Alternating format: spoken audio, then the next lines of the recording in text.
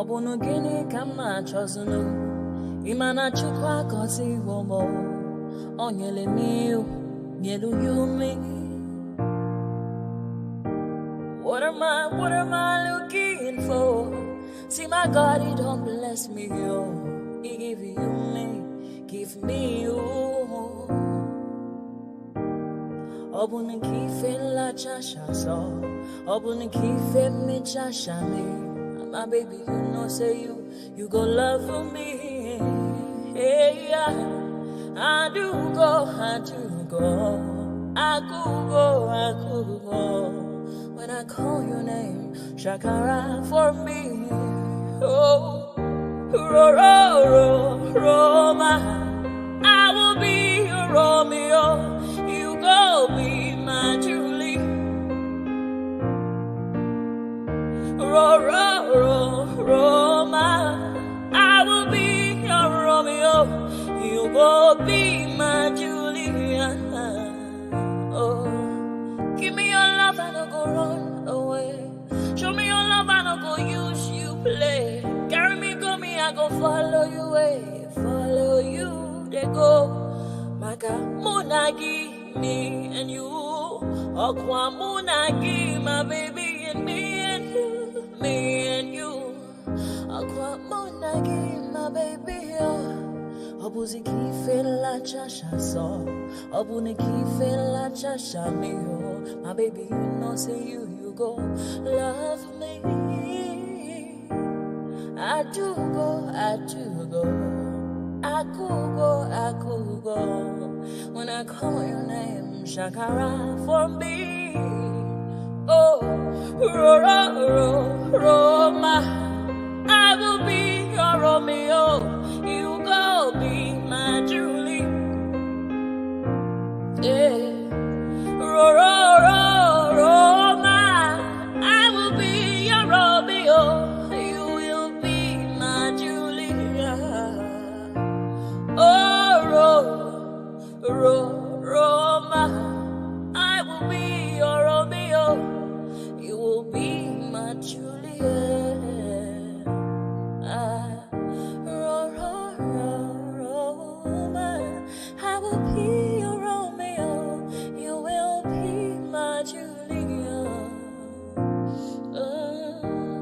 Obuzi kife la chasha so, obuzi kife me chasha me.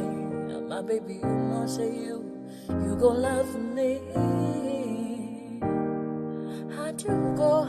Ejemini ekebo, akobi ewe ayo, ewe tumeje, itun lo ni otun ese, ifa lo ni kan fa imora. Àìbínú gbogbo àtàrí, gbogbo méjì ọkà bàbà, gbogbo mẹ́ta ọkà wáṣẹ́. Orí ló túmọ̀ ẹnu, gbogbo ọ̀nà ní túmọ̀ ẹsẹ̀.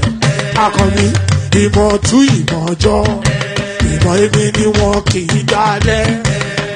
Wọ́n bá lọ mẹ́lẹ́mọ́, wọ́n á fi jóye ẹlẹ́mọ́. Akọni wọ́n bá lọ bèbè. Wọ́n á fi jòyè ẹrùkù, wọ́n bá tẹ̀lé, wọ́n á fi jòyè aláre. Àwọn mẹ́tẹ̀ẹ̀ta parapọ̀, wọ́n wá jọ ń pẹ́ mọ́, ẹ̀ẹ́mọ́ olóko jẹ. Wọ́n ń pa Akíntọ́lá ọmọ Ògún. Wọ́n ń pàdé Ìyọ̀dà ọmọ Àtàlàbọ̀bà. Àkọ́bí wọ́n pàdé Ṣàtàdàdẹ ọmọ ọba Ìjẹ̀bú Mèrè. Aṣíwájú odò gbólùkẹrẹ ajagun lólòdì ọ̀run. Tó o bá ṣe pé tìyẹ, tó o bá ṣe pé tìyẹ, lọ́ bá ń darí jọ wí. Àgbèrò mi kún gbọ́wọ́, ọ̀bọ ti ṣìgìdì bá gbé, àgétì ló máa ń gbé. Àyàn ti ìlàyàn ewúrẹ́, Ọlọ́run dákun má padà lẹ́yìn ẹ̀, ó má gbàgbé ọ̀rọ̀ tẹ́. Aṣíwájú Ọlọ́run dákun má padà lẹ́yìn ẹ̀, ó má gbàgbé ọ̀rọ̀.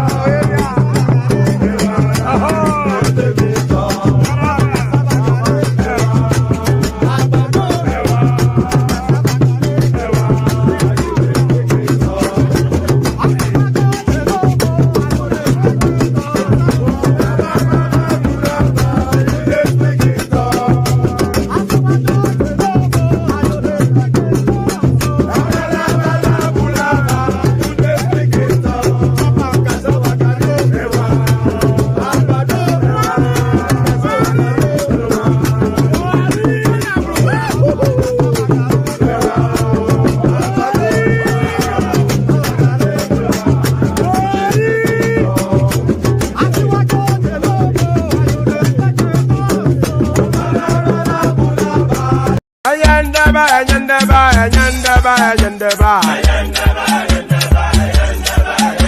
Ayandaba, ayandaba, ayandaba, ayandaba. Ayandaba, ayandaba, ayandaba, ayandaba. Ayandaba, ayandaba, ayandaba, ayandaba. Susu, baby, subramia. Baby, subramia. Suku, sunu, baby, subramia. Suku, sunu, baby, subramia. Suku, sunu, baby, subramia. Ejembo, anamana. Ejemeje, anamana. Wana mejembo, anamu. Para chuba jodiri chukuma chuku chuba jodiri ndimmawu egu mmawu ego. Para chuba jodiri chukuma chuku chuba jodiri ndimmawu egu mmawu ego. Obodo jisike n'ụbọchị eruo na oyibo. It is everyone. Be free. Ayandaba, ayandaba, ayandaba, ayandaba. Ayandaba, ayandaba, ayandaba, ayandaba. Asim ayandaba, ayandaba, ayandaba, ayandaba. Wanam ayandaba, ayandaba, ayandaba, ayandaba. Susu, baby, subramia. Suku, sunu, baby, subramia. Suku, sunu, baby, subramia. Suku, sunu, baby, subramia. Ladies and gentlemen, sometimes you just have to act like you are drunk, like you are crazy. Confuse your enemies. Confuse them. Oboda say yeah, we mo. Yeah, we mo. Oboda say yeah, we mo. No basa ye ga ponto mo. Iye de gugeme. Okwitara kara mi nguru ma mi ga kuru mu gwo ya baby mo. Abe Maria. Boy feeling. Ayandaba, ayandaba, ayandaba, ayandaba. Ayandaba, ayandaba, ayandaba, ayandaba. Asim ayandaba, ayandaba, ayandaba, ayandaba. Wanam ayandaba, ayandaba, ayandaba, ayandaba. Susu, baby, subramia. Suku, sunu, baby, subramia. Suku, sunu, baby, subramia. Suku, sunu, baby, subramia. Since I was born, but now I am getting youth.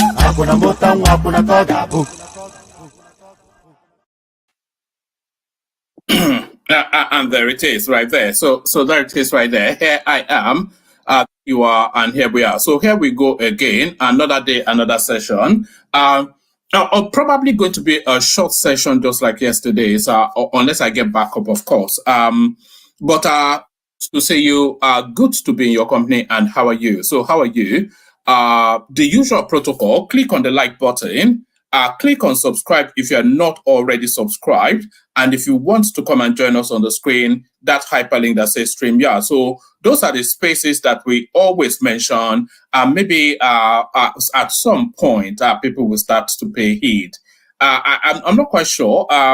We get sufficient enough traffic, but that's not reflecting in the like button. So it's somewhat of it's a curious situation. Let me put it that way. It's a curious situation. I'm not quite sure what it takes away from anybody just to click on a lousy like button. So click on that lousy like button, if you will. So do all that. So like, subscribe, and then of course, if you want to come and join us on the screen, the hyperlink that says StreamYard. So let's just get straight into it. Let's kick it. Yes, good to see you again, Money More as well. Boaz Biggie. So Boaz Biggie. So that's Boaz Biggie right there dancing. That if you want us to change the intro music, by the way, let me know, because sometimes I wonder if it's already played and passe. Because it's the same music all the time. But the intro music is sort of like the what is it called? The template for the session. So if you want it changed, just let me know.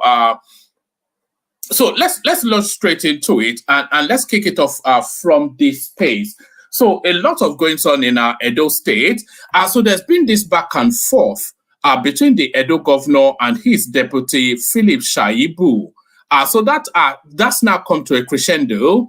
And of course, Philip SHAIBU now impeached. So it's a very curious one because, of course, the last half of this particular administration is what comes to an end in September. So where are we now? In April, May, June, July, August, September. In less than 5 months, the whole administration is out of office because, of course, they've completed their 2-term complements that the Constitution allows. So what would have happened that would have led to the removal of Philip SHAIBU? So this one completely off skew, off piste.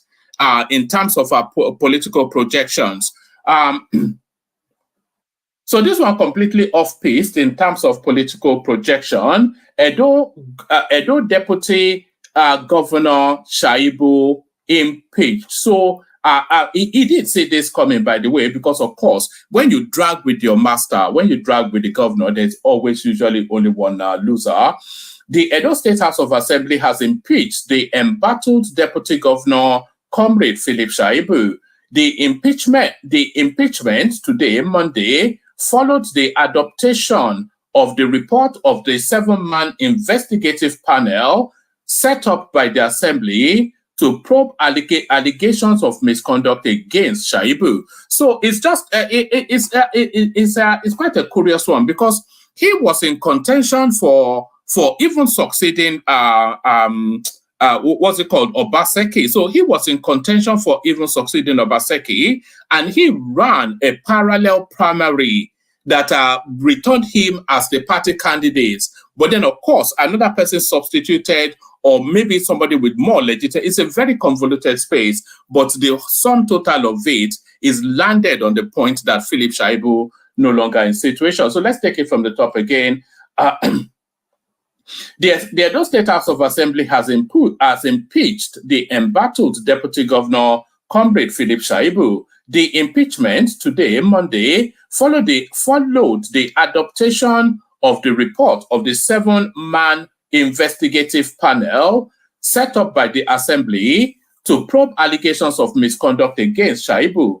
The impeachment proceedings culminated in a dramatic vote that saw SHAIBU ousted from his position. The proceedings were initiated earlier this week. The background. Correspondents had earlier on Thursday. Let's do that. Let me just start that one more time. The Edo State House of Assembly has impeached the embattled Deputy Governor, Comrade Philip SHAIBU. The impeachment today, Monday, follows the adoption of the report of the 7-man investigative panel set up by the Assembly to probe allegations of misconduct against SHAIBU. The impeachment proceedings culminated in a dramatic vote that saw SHAIBU ousted from his position. So this is the backdrop to it. Recall that earlier on Thursday, correspondents had reported how the 7-man panel investigating allegations of constitutional breaches against the Edo State Deputy Governor Philip SHAIBU had on Friday concluded its sitting without SHAIBU or his counsel appearing. So already there's somewhat of a flouting of our legal procedures there, because I cannot see how fair hearing could have taken place without the accused or a representative present. There's an ambiguity to it as well. What does it mean? Allegations of investigating allegations of constitutional breaches against the Edo State Deputy Governor. So there's somewhat of a lack of meaning to that. The panel forwarded its report to the Chief Judge of the state, Justice Daniel something or the other. The 7-man panel, headed by Justin something or the other, retired, had on Thursday ruled that it would adjourn for the last time on Friday. On Friday. This was to give the respondents SHAIBU time to defend himself over the allegations leveled against him. Thursday's ruling by the panel was sequel to the absence of SHAIBU and his counsel when the panel sat on Thursday. At the panel's inaugural sitting on Wednesday, SHAIBU was represented by Professor Oladoyin Awoyele SAN. He informed the panel that he would not be continuing with the panel's proceedings on the grounds that an Abuja High Court had asked all parties before it, asked all parties before it in a case of enforcement of fundamental rights instituted by him to come on Monday, April the 8th, to show cause on why it should or should not be granted the relief sought. So the back and forth of it, the long and short of it, Philip SHAIBU has now been removed as the Edo State Deputy Governor. So he didn't get the right to speak to the panel, but he gets the right to speak now. So here is Philip SHAIBU now reacting to what went down. So Philip SHAIBU reacting to what went down.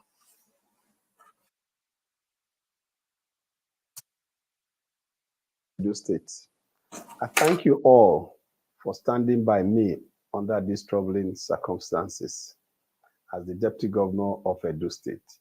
It is with heavy heart, yet a resolute spirit, that I come before you to address the recent events that have unfolded within our dear state. I denounce in strongest terms the illegal impeachment by the Edo State House of Assembly over trumped-up charges. This is not just an attack on me as an individual, but on the very democratic principle that we hold there. It is a dangerous descent into dictatorship and a threat to the foundation of our democracy. Let it be clear that this impeachment was hushed because of my ambition to contest the Edo State 2024 governorship election under the People's Democratic Party, PDP, an ambition that is a legal right to all citizens of the Federal Republic of Nigeria. It's a sad reality that in our political landscape, ambition is met with resistance, and those in power seek to silence opposition through illegitimate means. I have dedicated my life to serving the good people of Edo State with integrity and honesty. I have worked tirelessly to improve the life of our citizens. I've upheld the values of democracy and justice. And yet, in return, I am faced with baseless accusations and a blatant disregard for due process and rule of law. The allegations brought against me are nothing more than a smokescreen to conceal the true motive behind this impeachment. It's a flagrant abuse of power and a betrayal of the trust that the people of Edo have placed in their elected officials. We refuse to stay inactive while our democratic institutions manipulate and exploit for personal gain. We will fight this injustice with every ounce of strength in our being for the sake of the people of Edo State and the future of democracy. I call upon all well-meaning citizens of Edo, and indeed all Nigerians who believe in the principle of democracy and justice, to stand with us in this moment of crisis. We cannot allow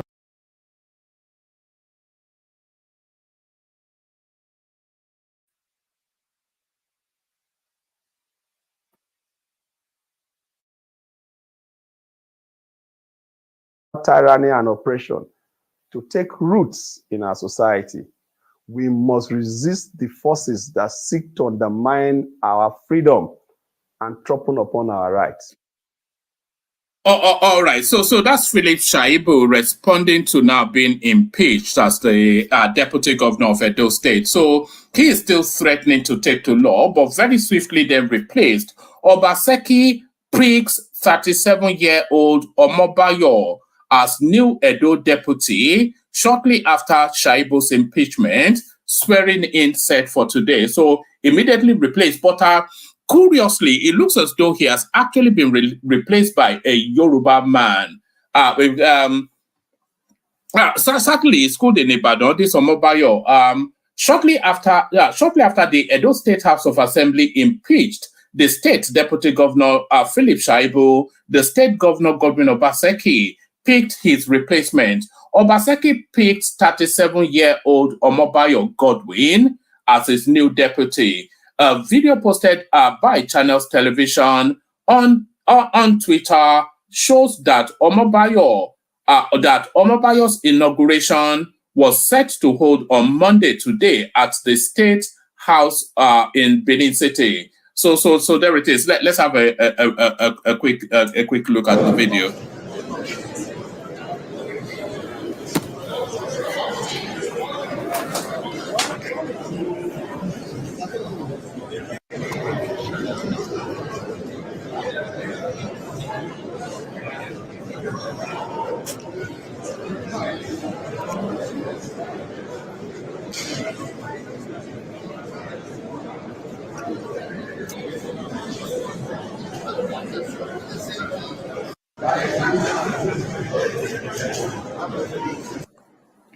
So okay, so there's that. So that is then the Yoruba man being sworn in as the deputy governor of Edo State, Omobayo. So there's that. Let's go on from there to this one. Let's go on from there to this. Lagos Calabar Highway return to library for real facts, presidency to Atiku. So that's the back and forth then, because Atiku, as you recall, of course, he did a big piece on that space, alleging all manners of corruption, and this is Tinubu clapping back. So no real need to read that, because that's an endless back and forth that will continue in perpetuity. Better Edu, EFCC recovers 30 billion naira, probes 50 banks, 50 bank accounts, not 50 banks. So I have to change actually the headline, not 50 banks, but 50 bank accounts. The Economic and Financial Crimes Commission is probing 50 bank accounts as it recovered 30 billion naira in the case of the suspended Minister of Humanitarian Affairs, Better Edu, and the ongoing probe of the ministry over alleged money laundering. The latest development was revealed in a bulletin titled EFCC Alert, detailing some major arrests, prosecutions, and recovery made by the Commission within the last month. The document authorized by the EFCC chairman, which was obtained by correspondence, revealed that the recovered 30 billion naira is now in the federal government coffers. The document reads, update on Better Edu investigation. We have laws and regulations guiding our investigations. Nigerians will also know that they are already on suspension. Nigerians will also know that they are already on suspension. And this is based on the investigation that we have done. And the president has proved to Nigerians that is ready to fight corruption. So it says, moreover, concerning this particular matter, we have recovered over 30 billion naira, which is already in the coffers of the federal government. It takes time to conclude investigations. We started this matter less than 6 weeks ago. And this is in response, by the way, because a lot of clamoring in the space what's happening to the Better Edu sphere, as though they should just throw her in prison without due process. It takes time to conclude investigations. We started this matter less than 6 weeks ago. Some cases take years to investigate. There are so many angles to it, and we need to follow through with some of the discoveries that we have seen. Nigerians should give us time on this matter. We have professionals on this case, and they need to do things right. So there it is. It says, as it is now, we're investigating over 50 bank accounts that we have traced monies into. This is no child's play. This is a big deal. Then you ask about my staff strength. So there it is. So that is to tell you that the better Edu matter still very much on the front burner. Police placed Chioma Okoli on watch list over a Rixo product review. Writes Immigration Service to deny her exit from Nigeria, arrest her on site. So I'm still not quite sure what this girl's crime is. Saying that she doesn't like a product, and that's sufficient then for all of the weight of governance to be vested upon her. All of the weight of governance vested upon her. Emirates to resume flights to Nigeria in June. So this is that back and forth that that's been going on for quite a while now. But it looks as though now the relationship with I think this is an offshoot of that air peace narrative. So Emirates now see that there's a new player in town and they're not taking any prisoners. So very quickly, UAE carrier Emirates is expected to resume flights to Nigeria in June this year, the federal government has hinted. This is coming almost 2 years after the airline suspended flights to Nigeria over issues bordering on trapped funds, amongst others. Emirates had announced suspension of its flights from Nigeria with effect from September the 1st, 2022, over the inability to repatriate funds. Emirates has tried every avenue to address our ongoing challenges in repatriating funds from Nigeria, and we have made considerable efforts to initiate dialogue with the relevant authorities for their urgent intervention to help find a viable solution. Regrettably, there has not been so essentially Emirates now on the cusp of re-entering the Nigerian market.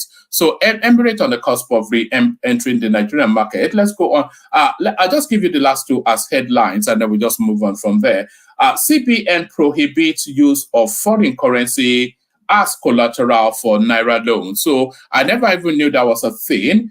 The Central Bank of Nigeria on Monday issued a directive to all banks prohibiting the use of foreign currencies as collateral for Naira loans. This move comes amidst efforts to strengthen that ongoing battle then to shore up the Naira somewhat. And then finally, this Nigerian government unveils mobile app to track MDA's performance. So we're talking about transparency in governance, and these people now setting up systems that you can actually in real time monitor how these spaces are performing. The federal government has launched a mobile application that allows citizens to track the activities and performance of ministries and government agencies using their deliverables and key performance indicators. The mobile application, which is tagged Citizens Delivery Tracker, was unveiled by the Office of the Special Advisor to the President on Policy and Coordination, Hadiza Usman, in Abuja on Monday. Ms. Usman said, and by the way, maybe go to your Play Store and see if you can actually see this app and download. I'll try that later, actually. Maybe go to your Play Store, see if you can find this app and download it. It says Citizens Delivery Tracker. So that's what the app is called. So you can monitor projects in real time. A real departure from what we had under Malam Buhari. So a real departure from what we had under Malam Buhari. So I think that's sufficient enough to be going on with.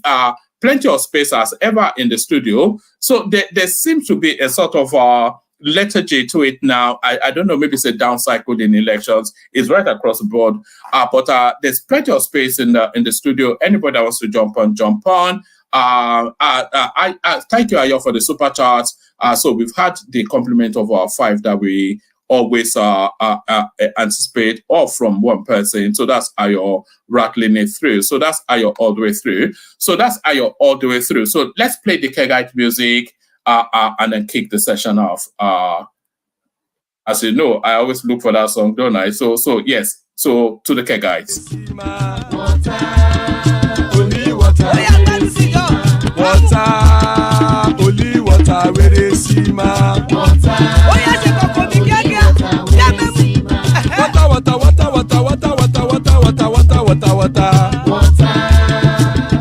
they see ma. Hapa o naido.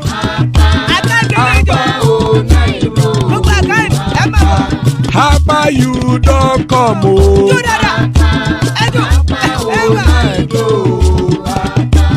Hapa o naido.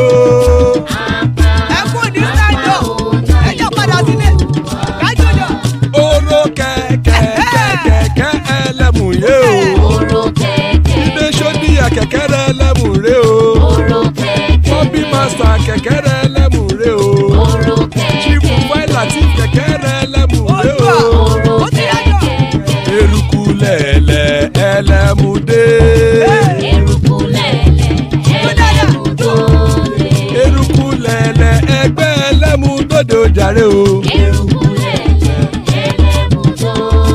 Eruku lẹ̀lẹ̀ Ghana ti dé ẹgbẹ́ bọ́dì o. Ọmọ ẹlẹ́yẹ ẹyẹ o ó dilé o. Olúyẹ̀lá ẹyẹ o ó dilé o. Petrosoname ẹyẹ o ó dilé o.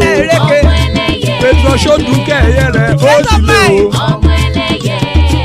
Ẹlẹ́kọ̀ ọ̀run mú ìní o.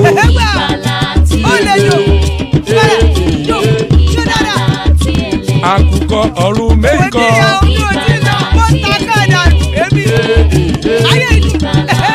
Ikú kò ní ríwà gbéṣe o.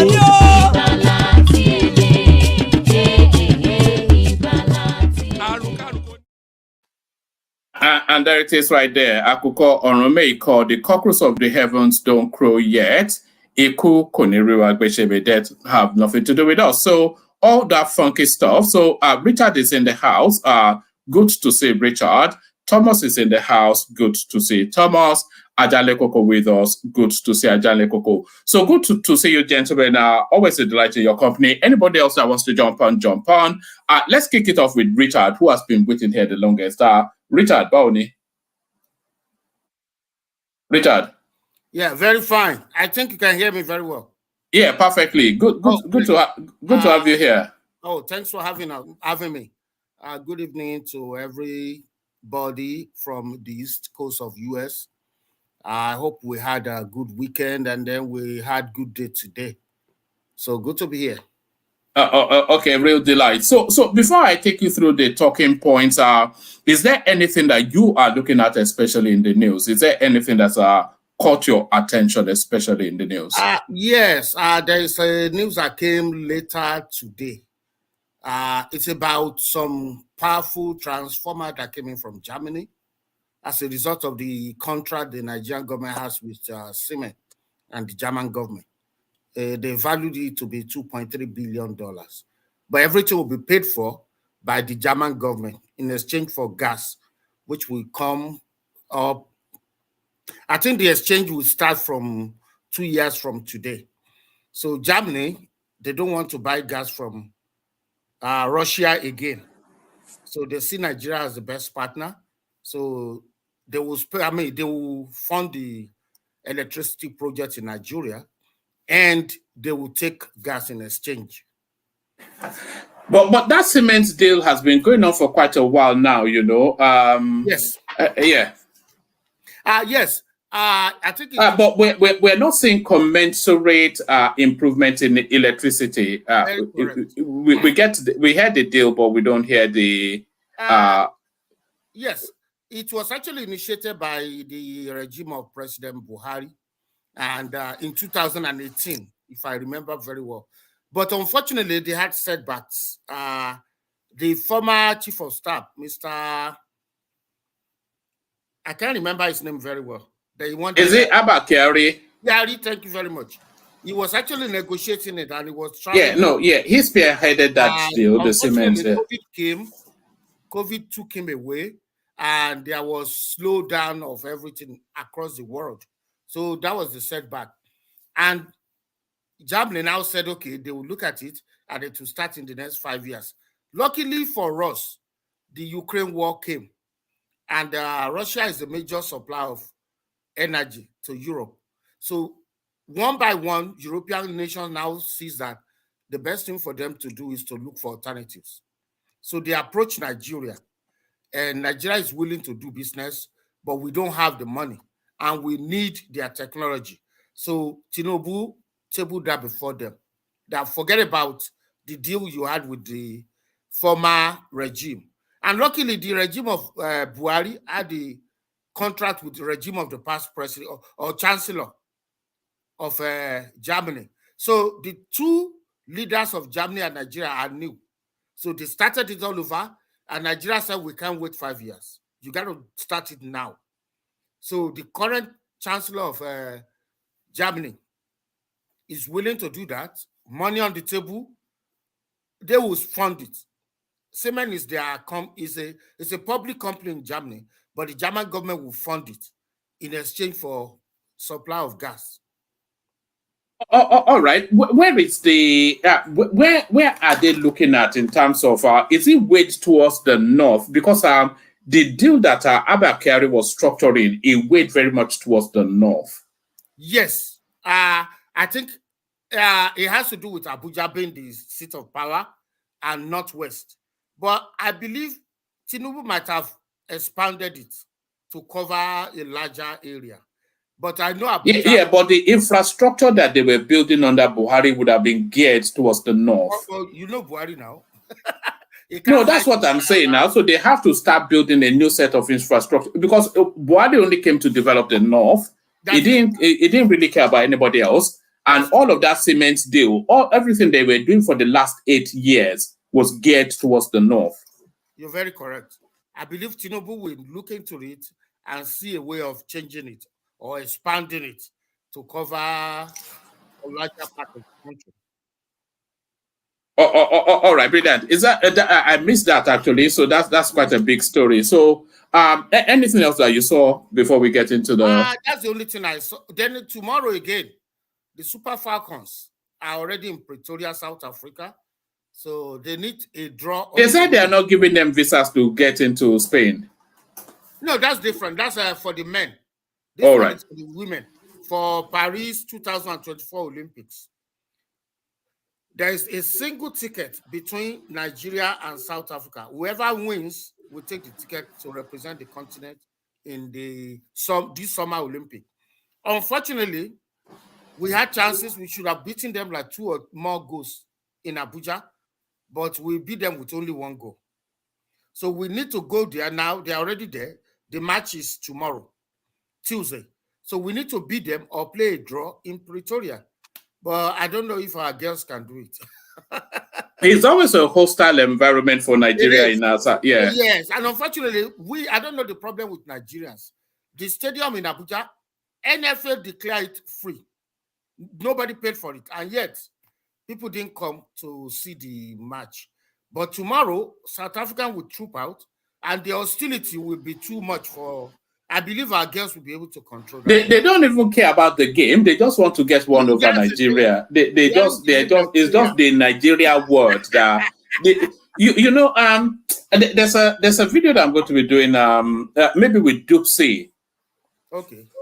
There was a South African girl that said it's a taboo for a South African girl, that is considered a taboo for a South African girl to date a Nigerian. So they resent us so much that if you bring a Nigerian boy home, your parents are so. Yes, I schooled with some South Africans when I was in the university here in the US.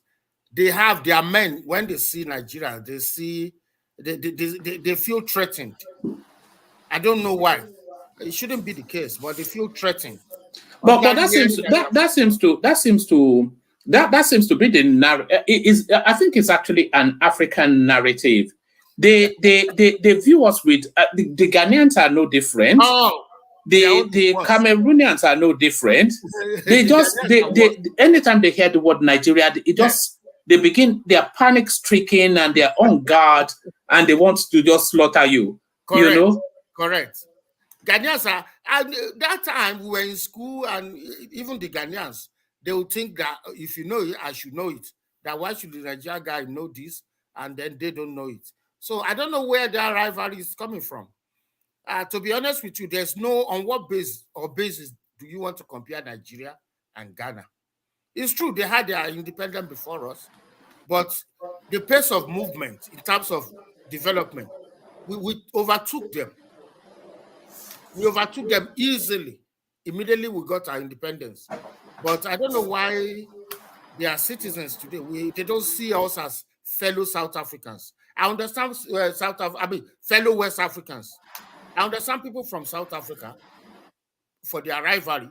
But how come a neighboring country like Ghana? I don't know. I think the arrogance and the superiority complex of Nigerians don't help as well. When you go into their country and you take all their women and lord it over them. I'm not sure that we have our own fault also in that. Especially one of the things the South Africans were saying is that Nigerians, we get into their country, date the mother, and they're also dating the mom and the daughter. You understand? So they feel that we are messing up their women, which I understand that some of our people too. You put Nigerians somewhere, they want to overstretch their boundaries. Yes, And, I don't know which country. Yes, is not protecting their women from Nigerians. Dating the daughter. No, you can't do that. Why not? It's more down to the mother and daughter now. No, without their knowledge, the two of them will not know. Okay. Yes. Now, wow. So they get the two of them pregnant and then they make their escape back to Lagos. Look at that. It's bad. Yeah. People need to change in terms of that. Yes. All right, brilliant. Let's get into the news of the day. So going on in Edo State, are you following that space and what are your thoughts on it? Oh, yes. I believe SHAIBU will go to court and I believe he will win. And the court will force Edo State government to pay back any money they will owe him. I believe the process was hastened. According to the constitution, it's a process that should have taken like 3 months. 3 months. Right to defend, right to fair hearing, all those processes. They just overtook everything. And you see the governor immediately announce, no, there's nothing like I'm still searching for somebody. He just announced somebody and then the person is sworn in. So to Obaseki, he thinks he's a smart politician and is looking at the September goodbye election in Edo because both the former governor, Adams Oshiomhole, and Philip SHAIBU are from Edo North. So Philip SHAIBU is Oshiomhole's boy. Correct. But then they ran as a different primaries, which emerged him as the flag bearer. But yes, the APC party does not recognize that. And he has been having an ongoing battle with Obaseki, which has now culminated in now this impeachment that was already through. Yeah, it's in a way. Richard, if you don't mind, please. One man, how are you? Good evening, everyone. Yeah, I want to ask you. Yeah, I want to ask this question so you can bring it together. And to you too, one man. Why is the governor finding it difficult for their deputy to succeed them? What is the why? We see it in Obasanjo. We saw it in many governors. They really don't want their vice or their deputy to succeed them. Why? Because they should be the first candidate because they are in government. They know what is going on and they can continue what the project they are doing. That's just my question. Thank you. You know that question carries on into the presidency as well. Every vice wants to succeed the president, but I don't think we've ever yet had that. But as you answered that, Richard, Thomas, check your email and your phone. Yeah, carry on now, Richard. Okay, thank you. To answer the question, it's a human thing. Governors think they are all in all, and there are some shady deals they did in which maybe they didn't share the profit with the deputy.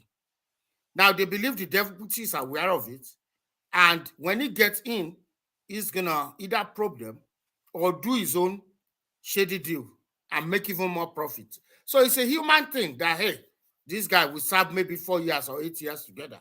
Now, if you get in, you're gonna serve at least additional 8 years, making you 16 years in office as a deputy and as a governor. So it's a human thing that I can't stand it. I don't want this guy to succeed me. So, and then what really leads to that are multiple things. Number one, when you are the governor, they have their own inner caucus, which might not include the deputy governor, their chief of staff, some commissioners and stuff like that. Some of them might be telling the governor wrong thing about the deputy governor. And that reminds me of the discussion you had some 2 days ago. I was at work, so I couldn't join, about El Rufai not being in the Asiwaju's cabinet. You see, Asiwaju that I know, when you look at all the current politicians in Nigeria, those who are still alive, Asiwaju comes first in one thing. He does not forget the people that works with him. If you see many of these politicians from Lagos and all the Southwest countries today, some of them have been with Asiwaju for over 30 years. Some of them started from somewhere, and he raised them to becoming who they are today. So he knew, or let me say he knows, that El-Rufai worked for him. And he would have loved to reward El-Rufai, but if there's no big reason, El-Rufai will have been rewarded bigly. The reason, I'm a student of politics. What I see is this: when El-Rufai name was announced, together with the names of nominees, a former senator from Kaduna in the name of Shehu Sani was interviewed by Arise and Channel, and he advised Asiwaju never to allow El-Rufai in his cabinet. So they asked him why. He said El-Rufai is power conscious. Even though he will be a minister, but he will be acting as a deputy or as a vice president. And so he will turn the back of Shetima and Tinubu against each other. Shehu Sani said he did that during Obasanjo Atiku, that because he was the minister for Abuja, so he sees himself as the most senior. So he turned Atiku and Obasanjo against each other, that Tinubu should not. So I think Tinubu had that interview. Maybe he did some consultations. No, I don't think Tinubu would have acted off the back of anything that Shehu Sani said now, because there's a history between Shehu Sani and El-Rufai. So of course he's speaking from that prism. I think it is more likely political actors, but a lot of what Shehu Sani actually said, it does apply. El-Rufai is power hungry. El-Rufai does like the limelight. Even if you make him the minister for toilets, he will still be the one. It will still be the one all over the news, acting more potently than the yes, almost even confronting the presidency. That I don't agree what the president said. I will, it's an attention seeker. Yes. But then they always knew that anyway. But I don't think it's anything to do with Shehu Sani. I want to call our attention to something. El-Rufai is a Fulani man. The vice president, Kashim Shettima, is a Kanuri man. They have history together, the Kanuris and the Fulanis. So their trust is just on political something. We are Northerners, but they never love or they never like each other. I want you to know that. The Kanuris and the Fulanis. So the Kanuris are not to be blamed. The Fulanis are to be blamed because they want to dominate. But the Kanuri fought back and killed the Fulani and got back their land. And up to today, in all the Northern, they recall not. The Kanuris are the only one that doesn't answer Emir. So they still call their traditional ruler Shehu. So that is one thing. And then another thing I want us to know is this. El-Rufai will still be compensated. The federal government, the president of Nigeria has more than 5,000 appointments. Asiwaju has not even done 200. So El-Rufai... Yes, but hold on, Richard. What can, and I want us to navigate back to Obaseki Edu in a moment. But what can he be? Because all the plum jobs in the presidency, they've already been taken. All the important positions are already gone. They will still give him. They can still give him something that looks tidy, but they can't give him anything that measures to his weight and his contribution.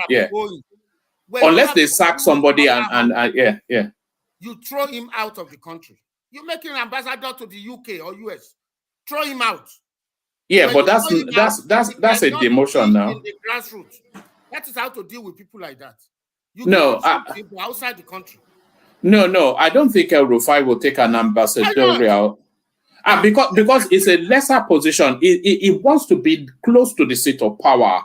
Because that's now, and by the way, it's a misstep by Tinubu what they have done, because El-Rufai is one of the few talented people we have in that country. So it should be in charge of something one way or the other, something important. So they politic the country out of the benefits of taking advantage of what El Rufai has to offer. Mr. One Man, you cannot sleep when your roof is on fire. You can't sleep in that house. Somebody like that is like dining with the devil. You dine with a very long spoon. You cannot have him. Yes. Okay. Let me ask you this, and then we get back to the topic. If all of these permutations that you said are known, so why did they submit his name only to embarrass him at the Senate? Because El Rufai already said he needed a break from governance. He wants to go and do his PhD, whatever it is. So there was that window for them not to have added his name at all, if they thought all of these things that you are saying now. So, and it could have just gone under the banner that I did say that I wanted the break, and they could have done it that way. So why did they bring him all the way to the Senate only to embarrass him publicly? That is where politics comes in. Asiwaju never won the presidency, but he knew that El Rufai can deliver Kaduna. So that is why you have to tell him, insist that no, I'm not taking a no for an answer. You have to be in my cabinet so that he can overwork.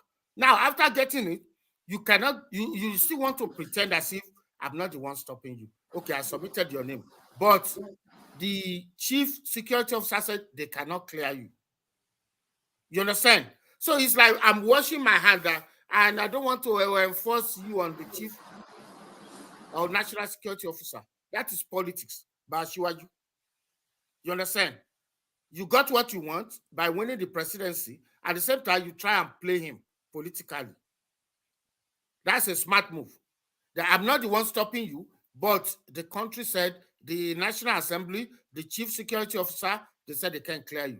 You have baggages that you are coming with. So it's a smart move. Now, let's get back to Edo. I believe SHAIBU will approach the court, and I believe the court will look at the process, what the law states and what was followed in Edo, and I believe he will be paid back. They're supposed to leave the office sometimes later in the year. He might be reinstated before then, or he might be paid all the money owed to him. Because as a young man, being impeached, that's a mess on his record. No, I don't think it's about money, you know. They are happy to pay him all the money owed him, but they just want to kill him off for this electoral cycle. Correct. And by the time it's done, all the legal whatever, the politics would have come, the election would have come and gone. So if they find in his favor, they say pay him compensation, they'll just sign him a check, but essentially they've sworn in this guy so quickly. What are you making of? Yeah. Yeah, that's and is he a Yoruba man? Is he a Yoruba man? This guy. He's from Akoko Edo. You know, it's just like you saying I'm Ekiti, but I'm in Kogi. So politically, the federal government cut off some part of Ekiti to Kogi. So some part of Akoko in Ondo, some Akoko are in Ondo, some Akoko are in Edo. They are the same. But when they were drawn geographically, they called them into Edo State. So they belong to the same senatorial district with SHAIBU and Adams Oshiomhole, which is Edo North. So they're in the same senatorial district with the people of Auchi, very close to Ondo and Kogi State. So I don't know how strong he is politically, but the game Obaseki is playing is that in the next election, Edo South, where we have Benin City, has about 51% of the electoral votes, followed by Edo Central, which is Ishan. So they both candidate of the APC and candidate of the PDP are from Edo Central. They are both Ishan man. But the difference is this. PDP man was born and raised in Lagos. He speaks English and Yoruba. He doesn't even speak his own local language. When he went to meet his chiefs, he had an interpreter. But unfortunately for him, the APC guy, Monday Okpebore, is a traditional chief and a serving senator. He's on the street. He was born and raised and all his life in Eshan. So he can speak fluent Asian language. So you're saying the PDP guy, he doesn't speak Edo language? He does, yes, because I remember very well. So a bit like Gbadebo or Rose Vivo. Just like that. So when you are looking at election, that is where he might be defeated, because this is what they do in America where I live here. Your opposition will first make attempt to define you. Now, APC has defined him as a foreigner. He's a Lagos boy. He's not one of us. He doesn't know where the shoe pinches. He doesn't even speak the local language. So they will see him as, oh, this guy doesn't understand us. He's a fortunate guy. It's true. Their papa is a very wealthy man. And himself and pastor. So sorry, what's his name? What's his name, this guy? The Asu Igodalo. Igodalo, all right. Yeah. But that's a prominent name. That's a prominent name in Edo now. Oh, yeah. Well, I mean, they were born with silver spoon in their mouth. But the APC guy is a local guy, a chief. So whenever he's speaking to his people, he speak the local dialect. And Asu Igodalo only speak Yoruba and English. Where do you see the battle in Edo State? Is it yes. Is it essentially between APC and Labour Party? Because Labour Party is not like, I mean, it's not going to be Labour Party. It's going to be PDP and APC. And I believe if APC comes together, they have the upper chance. Because Philip SHAIBU is from Edo North. His people will still have sympathy for him. Adams Oshiomhole is from Edo North. It still controls the vote there. That is Edo North. Will be one. And where is the biggest constituency? Where is the biggest? Which is Benin, Edo Central. Which is all right. Now the running mate of APC is from Edo Central, and Bishop, another one that contested against Obaseki last election, is also from Benin City, Edo Central. And don't forget, the Oba is seen as a god in Benin, and they are the Edo Central. They control like 51% of the votes. And Obaseki, actually, the majority of Benin people see Obaseki as a disobedient son. Because is he in conflict with the Oba? For the palace. Is he in conflict with the Oba? Is Obaseki in conflict with the Oba? Seriously. Because the Oba had to because he was dragging, when German returned some of the artifacts, Obaseki wanted to block it. So he wanted to take everything. Oba had to go to Abuja multiple times to meet Buhari. That no, the artifacts are called Benin artifacts, not Edo artifacts. They belong to the palace. They belong to the Benin people, not to the state. There's nothing like Edo artifact, but we have Benin artifacts. But this guy was openly, and since then, he's now returned to the palace to say hi to the Oba. And immediately, Tinubu won. You see the Oba again, playing politics, went straight to Tinubu to block Obaseki. And you see that out of all the PDP governors, it's only Obaseki and maybe the guy in Osun State, Adeleke, that are doing it openly. They've never gone to meet Tinubu one-on-one. All the others, including the Labour Party in Abia, has gone to meet Tinubu one-on-one. You might not belong to the same party, but you need to tell this guy, hey, these are the things we want the federal to do. But Obaseki is doing it openly, that I don't need the federal. Now it's time for the federal with Adam Oshiomhole to show him in September who owns Nigeria. You don't play with this. I have seen the federal might when I was in Nigeria in 2000 and what was that? The second election. I saw how Obasanjo took over the entire Southwest, except Lagos. He used the federal might to. I'm from Ogun State. We believe Oshoba will win the second term, but they just do the mago-mago. So federal might, you don't joke with federal might in Nigeria. All right, just to start to round off that space, what is your permutation for Edo State now? We can take it for granted that I think somebody that's Olatubosun right there saying SHAIBU will work against the PDP. So another enemy in their stock, and they have a non-indigenous, is an indigene that doesn't speak the language, and you know how traditional they are there. So what's your permutation as to what will happen in September in Edo State? Give us your top three, but give us your permutation tonight on that. Yeah. Okay. If the APC can mend their fences and come together, Oshi Omole should be able to deliver Edo North. Edo Central should be won by APC because the serving senator from there is the APC's candidate. Now, his running mate is from Benin. It's a Benin son. Obaseki is also from Benin, but it's not popular in Benin. So I believe if APC can win 40% of the vote from Benin, they will emerge as a winner. Because that's the truth. Philip SHAIBU will do everything to make sure they disgrace Obaseki. All right. So APC first. Who comes second in that? So APC, PDP, and Labour Party essentially. I believe so. I don't see Edu Candal as a very serious candidate.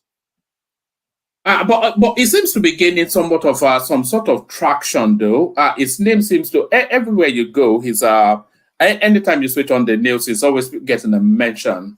Yeah, because most of the people who are on the internet are people from Benin City.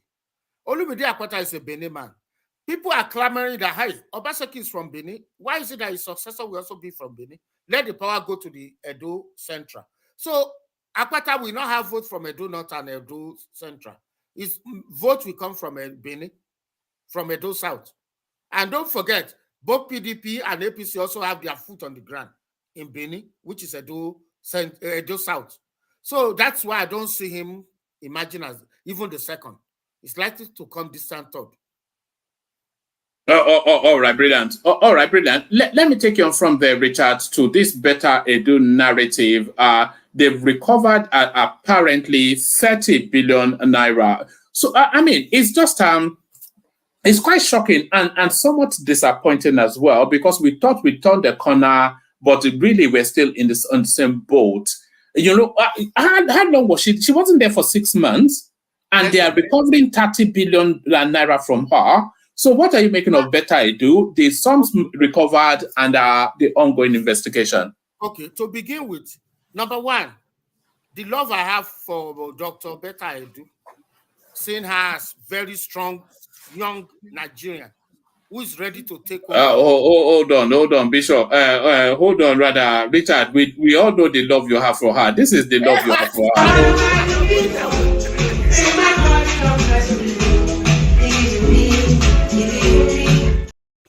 The love you have for her is the love that we all have for her. Look at this guy. What did man go do? Carry on. To be honest with you, I don't want to believe that the 30 billion is from her. It might be from Ajia, Shadia, the lady that was there during Buhari. It might be part of that. So I don't want to. I find it difficult because, you know, when you love somebody, you don't want them to come short of expectations. Even setting aside the likeness you have for her, it's difficult to believe. I don't believe that she would have had that large budget allocation for her to be able to scale 30 billion. So yes, I somewhat agree. I mean, what's 30 billion in 6 months as a budget? Yes. And of course, she's not stolen everything. So that's to tell you that they would have given her 100. No. Yeah, I think it's from our predecessor. But this is what I believe in. If I were her, because she was very close to the First Lady, I believe she has her personal phone number. And I believe she has the VP's phone number. If I were her, the first person I would call is Madam. Because women have very great influence on men. So when Baba comes home, you take care of him. And then you say, Baba, what about this, your daughter? You say, who is my daughter? Better now. I beg, forgive him. You know, go get yours. So I believe Becca should have cried and begged Remi Tinubu to talk to Oga.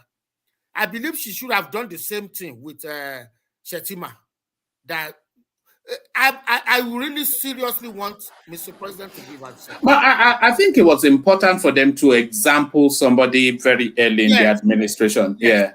So to set the tone exactly. Exactly.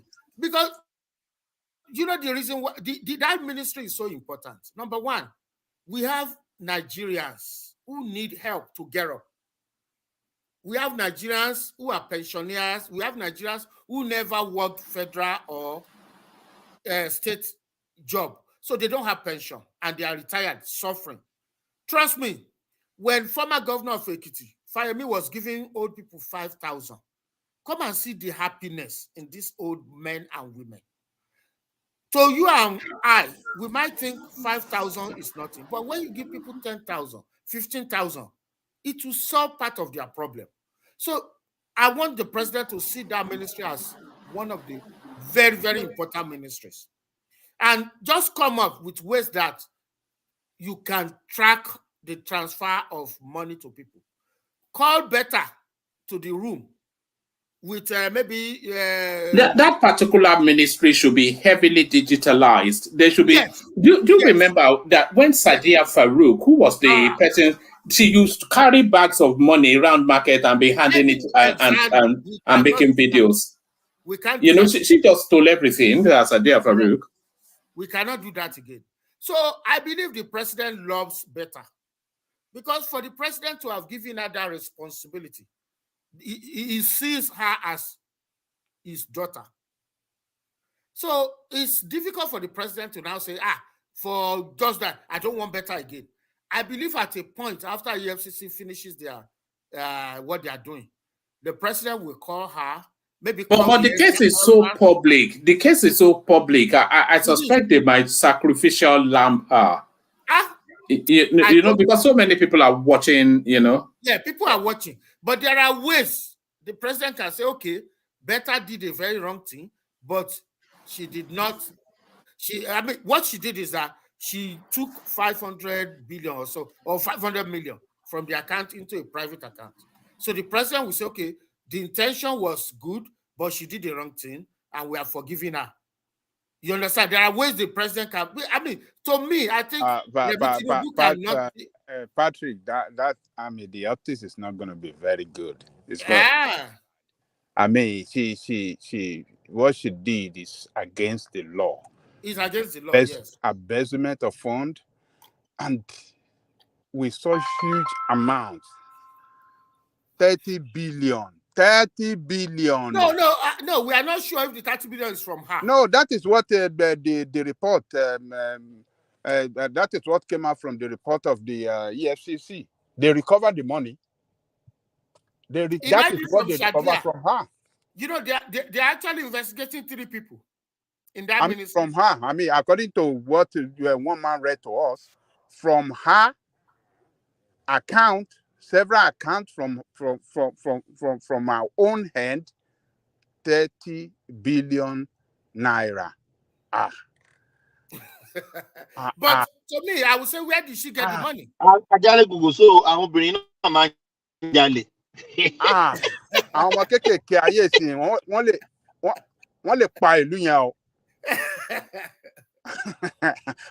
the lady. Look at all those ones, the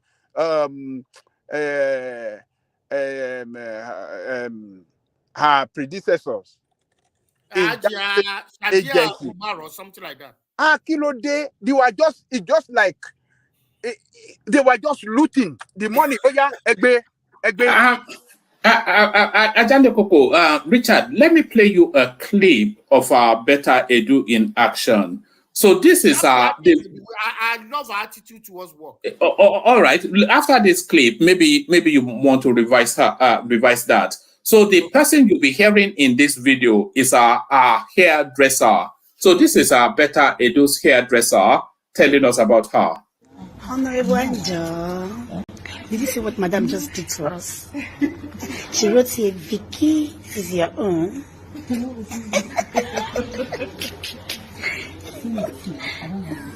She just said Vicky. And I opened the envelope.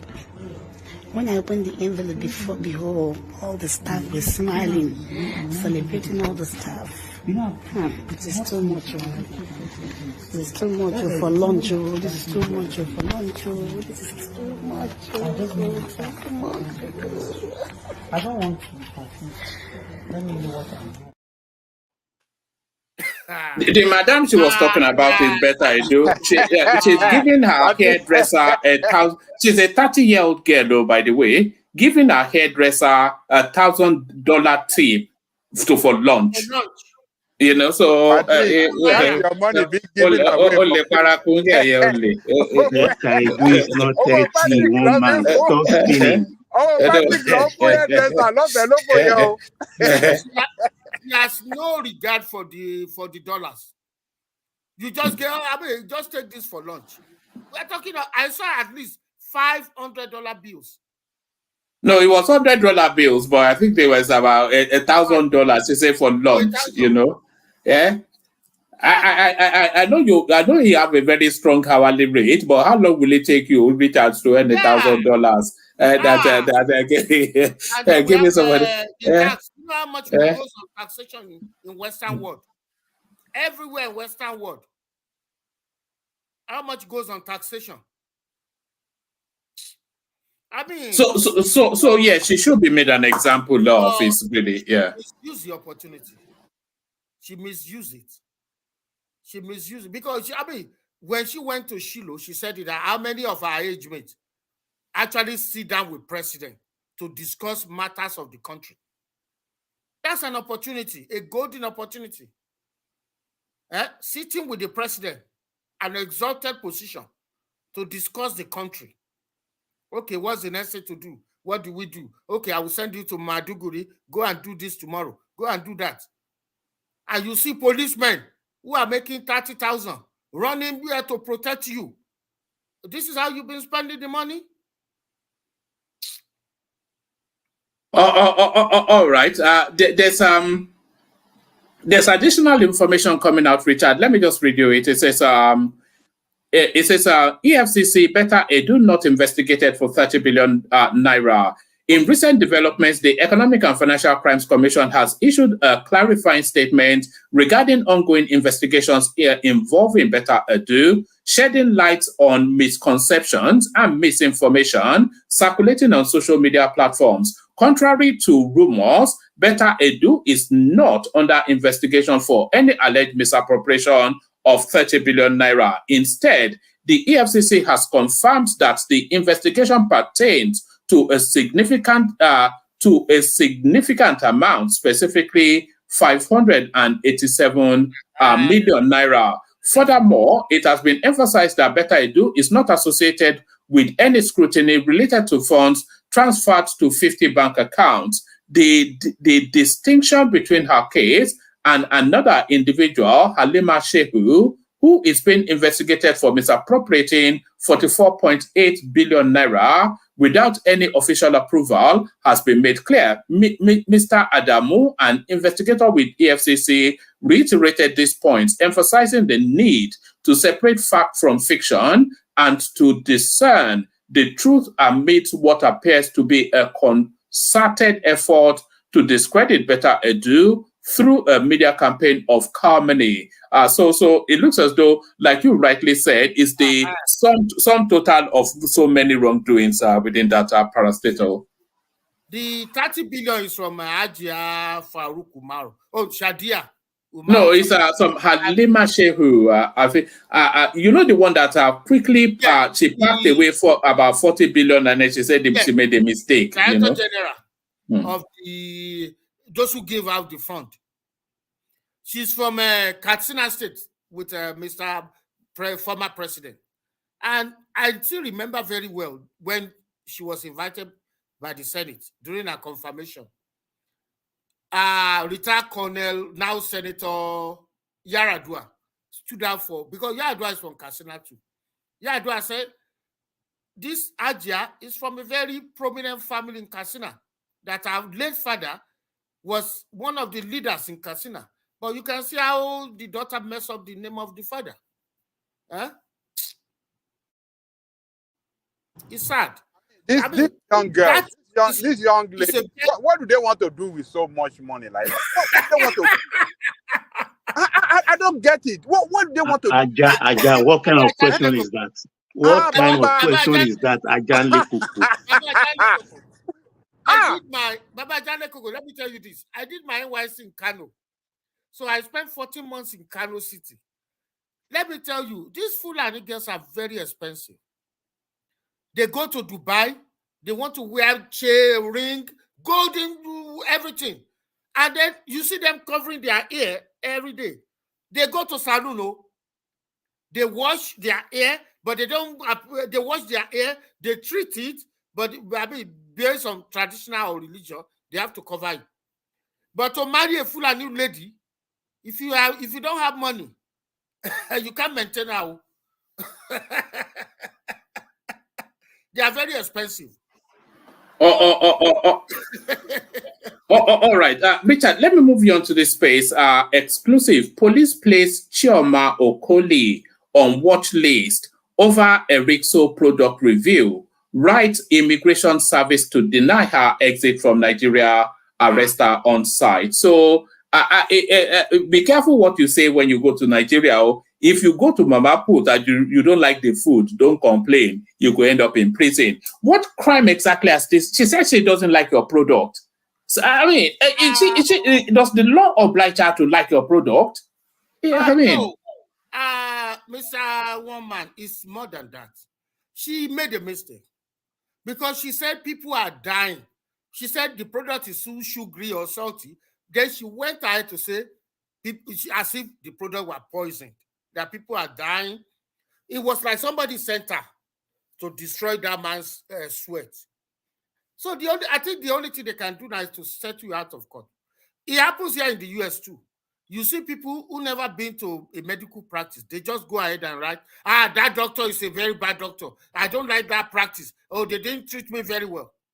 So even here and globally, government is looking for a way or ways of really vetting what people pass about other businesses. Because comment like that will distract other people from patronizing that business. She should have just said, oh, this product was too sugary. Well, I've been using it, but I'm disappointed. But for you to now go ahead and say, people are dying, it's poisoned, it's killing people. That's why, I mean, and that man has vowed. But she can't do it. I don't know if she can to beg that man.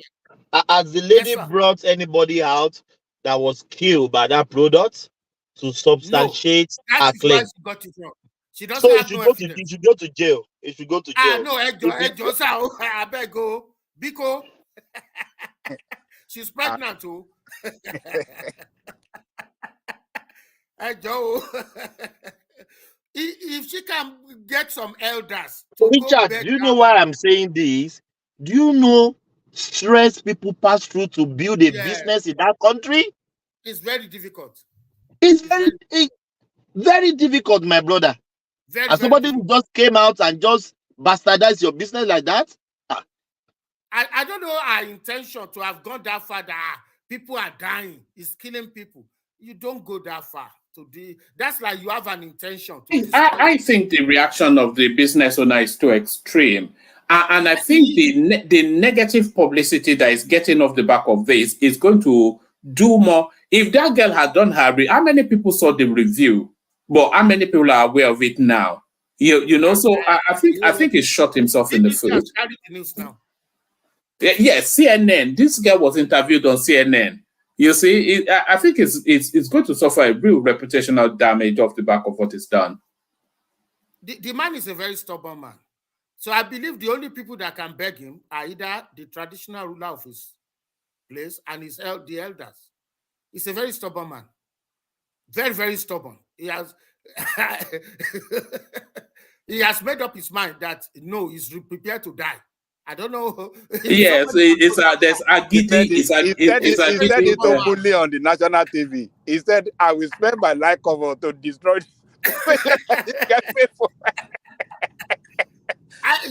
God! It's true. It's silly though. It's when you are aware of the review before this case. Who knew that the girl said your something has too much sugar? Who knew? Oh God, the guy is an idiot. He did not handle that thing as he's an elderly man. There are some things as an elderly man, you even invite her and you say, okay, you are going to do an ad for us. So give us some money to do ad for us, ad for you and praise you. There are ways you can, do something. But people have to be flexible. But the man is so rigid. All right, brilliant. Let me take you to the space, Richard. Emirates to resume flights to Nigeria in June. So this is the federal government. They've cried wolf around this particular narrative far too often, but they've mentioned it quietly now. So what are you making? And there seems to be somewhat some truth or veracity to this one now. So what are you making of Emirates resuming their flights? And do you think this is do you think there's an element of the going on with Air Peace that has led them to try to reconnect before Air Peace kills their business? It's a possibility. It's a possibility. If they resume, I will see it as a win-win. Number one, that route is a very lucrative route. When I was in Kano as a youth corper, it was only 30,000 or so from Kano to Dubai. So it was cheap. And we see all these Hajia, they will go and they will go and buy multiple things and ship it because they have a boutique. So Emirates too, they know they are losing money because it's one thing to deal with a country. It's another thing to deal with a country whose people has purchasing power. Nigerians have money to spend. Emirates is losing. So it will be a win-win. And don't forget, I believe Air Peace must have applied for that route. So their government will tell them, hey, before we approve this guy, you better go back. No, they are already on that route. In fact, yes, and I think they just now increased their complement of flights as well. Yeah. So Emirates have no choice. They will be losing money because Nigerians have money. May I interject, please? Okay. Yeah, I think we should handle the June dates with caution because I listened to Keamu's interview this morning with Arise, Bati and the lady. He did not say outrightly June. They kind of put it in his mouth. He said he has a letter on his phone and he has a hard copy of it from the Emirates airline saying that they are preparing their aircraft and they will be in Nigeria soon. So they were asking Keamu repeatedly, is it before June, May, July? You should tell them something. At the end of the day, they themselves, the interviewer, settled for June. That's how that June, everybody's running with June now. So I hope when June arrives and they are not here, they will not go to town and say, Aso Rock has messed up again. Okay, so that's my interjection. That's good. Thank you for that information. So I believe they too will want to hasten it because in business, you want to hold on to your customers. If you lose your customers, you need to do a lot of promo to win them back. So if Air Peace wins all those customers, for you to drag them from Air Peace again, you might have to lessen your own tickets. So definitely, they know Nigerians have money. It's true, some of our people might be doing stupid things over there. But right now, the CBN is ready to pay them. I believe they've gotten all the backup money. So Nigeria is no more owing them. So right now, we have excess dollars to give them their money back immediately. So they are coming in to make money, not to be owned by Nigeria again. And I believe they know Air Peace is on the route. They don't want to lose their customers. So that's a threat for them to allow Air Peace to take over all the customers.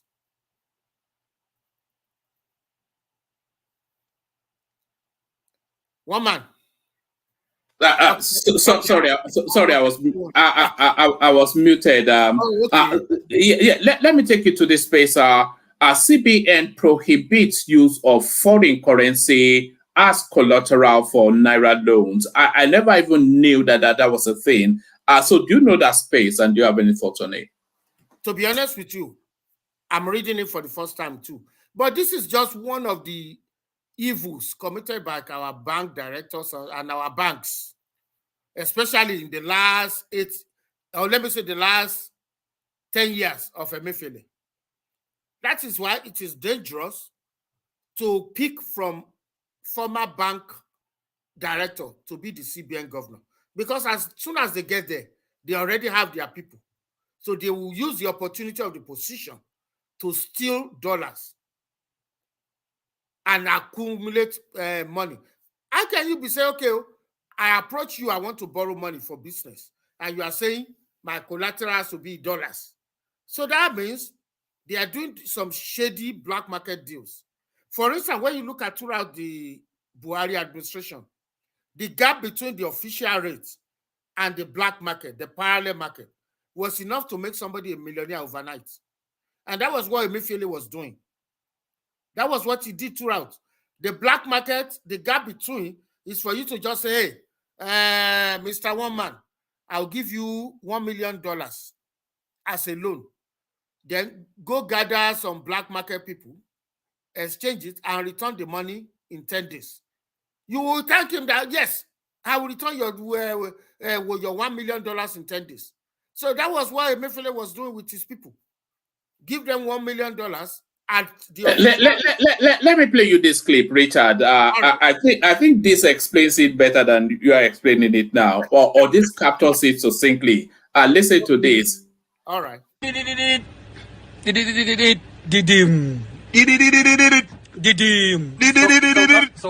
is the sign of landing of big money when Emefiele give you the in official right. I love the Awusa, I love the accent, big money. You see, but that's the storyline, isn't it? That is the sound of big money when Emefiele gives you naira at official. It's double your money now. It's double your money instantly. Some people just sit in their mansion, pick up the phone to him and say, how much is in the thing? Cut me a slice. Unbelievable stuff. Those who had access to Emefiele in the last 10 years, because he started doing... They are billionaires now. You know how many billionaires Buhari made? Dollar billionaires, so including that to the SHAIBU that he took on a plane to London when he was escaping. Including this guy. This guy, something Lawa, the current governor of Zamfara. He was the director at, I think, First Bank or Union Bank. That is why he came in to politics. He had the money to contest. And even Abia State governor, what's his name again? Akwazu. Is it Akwazu? Abia is Alex Otti. Alex Otti. These guys have blood in their hand. Their hands are not clean. We might be praising them today, but the shady deal they did in this country is one of the reason why Nigerians are poor today. It's one of the reasons why some of our people are dying of diseases, curable diseases. They don't have money to go to hospital. These people mess up their economy. And you can see, according to the current CBN governor, when he came in...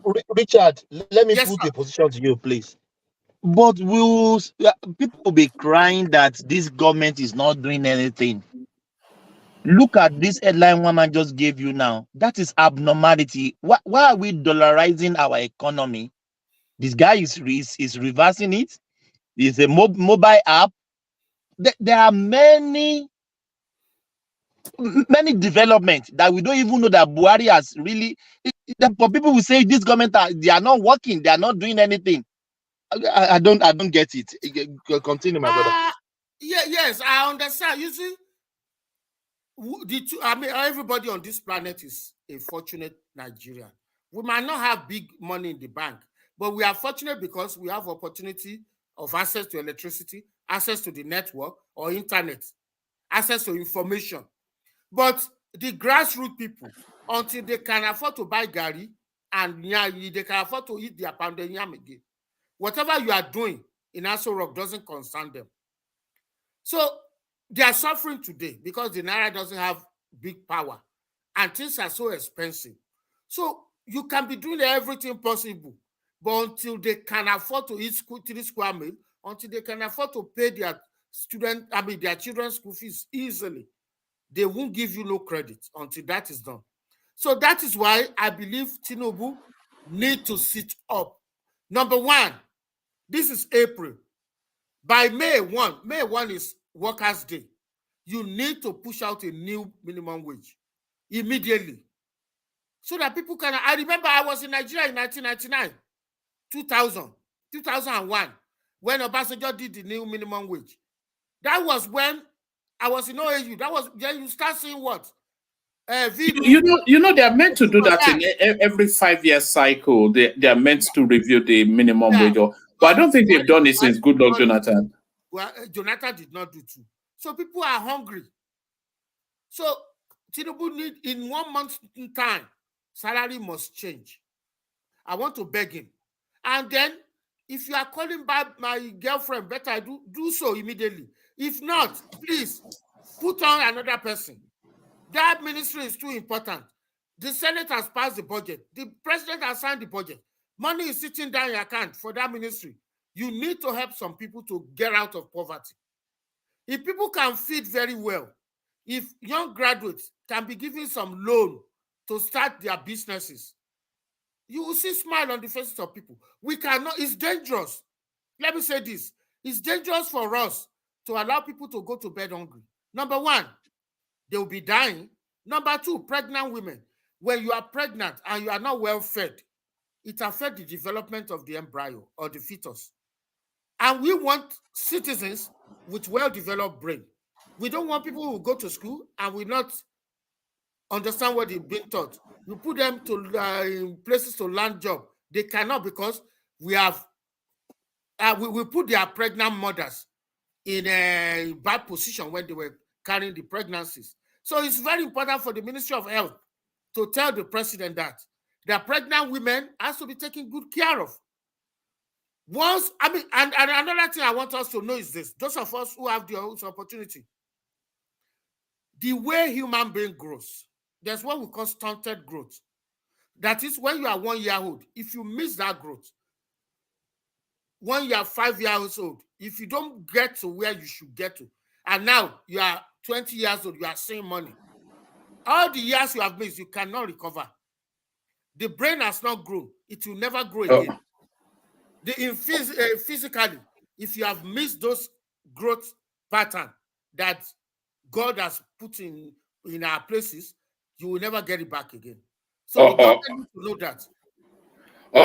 All right, brilliant, excellent. So thank you for kicking it off excellently. So that's Richard, of course.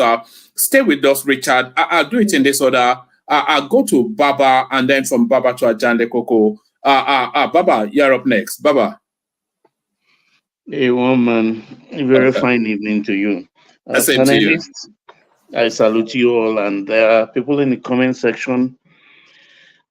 I greet you. More punch to your fingertips.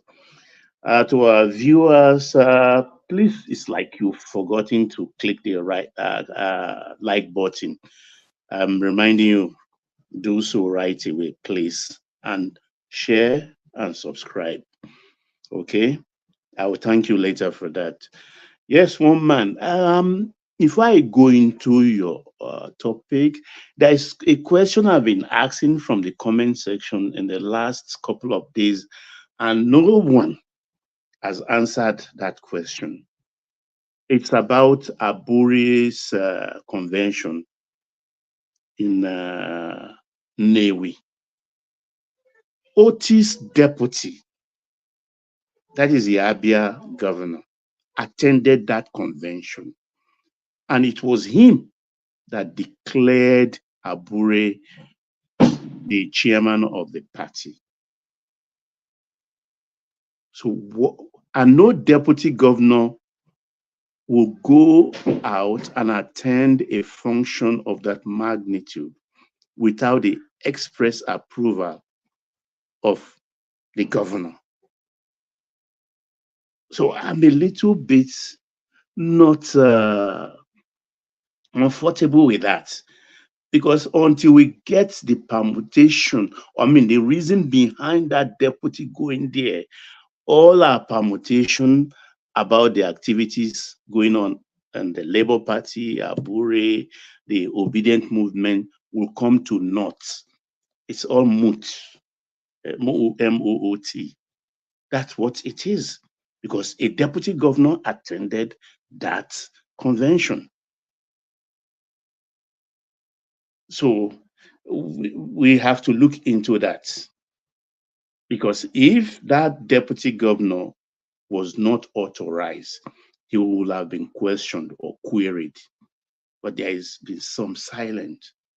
So anybody that's looking or doing an overview of what is happening in that party have to take that into consideration.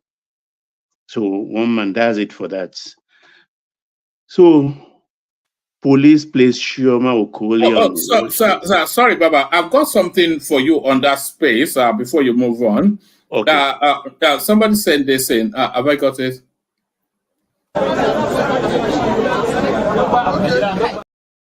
All right, carry on. I'll get it for you in a moment. Carry on. Okay. Police place Chioma Okoli on watch list over. This is an overkill. I don't know. They were there when the Binance guy escaped. Baba, your connection is a bit shaky. Oh, that's strange. How about now? One man, we can hear him loud and clear. Maybe it's is from it your me? side. Yeah, it's from you. All right, carry on, Baba. Okay. I think this is an overkill. It's like using a sledgehammer to kill an ant. The lady actually messed up, because the original tweet, or was it on Facebook, she placed that her first thought was not too damaging. But then the younger brother of the Aries coach man saw that message and rebuked her. She pushed back on the rebuke, and in fact went further to say, this product that is killing people, it's like, go tell your brother that his product is killing people. And someone also tweeted that, do we destroy him?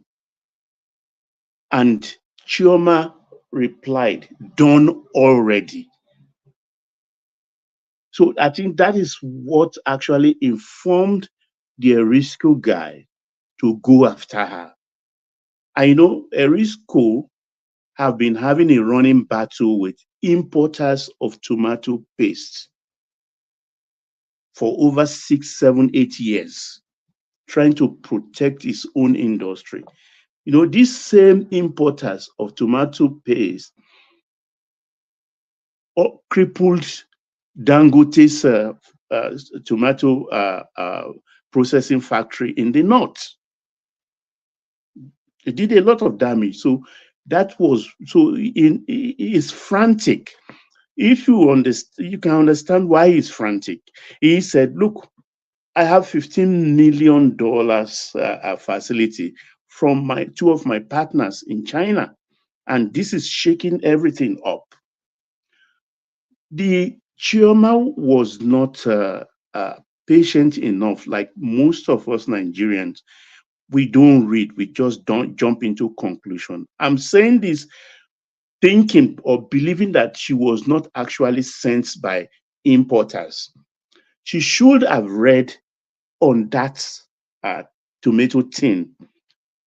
It was written clearly, part of the ingredients for that particular brand. You know, there are different brand of it, tomato puree, blah, blah, blah, and things like that. But the one she bought contains sugar, actually. If she had read it, she would have found out that sugar is part of the ingredients in that particular tomato she bought, the tin. So, and Erisco was it, that explains why the sugary taste of it, because if she doesn't want that, she would have picked another kind of, blend of tomato that is, and NAFDAC already approved that product. So if she is an authorized reviewer of products, all she will have done is call customer service, because the numbers are there, or call NAFDAC that approved that product in the first place.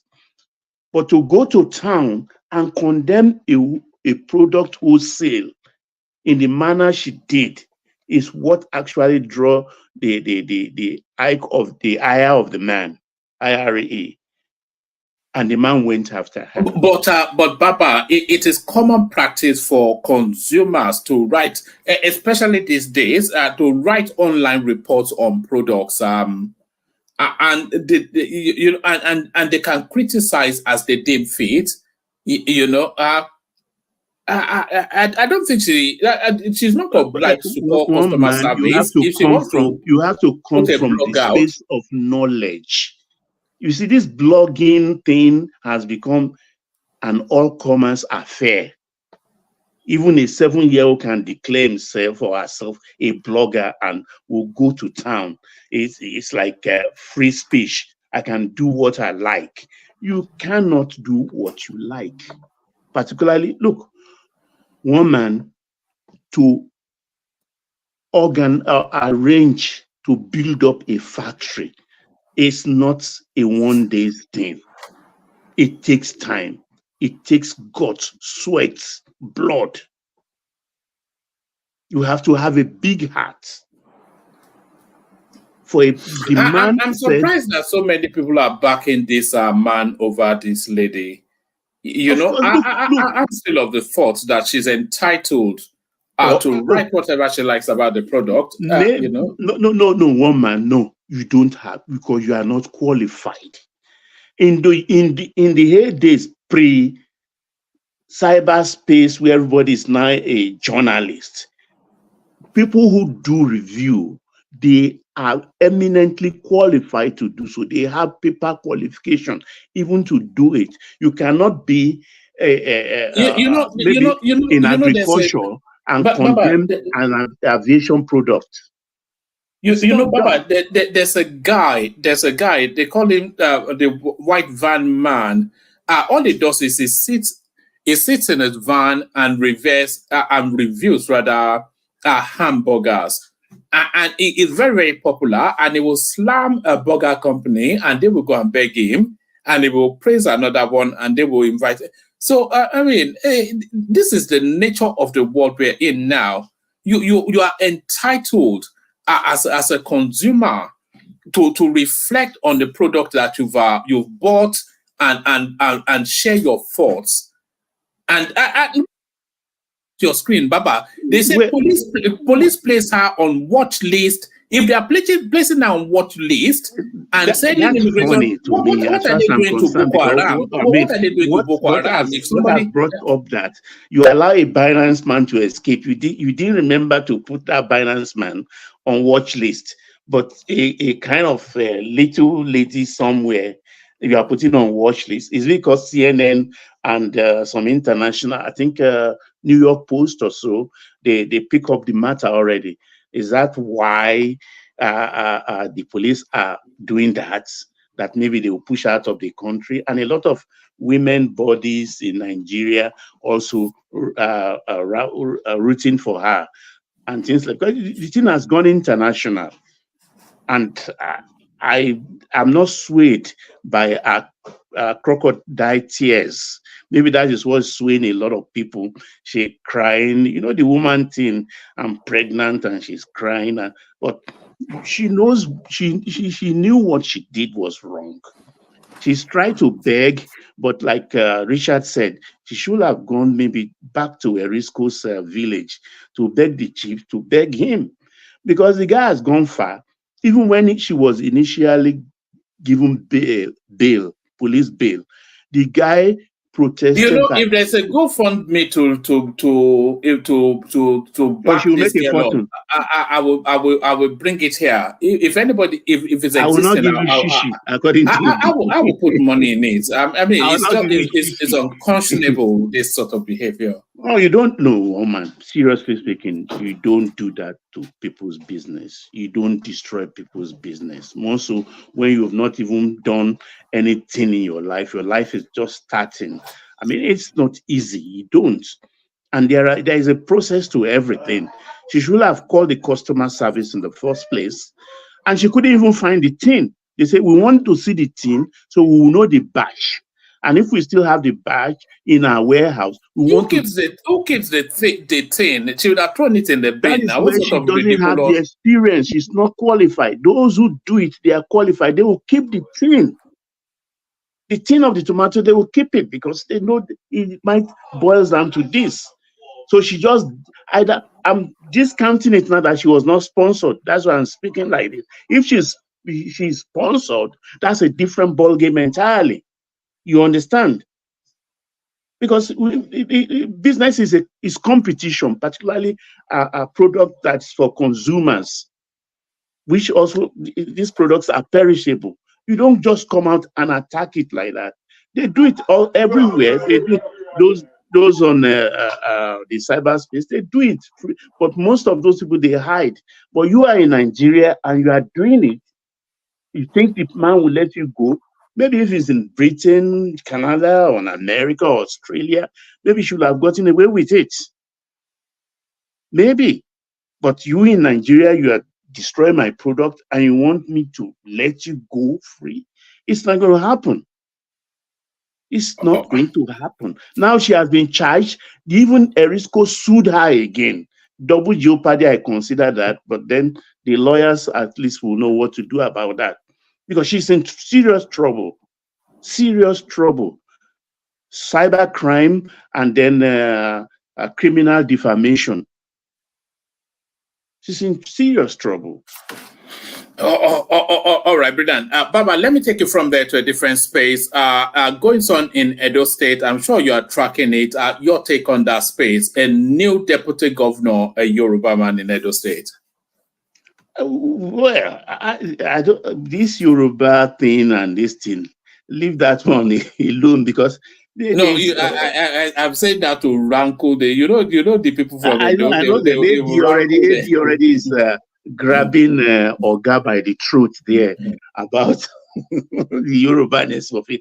Even Obaseki, these are children, gold spoon. I will not even say silver spoon.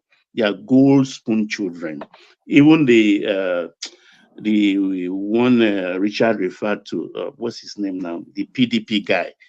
They all grew up in Lagos. or something. They are all Ikoyi children. All of them, Igodelo and all of them. Even Obaseki himself doesn't speak any local dialect. He speaks Yoruba fluently. You know, the father was a judge of this courts of appeal, or president of courts of appeal, I can't remember. So they are gold spoon children. So they don't speak anything. But the way it looks like it's going there, I think the LP guy coming from have been the former president of the Bar Association may nick it, actually. The governorship? Yeah, the governorship, because he is Benin. You think so? Yeah, I think so, because no Benin man, I think, has been governor in this political cycle. I don't think there's a Benin person that has been. It's all been other sides of the Edo State. But for SHAIBU, you get my point. I think Kama has the addresses of everyone on Mother Earth. So it's Kama that has said something to him in form of impeachment. Because if you... The current governor, Obaseki, is a Benin man, and he's serving 2 terms. Oh, sorry. Sorry. He's from Benin. So Apata is also from Benin. So that is the only thing against Apata's gubernatorial position at the moment. But it just might make it because they are more in by population. And most of them, are obedient. so far up to this moment. So that's why I think he may just succeed. But as for SHAIBU, I think he asked for it and he got it. Because you cannot betray somebody and think you will get away with it.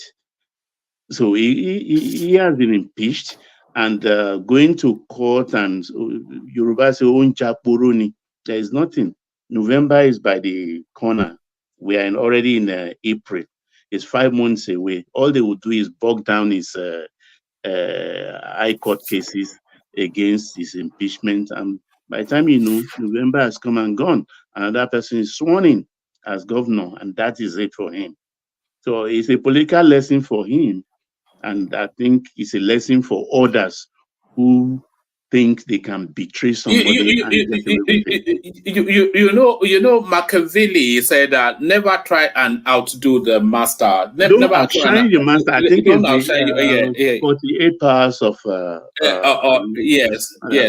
but 48 laws of power. Of power, yes. Never outshine your master. 23, the 23rd or so, as do not outshine the master. And he has outshined the master. He has seen the consequences. He thought it's a joke, but that joke has come to reality. And good for him. Good for him, I would say. All right, excellent. A little caption on this one, Baba. Late Ondo Governor Akeredolu's wife, Betty, remarries his younger brother. So the Shupo culture, I think this is what is in play here. That this is the height of ridiculousness. What? I've not seen this in the news cycle. No, it happened a couple of days ago, actually. I've not seen it. Proper wedding. He went to Imo State or wherever she's from to go and have her hand again. Is this a joke or something? No, it's not a joke. Aburo Shulokpo. They do it. It's a common practice in Ondo State.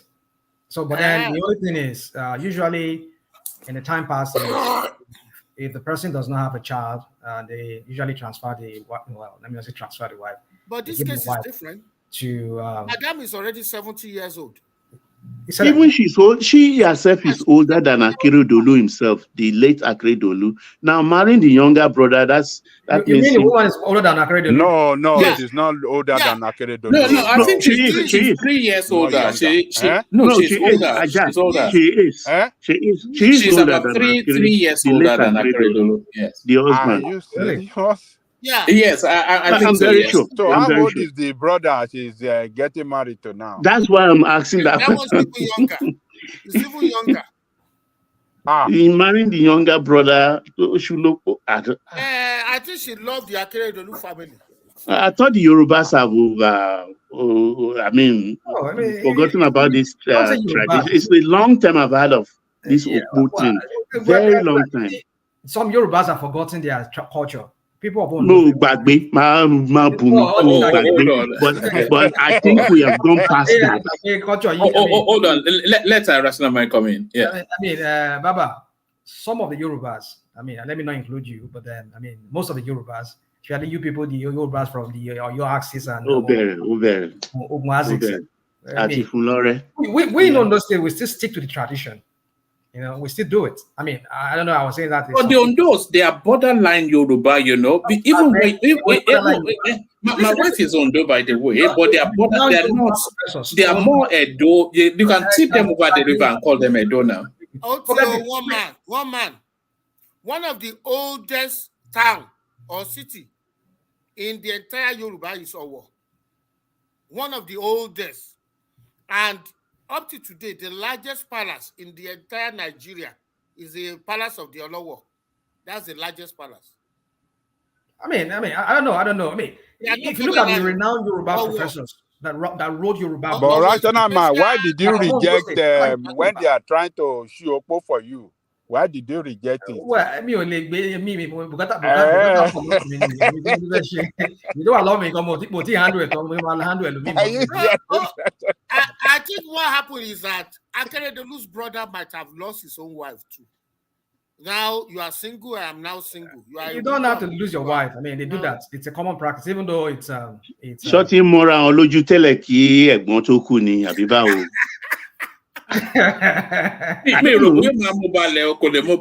It's just for political reasons now. Tó bá ti ṣu lópó tó ti fẹ́ra wọn kí ló dé tó lè mú balẹ̀. Tó lọ sí he went to Imo State to go and remarry her again. What are you saying? Tó bá try a kọ bí àkùkọ ni o, a kọ bí àkùkọ. What it go? I mean, who wants to marry Betty at this age? I mean, somebody at almost like 70. I mean, what are you talking about? Oda. The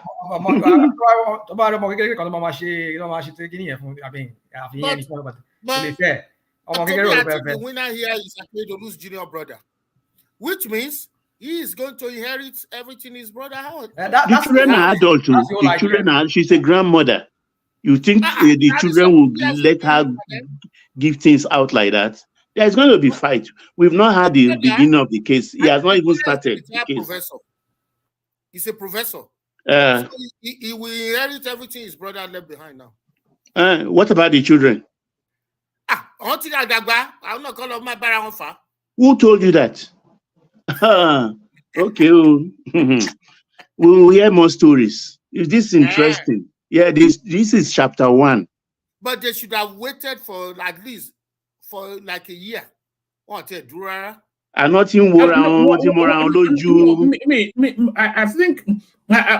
think it's just to back her up, just to say we married you for life. I don't think it will never see her again. She will still stay in her own home. I don't think it's anything. No, there is no to this. This is a political move. Can I tell you one experience? There's a family member that do that same thing. Experience, but they just Thomas is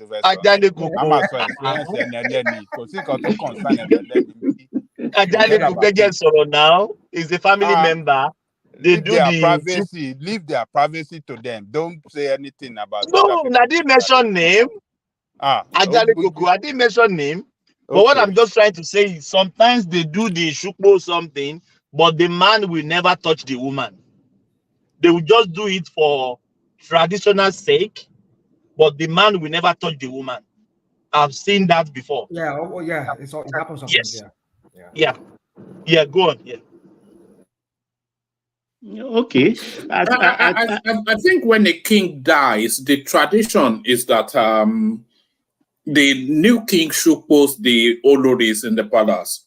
Is that of course, but they put them in the backyard, and not like it's marrying them. I think Oni of Ife inherited wife, Alaki of Egbal inherited wives too, but they are always in the background. It's like members of the family, but they are not in the bedroom. So, but I think this I suspect could be a political move. You know, this woman has political problem with Ayedatiwa, and they are going into election cycle. And remember, her first son also had gubernatorial ambition too. You know, he was a commissioner under the father's cabinet, in his father's cabinet. So I think there is a political move about this. So let's wait and see. There is much more to this story than meets the ordinary eye. All right, brilliant. Let me take you to the space, Baba. Nigeria government unveils mobile app to track MDA's performance. So this is another blue sky innovation by the very innovative administration institution at the moment. The federal government of Nigeria has launched a mobile application that allows citizens to track the activities and performance of ministries and government agencies using their deliverables and key performance indicators. So the mobile application, which is tagged Citizens Delivery Tracker, was unveiled by the Office of the Special Advisor to the President, Hadiza Usman. So what are you making of this innovation that nowhere to run? This forces performance, doesn't it? Yes, I think anything Ashwaju is doing that is novel in her own political space, I'm always for it. So I would rather leave it to rational mind to critique it. So let me rather talk on Edu's plight at the moment. So I leave rational mind to this one because I'm all supporting it. I'm all supporting it, embracing it. So the better Edu thing, I think she will be given a soft landing somehow, but she will not come back into the cabinet. The tragedy of it is that competent, yes, I think she's competent. Overzealous, yes. A thief, the juries are not yet out on that. I don't know because I look at is it Tijani, the Minister of Interior? Is it Bosun Tijani? Tijani, yes, Bosun Tijani. Bosun Tijani, who was even somehow complicit.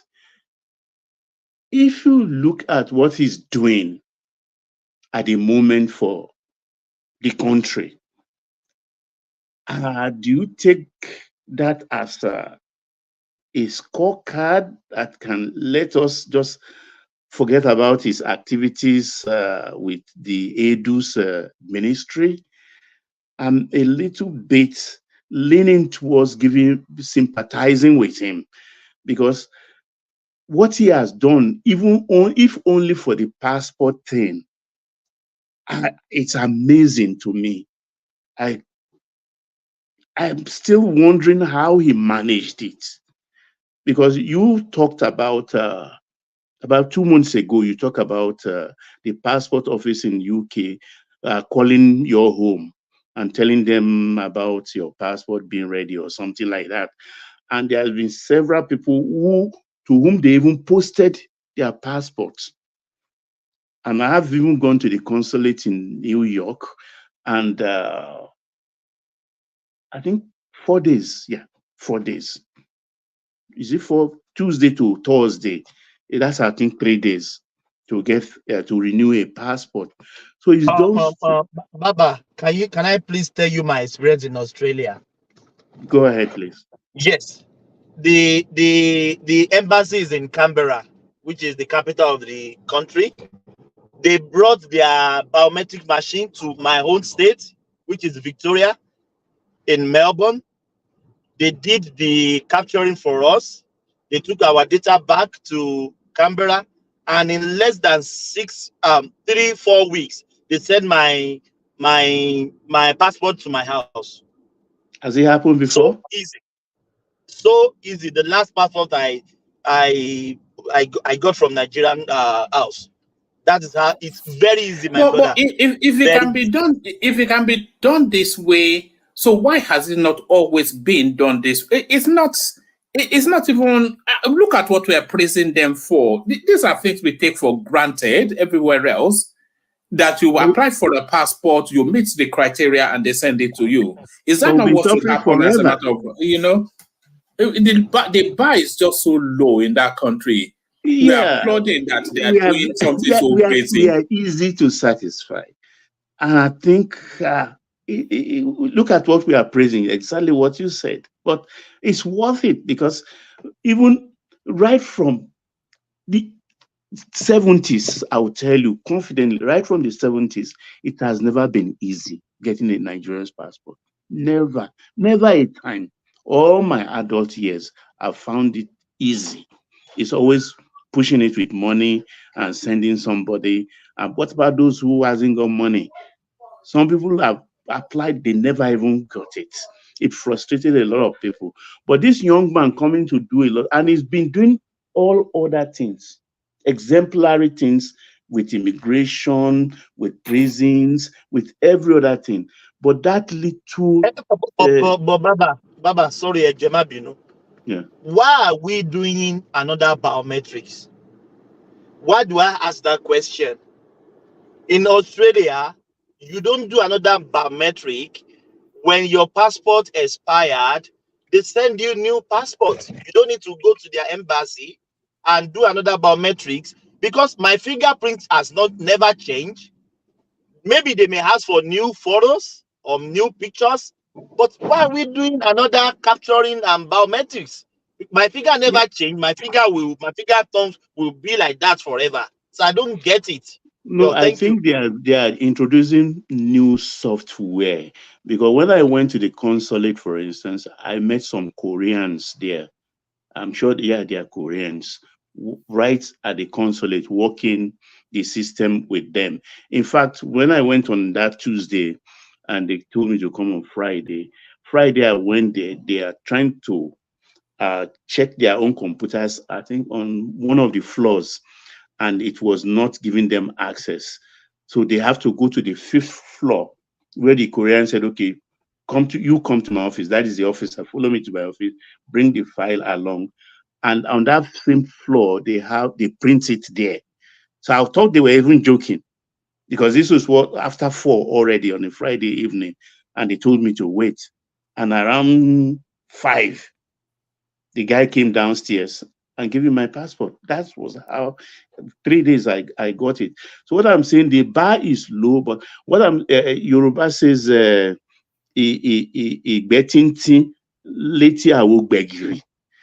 you understand?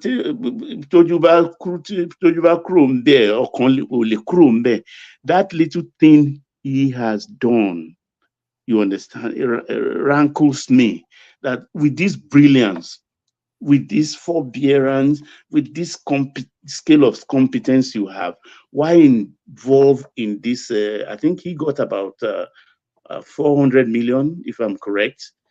So how is he going to escape that? Because the opposition will not let him breathe.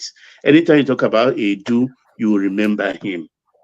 And I think Edu too is competent. Given but he did not do anything criminal, though, Baba. In my own lexicon, all he did was to get a contract from the Ministry of Humanitarian Affairs, which is, no, woman, we've argued this before. You are entitled to your opinion, but in my own view, I think it's unethical. Yes, I'll agree with that, but not criminal. Not criminal per se, but if he didn't do the job, that is criminal. That is criminal if he didn't do it. So because there's a very thin line that separates that. We don't know if he did it. It was just a way of keeping some money aside and using him as a distributor of that kind of funds. Because that's why I look at Beta Edu too. I think she will have made a good minister, but for that little thing she did, I think they will give her a soft landing, and but she will not be part of it. But I could see her coming back in the next election cycle as a legislator, House of Rep or Senate, to start to build a career back. That's what I see in her future. But for this present 2003 to 2007, I think she's done. All right, Baba. Let me take you to one more space. Can I ask a question from Baba? Yes, of course. Baba, you say you went to embassy. Consulate. Consulate. So Yeah. whose portrait do you see on the wall? On the wall of the this thing, yeah, I think Tunumbu and head of immigration portrait was there. I can't remember if the minister. I think the minister's home was there, but I can't remember citing it. You didn't see the portrait of the wife, the first lady? No, I didn't see. No, I didn't see Oluremi there. No, I didn't, because it's that office you go. I think 3rd floor or so. That one where we sit like a crowd, and you have some side offices, and then the other one. But if you look at the window, you'll be seeing the Kudirat. Why would Remi Tinubu's portrait be in the Nigerian consul? Sorry. I don't understand that question, Ajande Koko. Thank you, one man, for asking that question. Why would that picture be? She's not anything. Thank you. I took my brother to the consulate in Atlanta today. We were there together. And I saw the portrait of the first lady there. What? That of the president. Wow, are you for real, Ajale Koko? It's not a co-presidency. So why will the wife think that's an overkill from overzealous of officer who runs that place? That is wrong. I said, what is this? Is it the consular general that is doing eye service, or why must the portrait of the wife? Ajale Koko, no, you people are just. I mean, why are you saying this? I mean, did Tinubu himself not do it in Qatar, where he put his two sons before the officials, Nigerian officials? So that's what I'm talking about.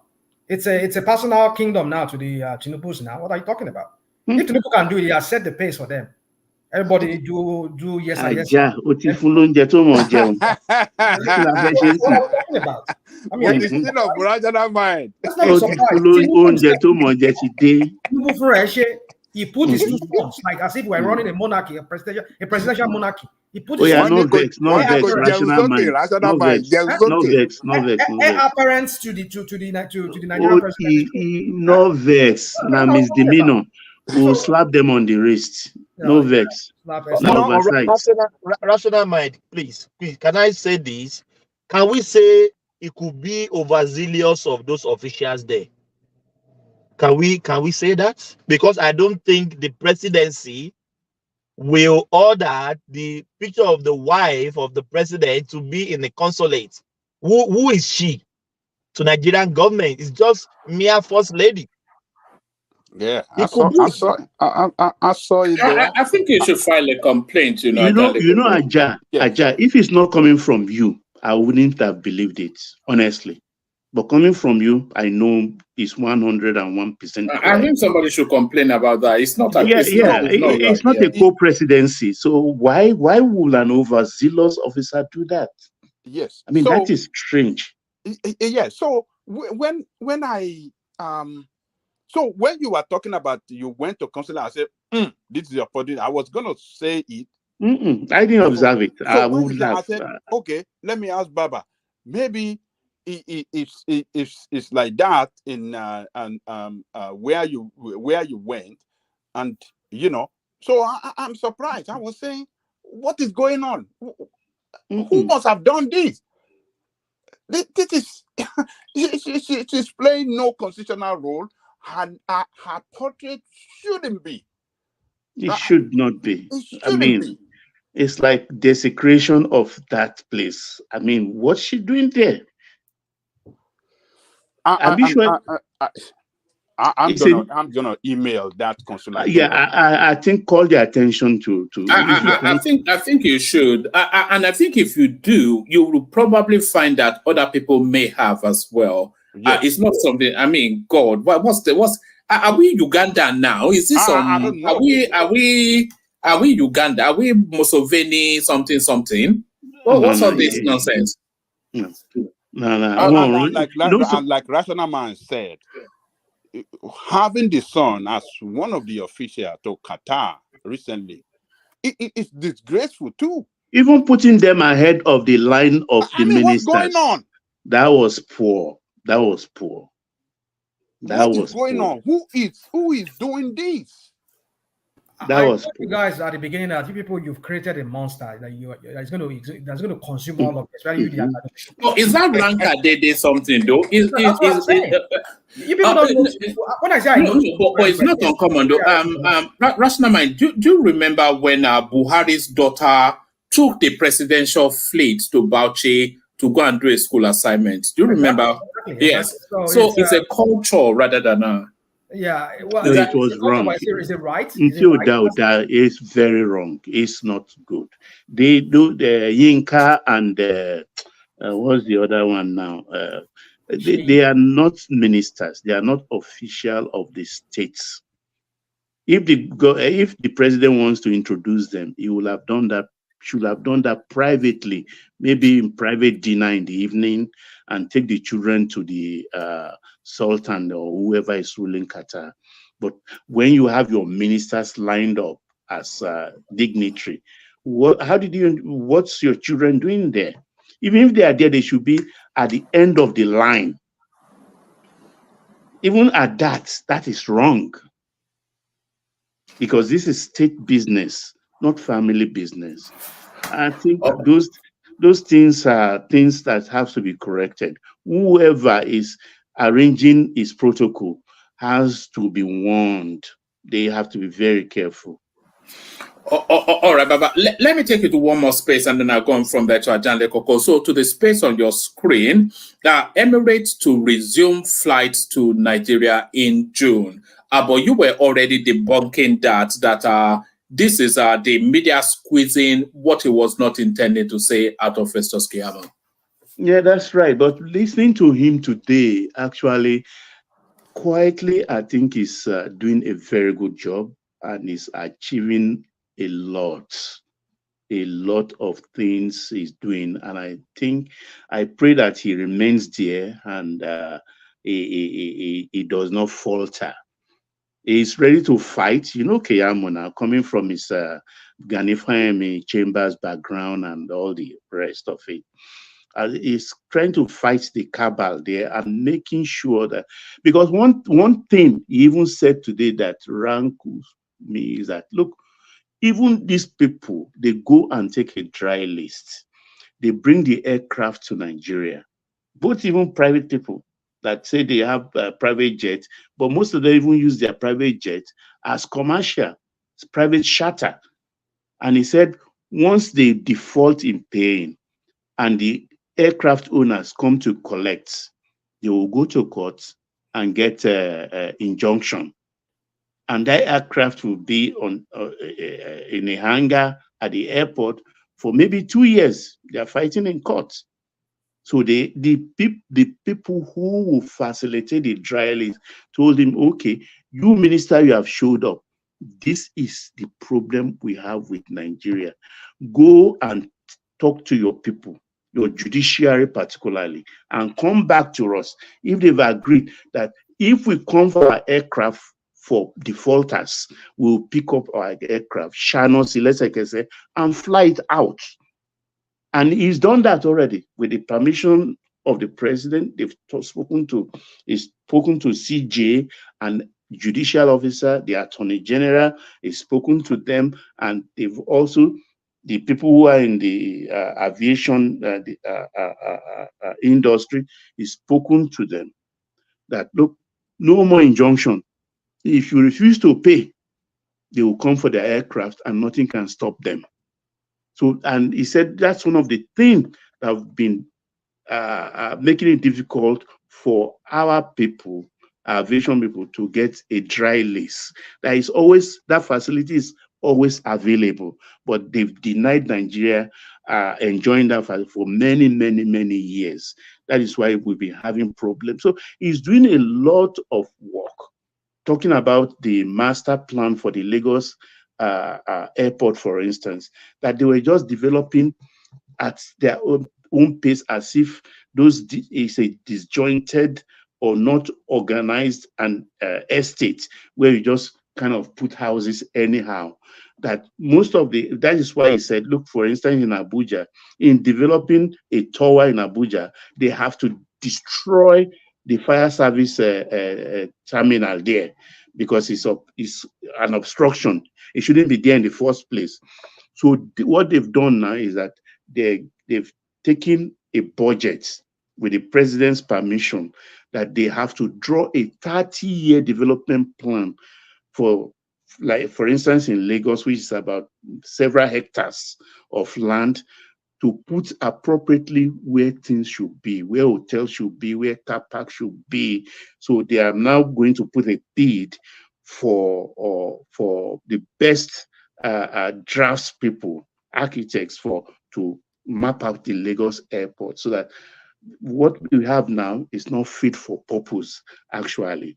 So he's doing a lot. I was impressed. I am still impressed with the interview he gave this morning. He's working very, very hard, and I think he's going to succeed with it. He even talked about the toilet facilities and the carousel and everything. He said, look, before Herbert died, the part of the deal was that, look, they will advertise Access Bank for free in all our airports, but Access Bank will take care of the facilities, air conditioning, carousel, toilets, walls, everything.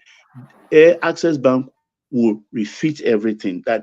That will be the price he will pay for placing his advert in all our airports. Because if he paid money for it, what do we do with the money? Do we even see the money? He said corruption will eat everything. I'm quoting him now. So, but unfortunately, Herbert died, but said, look, we are still talking to the new management, which they've constituted, if they can still go ahead with that. And he has a lot of lofty plans on his drawing board, and I think he would deliver. Thank you. All right. All right. Thank you. Excellent. So that's excellent, Baba. So yes, I actually see Festus Keyamo becoming a good dose of Baba today. How do you mean? You say what? I mean, we had him really speak for a while today. I mean, I really enjoyed it. Yeah, that's what I'm saying. Thank you, we had a good dose of you today. You really took your time to flesh out some of the topics. No, because I saw that there are few people, so I will have time enough to marshal my point. Coming from one man, that's a compliment too. So today, from rational mind, you mean? From rational mind, I mean that's a compliment. But small on Tunumbu and family, I beg. Don't worry, it will still pinch you later. You know rational mind. You can't help it. So we go to Ajanle Koko next. From Ajanle Koko to rational mind. Ajanle Koko, are you ready? One man. Why Ajanle Koko now? Ajanle Koko should build the back front now. Okay, Thomas. No. Ajanle Koko want to solve everybody to solve. Let rational mind go. Let rational mind go. One man, please. Yeah. Okay. I was really You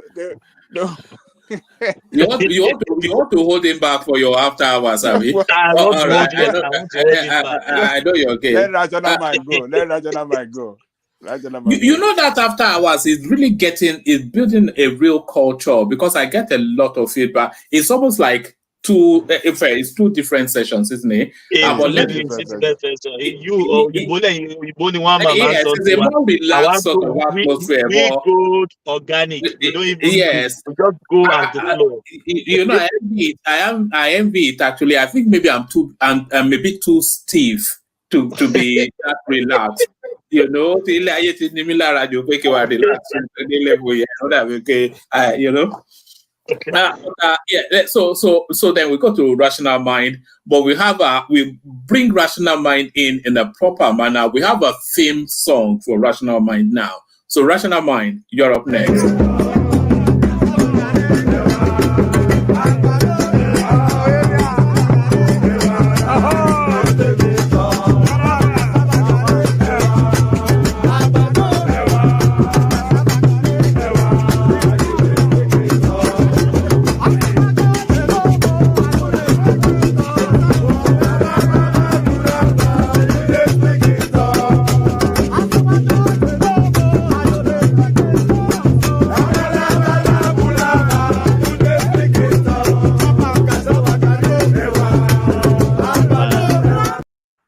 All right. The Agbadorians and all of that stuff. Are you ready? Look at that. After all that. Sorry, I'm ready. I'm switching from window to window here because I was doing something. Let's go on. I can hear you, woman. All right, brilliant. So do you want to pick it up from the headline on the screen? Nigeria government unveils mobile app to track MDA's performance. So, just as an idea in itself, do you agree? Is it a good idea first before then you go on to rubbish it? One man. Let me just first of all say thank you to our listeners, everybody across the world, wherever you are. Good evening, good afternoon. Let me sound like anyway. Just greetings to everybody. If you're yet to subscribe, please subscribe. please come into the studio. We want to hear different voices, different voice. Well, we talk about things here. We say them the way we see them. You're always welcome, and always please like the session and also previous session we had, as these sometimes help propel the YouTube algorithm to send the second or other previous session to other people to watch, and it directs traffic to one man's platform, and that's the goal. That's what we're all about here. So all right. So sorry, just on what you're saying there. For the people watching back as well, because we have a different set of people that actually watch it, maybe when they are doing a long drive. Or if you are watching it back, you can still click on the like button and all of that and subscribe, just like Rational Mind said. But yeah, Rational Mind to you. Yeah. So talking about this app, you see, we need to keep track of what these people are doing. But you see, sometimes, well, you see, the only thing is this: when people allow, when they promote things like this, it begins to I start becoming skeptical about it. I'm not saying they should not track the performance of these people who are working for the government to see if they are meeting whatever mandate they have or whatever agenda they've been given. It's a good thing, but you see, the thing is this: transparency is the key word here. It's not just enough talking about these MDAs and app and or whatever they say they are going to do, which is a good thing. Don't get me wrong, but does every ministry have a website where you can go look up who is getting contracts? What was the process by which they bid for this contract and they got this contract? What's their capabilities and all of that? Does this ministry have them? Like Ministry of Mineral Resources. What are the companies that are mining in Nigeria? I mean, what are the process by which they got those bid? I mean, they bidded and they got this. They got the licensing, and these are some of the stuff we're talking about. That way we can. It's open tender now. Open tender. Open tender to who? To who? I mean, you say open tender, I'm talking about open tender. When the opportunity avails, the government will gazette it and put it out in public space that the opportunity avails. Then people tender, so it's done in public. Before the advent of internet, way back in the 80s, 70s, 80s at least, I remember of 80s. You will see on the pages of Daily Times and Daily Sketch and all of that, and those are old newspaper. You see there, you see Federal Ministry of whatever Health is asking for supply of so amount of drugs or whatever so place, and then you see people. I mean, they will throw up the bid. They open the bid. People will go. I think up to when even internet came on. I think maybe like early 2000s, 2000. I think I still see that on the pages of newspaper whereby they advertise certain things. I think it was during Baba Yabo time. They still advertise certain. Asking people to bid for certain contracts, So that's what we're talking about here. So when we see these things, I mean, like here in America, I like to say here, you go to their website, every department, you see whatever thing they are doing, the program they're doing, who's getting the program, who's in charge of. You see all of this information. It's public knowledge. But now you're creating an app, and then are you trying to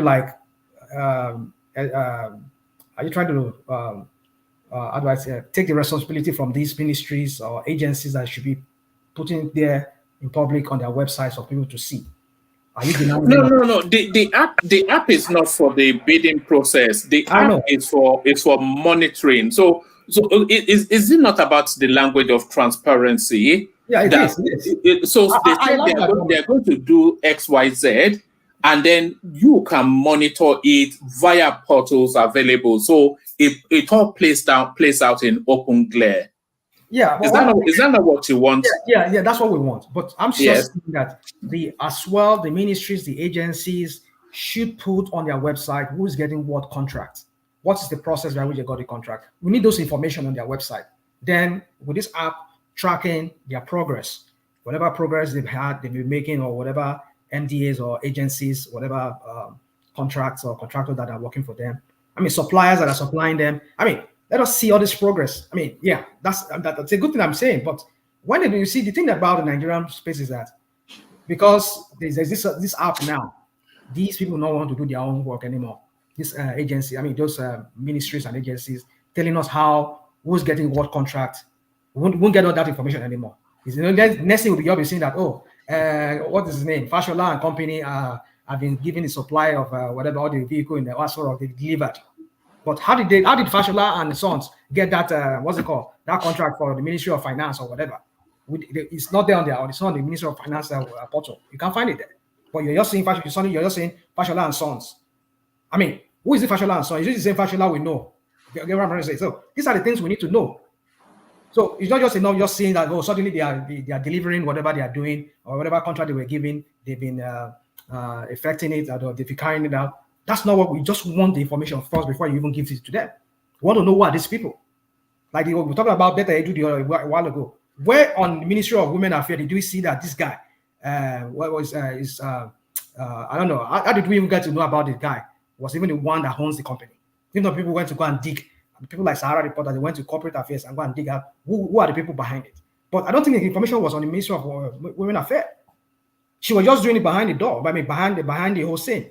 But people who saw the memo or who leaked the whole thing, that was how we got to know. But on the website of Ministry, I don't even know if the Ministry of Women Affairs or whatever they call it, even have any website. And if they have a website, are this information there? Question. So then we know if this app is tracking what they are doing. Have you checked to see if they are not? That's what I'm saying, woman. The last time I checked, we got to know about how this whole thing, it was a memo, paperwork that were leaked. People leaked it out. So if this information were on the Ministry of Women Affairs, I'm sure they would have seen it there. Let me not say what I don't know. What I'm just trying to say is this. We've seen that pattern in the Nigerian space that there's no transparency. They've thrown transparency into you've just thrown it out of the window. We don't even see it anymore. Excuse me, can I come in? Please go on. Good. Thanks for the opportunity. I don't think it's for for public consumption to really know. Even here in the US, I live in New York City for many years. New York City, as a government, they don't announce to everybody that they want or they have a contract, people should bid. There are ways they do it, but public, hell no. Public, they are anywhere in the world, they give it to contractors who donate to their campaigns. That's why it's done. No. Okay, why is it that? Let me not speak of New York. You're living there, but I know that the way government runs here is they have portals. In the US, when you have I live here in the US too. Fund, who are the people that raise the fund? They are the contractors. Is government give money? We understand the politics. I get you. We know the politics here that the lobbyists, they sponsor candidates, and they still get contracts from each of these departments here in America. It could be maybe Department of Defense and all of that. It could be whatever. So we know that game. But the thing is this: you still go on their portals, you go on their website, you see who is getting what contracts. You still see it there. That's what I'm saying. Maybe you're not privy to that. I've been somebody who worked for the county. I can tell you that. I work for the government, so I can tell you that. So you go on the portal, you see it. They have some counties, some cities. They have dedicated website where you can go, and you can see those contracts there. And as a contractor, you go there and you bid for it. So that's what I'm saying. So you can see you can read up on that on the contracting company. Company that is accepting the contract. You read up on there. You see the board of directors there. What are the projects they've handled in the past? You can even go from here. You can even see their own link to their own website, and you go see these are something we're talking about. So, but when we don't have all of these things, we just discovered that ITech was giving the superhighway to Calabar or whatever. We just suddenly saw ITech being given. What are the process? And we're seeing how woman. It's a good thing. Let me not over speak because I know some people already in comment section. They're already talking. So my point is this, woman, is that it's a good thing, but we want to see more than just this. APC and their propaganda, we know what they do everywhere. That's why everything they do, we take it with a pinch of salt. I doubt their motive.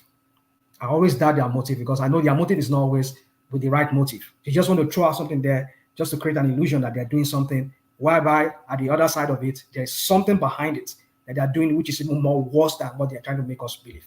So until I see those things, I see those corrections, like he's trying to make us believe that, I'm here to make corrections, make Nigeria more transparent. Until I see those things and I see them working, yeah, that's then I can say, okay, yeah, maybe these guys are really for sure real. They're genuine. I mean, genuine about it. Any other topic, Woman? All right, brilliant. Take us to Edo State and the goings on there. Philip SHAIBU impeached and a Yoruba man installed as the deputy governor of that state 4-5 months from the elections. Yeah, Woman, Oga. I mean, Woman, let me ask you a question. This guy called Oga. Has he ever been on the platform here? I mean, come on. Yeah, you know, it's been so many times on the platform. Nobody knows what it sounds like. He would never come on. I've told him and Ayo to come on, especially Ayo, just to come and document them. But you know, maybe he's shy. I don't know. I don't know. Well, he said we see what you wrote there, but it's okay. Let me know. Let me just move on to the topic. Yeah, you see, Obaseki and the politics in Edo. I think Obaseki. I listened to SHAIBU today when he gave his own side of when he was like, talking about the whole charade of kangaroo kind of impeachment that they did, and he was saying that, well, I mean, you see, the thing is this: I don't know when it has become a crime to have your own opinion. We're talking about the Erisco, is it the Erisco Bumpet or what do they call it? Erisco guy, the Erisco tomato. Nigeria is a kind of a place. It has become a feudal kind of place whereby some people just lord it over you because they have the power, they belong to that class, and they can trample on you and you dare not talk. And when we run a society like that, you see, what makes a society like this, where we live here, a progressive one, is because people have voice. You can scream out and talk say your own side of the story. But sorry, Rational Mind, you may not know, but I'm curious to know what's actually in play in that space. Yeah, so the election comes up in September. They complete 2 terms, so it's not as though the governor has any real stake in anything. The primaries are already done. This guy lost out. So why this urgency to impeach him? What are they saying this? What do you think is going on there?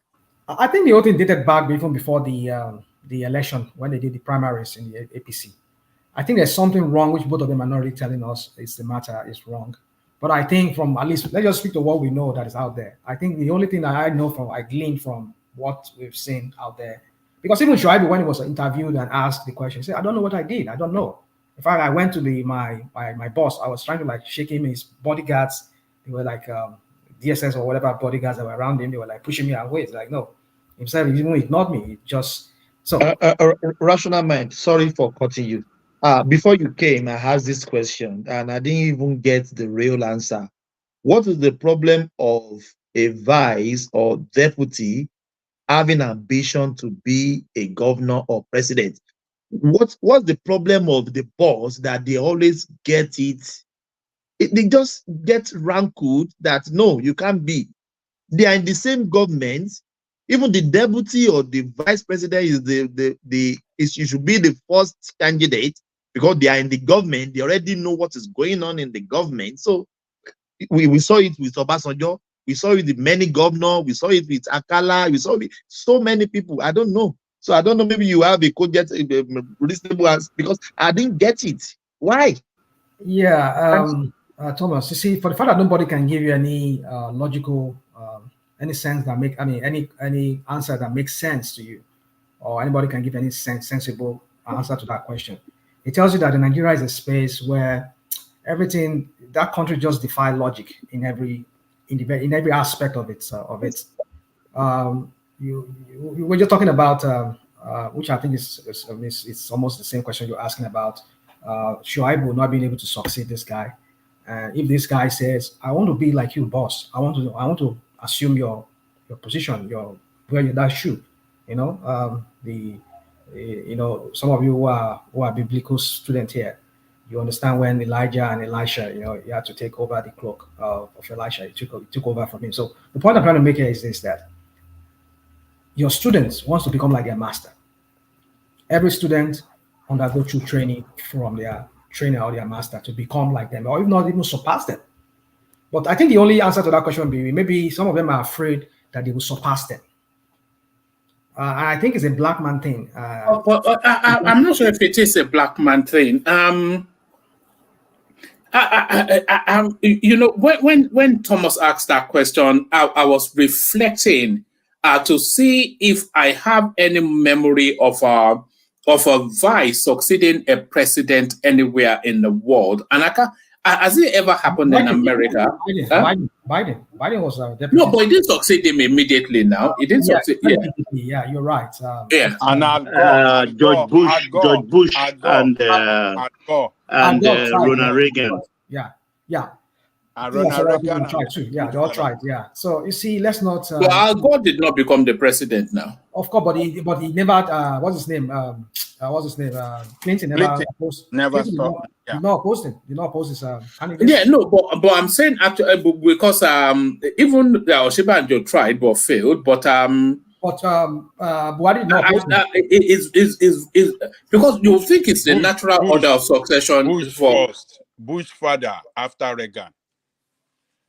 Yeah. So my point is this, one man. Is let's not use. I'm not saying. I think it's common. Let me rephrase it. I think we black people, we have that. I'm not saying that the white people or the Caucasians or other Asians, they don't have that thing with them too, whereby they are jealous of whoever before them or after them, or as case may be. So, but I'm saying we black people, it's like it's I don't know how to call it. We just don't like to see other people surpass us and beat our record, and it's just we just look for all kind of manners just to bring our people down. But like I said, we don't know exactly what it is, and they will never say it because maybe it's something that would implicate both of them. Maybe that's why they're going through this route of saying that because the thing is this: if I go by what I'm saying, is that he wants to succeed him. I want to become like you, sir. You're my boss. I want to become like you, and I'm making moves. But because apparently that's what is happening. That's what is sorry, rational mind. Ganduje succeeded Kwankwanso in Kano. Yeah, but I don't think it was immediately now. Was it immediately? No, not immediately now. No, immediately. After he left there? Well, I think there was somebody who took... Okay, all right, let me know because I can't remember the sequence of events anymore. So anyway, we'll see people who did that, but I'm just saying that it's a common... I mean, like, okay, it's not it's just the exception. Maybe Ganduje is one of the exception, but it's the practice we're seeing that they don't succeed. They are deputies and they just oppose them. They want to bring out another person from, I don't know. I don't just know the rationale behind that. It just doesn't make any sense to me why they could not. Because the sense would be, they've worked with you. They've been your tutor. You've tutored them. They've seen you work. And they can also continue where you stop. That is continuity. Because that was somebody who is in the government, who was always sitting, like Obama would say the last person in the office, in the private office with me is always his deputy. It's always his vice president. So your advice would be, if Tinubu sits down with anybody, the last thing that will be with him there, if it has to be a matter of national top secret that nobody should know, maybe the only person that should know, maybe like the nuclear code, besides the president, it will be the deputy president. In the event that maybe the president become incapacitated, the vice president should be able to know the nuclear code. So maybe both tete-a-tete, just two of them alone. So that person will be the next person to you. So you want to tutor him to take over from you, just to continue for continuity. Now, but you have to go and bring somebody else. Oh, goodness. Oh, woman, can you move on? Let me just I have this call coming in. All right. Let me continue. I think you hung up. You just hung up because okay. The person is calling at the time. I'm not even. We had an appointment sometime, and then he's calling now. So I don't know what that is. Anyway, yeah. So actually, do you want to take that call? It may well be important to see if the person was. If it's important, you would have let it ring. Okay. It's okay. Yeah. So my point is this. I lost my train of thought. So for me, I would say. You see, SHAIBU should be the person to take over from him because he's the person who knows the ins and outs of what you've done and continue from where you stopped, But then they always want to go and bring outsider to cover whatever track or whatever. Maybe they just don't want their deputy to surpass them. Or he was a deputy president, deputy, and now he's the governor, or is the vice president, now he's the president. I don't want him collecting too much. I don't know what. It just doesn't make sense to me. That's to answer your question, Thomas. It doesn't just. There's no logic behind. There's no sense to any answer we can give to this. If not because maybe Etanu or maybe they just don't want their vice president, I mean their vice to succeed them because of so whatever stupid games they are playing. So I think for me, I think SHAIBU should go to the court and seek redress. But I was surprised why he didn't even go to court before now to seek redress to get them to prevent them from impeaching him. That was why I was surprised. So could it be that he was naive, or could it be that he felt maybe he doesn't want to do that, not to anger? Rational mind, sorry. Even the allegation was nonsense. Ask one man, what is the allegation? Yeah, it doesn't even make any sense. So it doesn't make any sense. So you see, and this is a guy who fought with this guy. SHAIBU fought with this when Adam Oshomole nearly almost derailed his second term. I mean, derailed him from getting his second term. I mean, this guy stood by him. They were, in fact, this same SHAIBU had to confront Adam Oshomole, tell him koro to his eyes. Look, I know you're my godfather when it comes to this politics. I'm looking at you straight in the eyes. What you're doing is wrong. You cannot deny us this ticket, blah, blah, blah. And if you deny us, we'll go another route. This is a guy who suffered with him, because I don't know what. So that's what I'm saying. What is the really matter besides what we're saying in the public about wanting to succeed him or not to succeed? Because I know this thing dates back to even before this election primaries. I think that this thing has been lingering for about almost like 2 years now. That the first time we got to see it was when he went to shake him at a public function, and then he just ignored him and publicly disgraced him. So we start wondering, could it be there is something more than we see quite public? So one man, I don't think SHAIBU deserve all of this thing. Don't get me wrong. I'm not all of them. They're all just the same criminality. Let me not say they are criminal, but I'm not saying. But it's been played out in this particular cycle though, because by the time he's able to untangle all of this, whatever the law is already, the election has come and gone. It's been played. Yeah. Some people say since they impeach him now, he might not get his grant, he might not get his pension. That's what some people said. I don't know how true that is. I don't think that would be the motivation. That would be very spiteful. That would be very petty. That would be the very spiteful thing to do. That would be very petty to. Yeah. But it's Obaseki looked like a vindictive person to me, because I don't understand. Like you said, one man, I don't understand why he could do it. You only have how many months? Just let the guy just stay in the office. Already you've gotten your candidate. Just clip his wings, remove any power from him. Just let him come there. Let them call him Mr. Deputy, and let him drink tea and chase girls. Because he didn't clinch the ticket for the APC. I mean, the PDP ticket was the Godalo guy that got it. So why just you see? I think some people of these guys are just. It just tells me that Obaseki is not who we think he is. It's not that kind of. It's a shame that Obaseki is ending this way, because we all backed him in that fight with Oshomole. Yes. The Tinubu thing is now on his record too. Tinubu, sacked his own deputy, two of them 2 times. So you kind of wonder. I mean, this is the same person I was saying. Economy Lagos. In Economy Lagos, that was the mantra they chanted when Oshomole denied them that ticket. Economy Lagos, and that was how they were able to rise back to second. They were able to get the second term. Through the benevolence of the people of Edo State, who said, "I don't know with Lagos. We don't want godfatherism." But now you are doing the same godfatherism that you kicked against. This is democracy. Go slug it out. You're my deputy, right? I mean, when the vice president Oshibajo said he wanted to contest with Tinubu and the rest of them, I mean, at least as far as we know, the Ojuaye that this guy did, the facade of the pretense that Bubu pretended like, I don't have any candidates. Everybody go and slug it out, and he allowed it. I mean, at least that's what we do. At least that's it. Even though we know he might have his preferred candidates, maybe it could be the former Senate president. Maybe that was his preferred candidate. Some people say as it was rumored back then, But then he allowed them. This is democracy. Go and slug it out. Whoever let the best win, and then Tinubu has the war machine, who has the monetary war machine, and he was able to succeed and he beat them out. He outbid them in paying the senators that voted for him. So that's it. So if you two know this is democracy, let your deputy go slug it out with your own preferred candidate. So if everybody sees it that, okay, at the end of the day, he did not win that ticket because he got that won, at least you still get more credence, more credit to yourself that, okay, yeah, you're a fair guy. But because this guy said he wants to contest, and then for that reason you have to do all these things and go through all this route. I mean, embarrass him and all of that. I mean, it's not.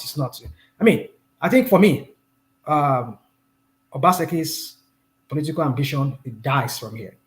I mean, I've seen this now that I've said, yeah, no more again. If ever Rice say he wants to become a president or vice president, that ticket for me is a no ticket for me. If Obaseki is either is the primary candidate or is the deputy there or is the vice president, I would never. And if you ever say, okay, you want to any political position, well, I don't know whoever wants to let them give him maybe a ministerial or whatever. But for me, this is the end for me because he has shown himself to be somebody who is a traitor, who did not his own deputy who stood by him, who fought with him alongside with him, and then he's ending in this way. No, for me, don't get me wrong. I'm not saying. How do you think? How do you see things playing out in Edo State, September? Well, I think because Richard was just explaining that the PDP guy is very little chance. Apparently, doesn't even speak Edo. Yeah, that's the only thing. But I think for the most part, PDP still has some ground in Edo State. APC too does too. The only people I know that has challenges is the Labour Party, which I think, if not because of they've been able to succeed in breaking their ranks, bringing this unity among the APC ranks. I mean the Labour Party ranks in Edo State. I don't think all of them is sung with one voice. And behind this Olumide, forget it. They will pull some strings and they will give both of them their they will give them, how do they say, money for their run or whatever, run for their money. Yeah. So, but then because the PDP faction wing of Obaseki within the party has succeeded in seemingly like get some big voice within the Labour Party to their side because they know that they need to do that because if they don't do that, it's going to cost them that ticket. It's going to cost them that the governorship. Because if they go alone by themselves, I mean, Obaseki said it now when he said he said even his own family, they are obedient in his own family. That's what he said. So if a PDP man and some PDP people have obedience in their family, that tells you a lot that you need to know. I mean, last presidential election, we saw how Labour Party did very well. They did exceptionally well in those states. So to tell you that Edo is more of Labour. So if they can slice part of Labour. Who do you think they'll be slicing votes off? Who do you think Olumide Apapa will be slicing votes off? Because I don't see him getting traditional APC voters because they will just go with their party anyway. So it's more likely to slice votes off Ighodalo than it will slice that of Ighodalo, the PDP guy. At least not most of it will be from the PDP. And then I don't see much from the APC. But you see, the thing is this: I don't believe that the APC has any. There's non-existent voters numbers in APC. It's all made up numbers. Do I believe that they can still? You know that Oshiomhole is quite popular in that state. They don't have. Have you ever been to the northern part of Edo State? How many human beings can you count there? Where you find the population is in the south, maybe central and south. If you go to the north, Yali, you will see Yali is any bed there. You see old men there, old men and women there. How many can you count? Excuse me, can I come in? Go on, please. Thank you very much. When you look at because data doesn't lie. APC, because Oshiomhole was a two-term governor. He won twice. Second time he contested against a Benin man and they defeated him, even in Benin. So Oshiomhole is still very popular. And and when you look at the three senatorial districts, again, the south, where Benin City is about 51% of the total voting population, seconded by the north. Don't forget, Oshiomhole people are the Auchi people.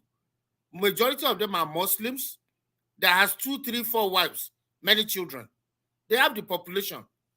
The smallest senatorial district is the Asian, which is the Edo Central.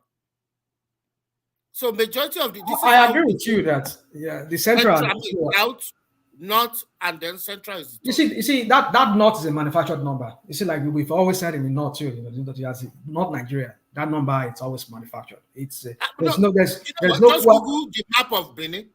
Say that again. Google map of Benin. with population. I've driven a lot of times. Esha is a tiny part, the central. They don't have land, they don't have population. Well, the central is more is very forested.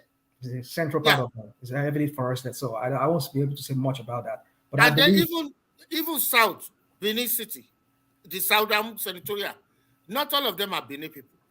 Of course. Yeah, you're right. I agree with there you. are some others from other people living there because of employment and some other business opportunities. Well, just to cap it up, just to conclude with this. For me, I think I see APC coming out victorious in the election, and the reason is because I see there's so many things going on within the PDP ranks, and the Labour Party coming into it will snatch all their votes. We just have to wait and see how that plays out. But I see APC having upper hand in this coming election. But do I want APC to win? No. But is it what I wish? Is it what I want that week? It's the reality. It's almost a certainty that APC will win. Like you said, Olumide Papa is going to cut into the PDP space because that is where all the funky young people, all those noise of a new Nigeria is all they're going to cut into. They're not likely to take anything from APC because APC is anti them. So they won't. So Olumide Papa will cut into PDP, and then with Philip SHAIBU now a wounded lion, he will work against the PDP still. It just points to a loss all the way. Some people have been saying that Obaseki is just he's a very foolish guy. Was it not APC once upon a time? They did not just cross carpet for No, it was forced out when we all know the story now. Some of us know the story here now, so let me not repeat myself. So for me, I think Obaseki is a very foolish guy. It's foolish. I thought being somebody who grew up in Lagos, who has mingled with Yoruba people, at least, supposed to get sense. But this is, I don't know. I've seen him spoken many times, and the way he crossed, he struck me as somebody who somehow, it could be good with books, but I don't think it's street. I don't think it's street smart. It's not street smart. I don't think so. It's not. He doesn't understand how the street works. I think that's where this guy comes in. This is deputy. I think he has succeeded in using the guy. Now he can discard him. But then I think this guy is a little bit more street smart than him. He's just more of a bookish person, book kind of thing, and read statistics and all of that crap. So for me, I think his candidate too has a lot of baggages, like some people have said. He can't speak, which I think to me is not. Should not be a yardstick in determining who becomes, as long as he has the competence. Why not vote him? So, but then if you want to go by this, now who language feed, now who culture feed, all the people, all the mumu ticket that they talk about now. When Nigeria day today now, it's a Muslim to favor us from the north. The Buhari that was there, who was from go to his Katsina state, we're hearing of a food bank somewhere in Katsina State now being attacked. All the while was there. Why didn't put some garrison there? Put some kind of some Nigerian military. I don't. You see, look at the one that came from Otuoke, Jonathan. What did he do in Otuoke? So you think it's not about these people. Like Ajalekoko will say here.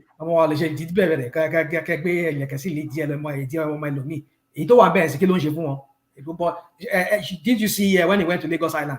Ebin power, the people were saying, shouting there, his own base.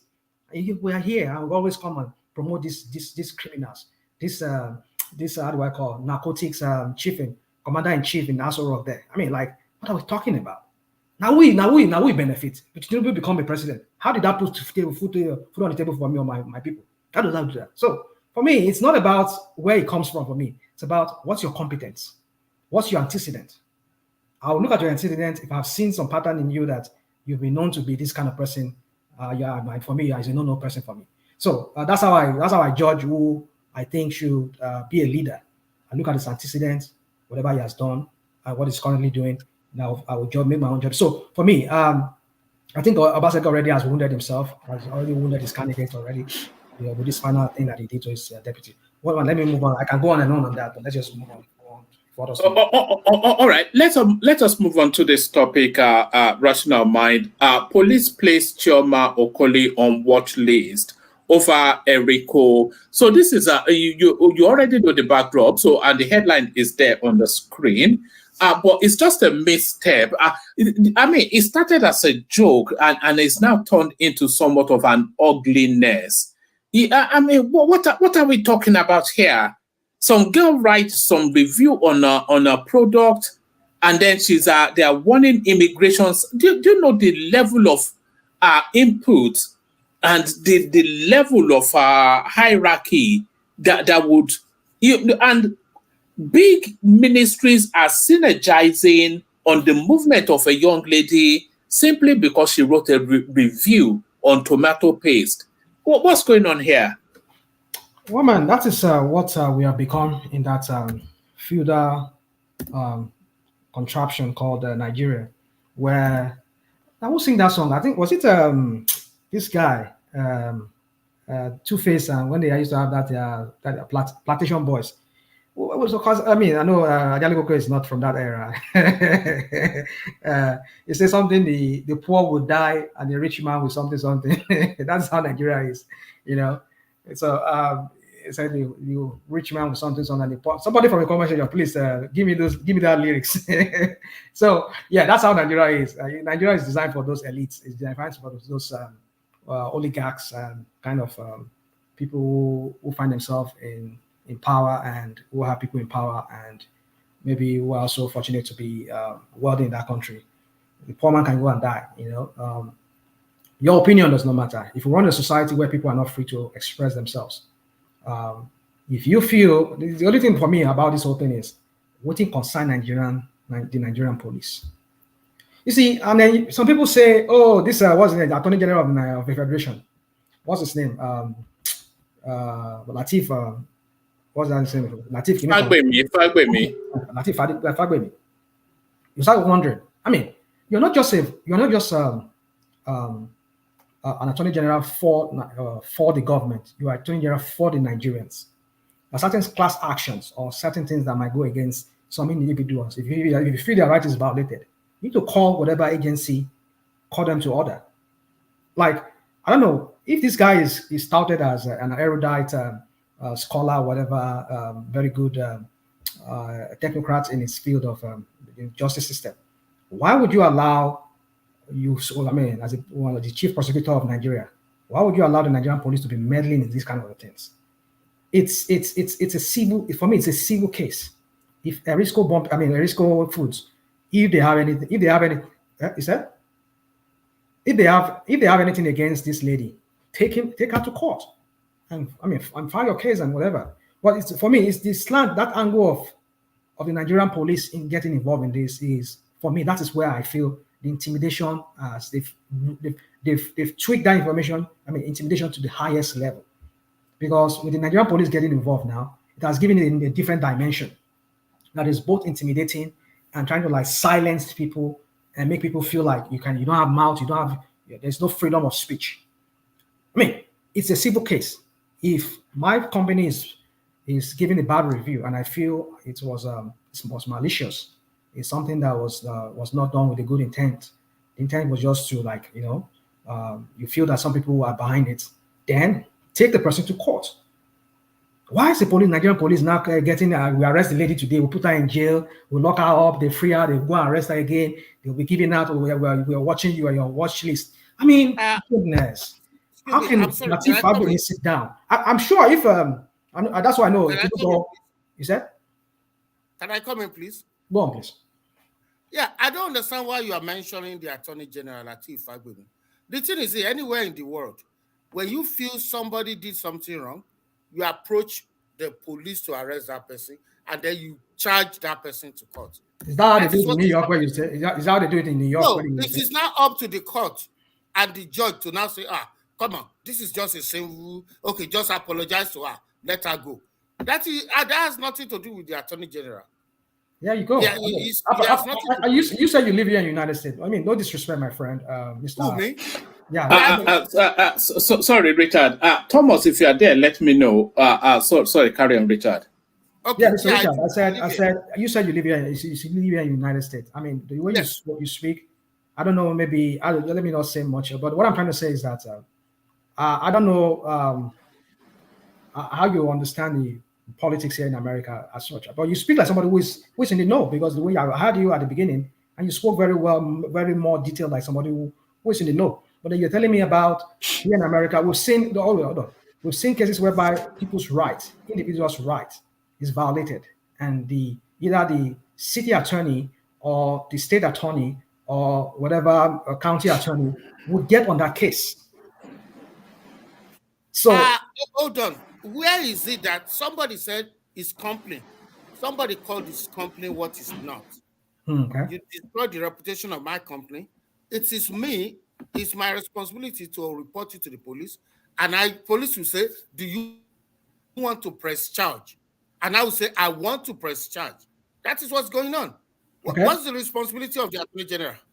Have you ever seen anything like this in America, where the Attorney General of the state, of the federal will say, oh, you can't go to court. Somebody's messed up the name of your reputation, and you want to charge to court. That's the responsibility of the judge or the jury to say, no, we found her not guilty. The Attorney General has no right or no business with that anywhere in the world.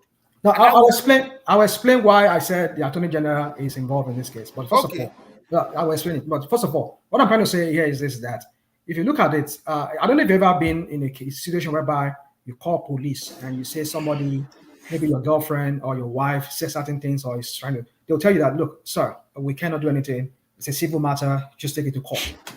They'll tell you that. They cannot get involved. It's a civil matter. They'll read that to you.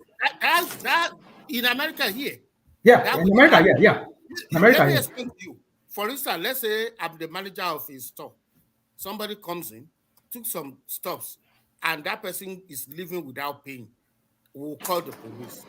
All right? And once the police look at the camera and they see that it's true, that's an evidence. Then they will ask, do you want to press charge? You understand? No, that's a different situation. I'm saying that there are some scenarios. Okay, back to your example. If, let's say, I feel assaulted and I call 911, they come in and say, oh, my girlfriend just slapped me and she threatened to stab me. There is no way police will say it's not our jurisdiction. No, that's a different. That's what I'm saying. You are using. That's the example you just gave. Okay, let me ask a question, Mr. Let me ask a question. Do you know the difference? I'm not saying you don't know, but just tell us the difference between civil and criminal. I do. Because when you hit somebody, it becomes misdemeanor, kind of. It rises to the level of when you hit somebody. Yeah, you hit somebody. It becomes some kind of misdemeanor. I mean, it has different. You say to first degree, to second degree, and then before you know it, maybe it enters to felony and all of that. It's the way they grade it. But the point is this: we're talking about somebody saying things. He has not threatened to come and say, "I want to come and pie you, kill you," as the case may be, or he has threatened it and he has shown maybe.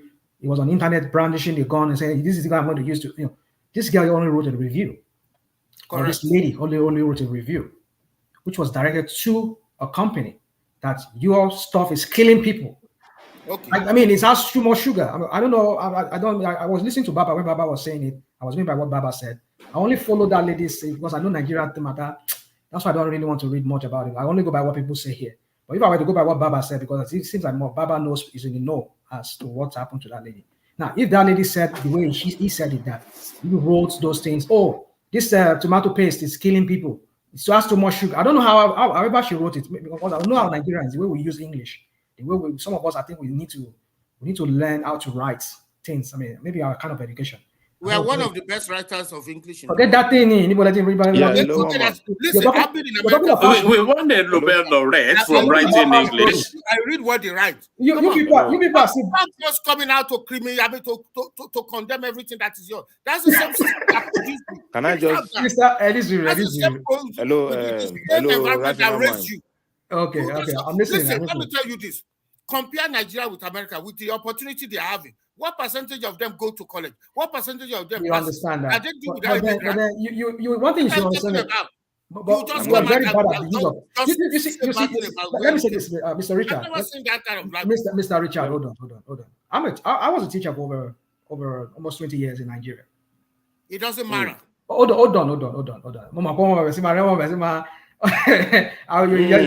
Yes, skeptics now. Skeptics there, you'll be like I Duke, you want to interject too? I just wanted to. I've been a juror in this country. I know how the legal process works. What you hear on what you read in newspaper, what you see on TV, it's not the entire thing. I've been a juror for 3 good weeks. No television, no radio, no reading of newspaper. We cannot even talk to people. No cell phone. Only that court. They lock us up somewhere to discuss about it. So the judge is the one that he can manipulate the whole case. I'm telling you what I know. If you give me 2 minutes, I'll go inside my room and bring out the juror certificate they gave me in the High Court of New York. Majority of the evidence, if the judge doesn't want you to see it, they will say, okay, take the juror out.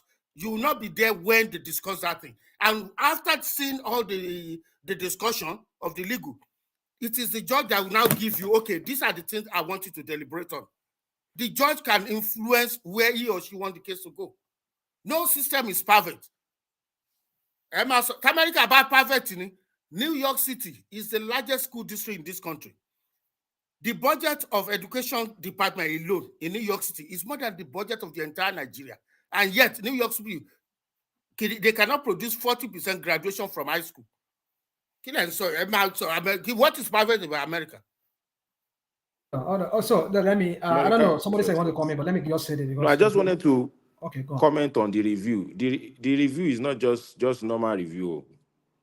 If you look at what she said in the review, she was actually like a deliberate attempt to if you have something against somebody, you come out. Sorry, apologies. Yeah. Hold on 1 second, BQB. City of Truth, can you turn on your camera so I can identify you? I won't put you on this. All right, Brian, you can switch it back off. Yeah, that's fine. All right. Okay, carry on. So he was saying that there's too much sugar. If you take it, you can die of diabetes. If you are reviewing like that, it's showing that you are putting a negative spotlight on it. So I just wanted to say that it's not just normal review. This one is not normal. So I just said I should put that out. Rational mind. All right, sorry. Before you carry on, rational mind, let me bail out, hand over to Mike. I thought Thomas was there, but I'm not sure if he's fully there. He's around, but I need to bail. Mike is here. Acknowledging the super chats as Ayo, still Ayo and Ayo. And guess who it is again? It's still Ayo. And then Bosun came in to back him up. And then Lato Rich comes in at the final. So thank you to all three. That space still open. Anybody that wants to super chat, Floor still, Rational Minds, Ajande Koko up after him, Mike, and then BQB. And then maybe we go to City of Truth. I don't think we've heard from him ever. Maybe it's a new entrant into the space. So thank you, one and all. I'll see you tomorrow. Mike, over to you. Thomas is in the background as well. So can I speak now, Mike? Yeah, carry on. All right. So yeah. So you see, like I said, I don't know all the details as to what that lady wrote. But however, whatever you wrote, as long as there's no threat to life, threatening the man's life, or there's a substance to he saying that I'm going to do this, I'm going to carry this.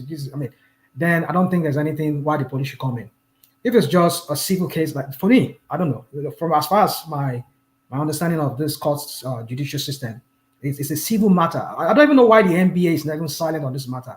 Some other big, because you see, they've succeeded in kind of capturing, instilling fear in noise in that country. But I don't even see the NBA is not.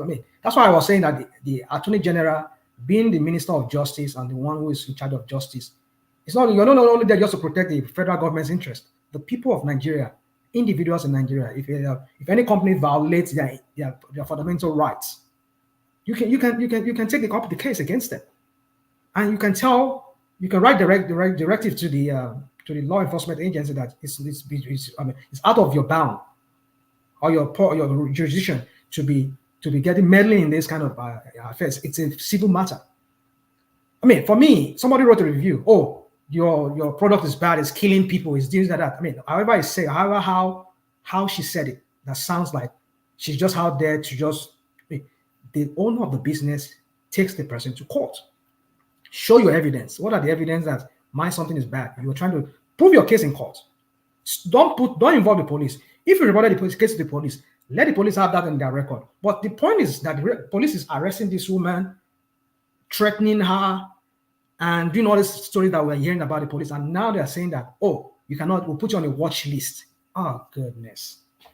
I mean, our right is being violated in this sense. That's why the Attorney General, if truly, except maybe our law in Nigeria is different from the law, as I know it, as I know it plays out in many other countries, more civilized countries, because I know our judicial system, it's a fundamental law that every human have the right to express themselves, as long as there's no threat to life there. He only said your product is killing people. This last COVID, we have so many things that people said against Pfizer product, or is it GSK product, or whatever product. People wrote all kinds of reviews against some of these products. We never had maybe Pfizer. I mean, okay, for example, look at it. Okay, let me give a very classic example of what we're talking about here. The last election, we hear Rudy Giuliani and all the rest of them. Oh, Maduro and Chavez, Hugo Chavez and whatever. They've been manipulating, his ghost is manipulating the U.S. Electoral system machines. That was why something as Trump will say, they dump massive votes at the early morning hours. So these people, they all went to, is it Dominion? That's the name of the company that manufactured that electoral machine that they use. Sue the ass of these guys. Some of them, they are paying. Some of them, they are still in court, still fighting it. But you never did you hear that the U.S. Marshal or the U.S. FBI got involved in it and go and arrest Giuliani and give it to the Dominion. Hold on. Let me land. You went to court. Arrest. Is that what? You take somebody to court. It's the responsibility of the police to produce that person in the court. Arrest and produce. They did not. That's what I'm saying. That's what I'm saying. You do not. You seem to understand. So what's the difference between Nigeria and America? Did you ever hear that Giuliani was arrested, or did you ever hear that the other lady was arrested? He turned himself in. Huh? Is that what? He turned himself in. Turn himself to who? To who? He turned to the police and he was arraigned in court. Oh, the videos are out there. When was this? It's a civil matter. Listen, it's a civil matter. You know that people don't get arrested. You know that Fox hold on now. Not arranging court. You know that Fox News paid billions of dollars. Correct. So who did they arrest Tucker Carlson or the other guy? No. Listen. They charged Fox Corporation, not individual. They charged the point I'm trying to tell you is this: none was arrested. None had the police taking them to court. It's a civil matter. It's a civil matter, and they were fined for it. Listen, let me explain how it works. When you charge somebody to court, the court have police people that will call marshal. They're the one that will bring the court care, whatever, to you.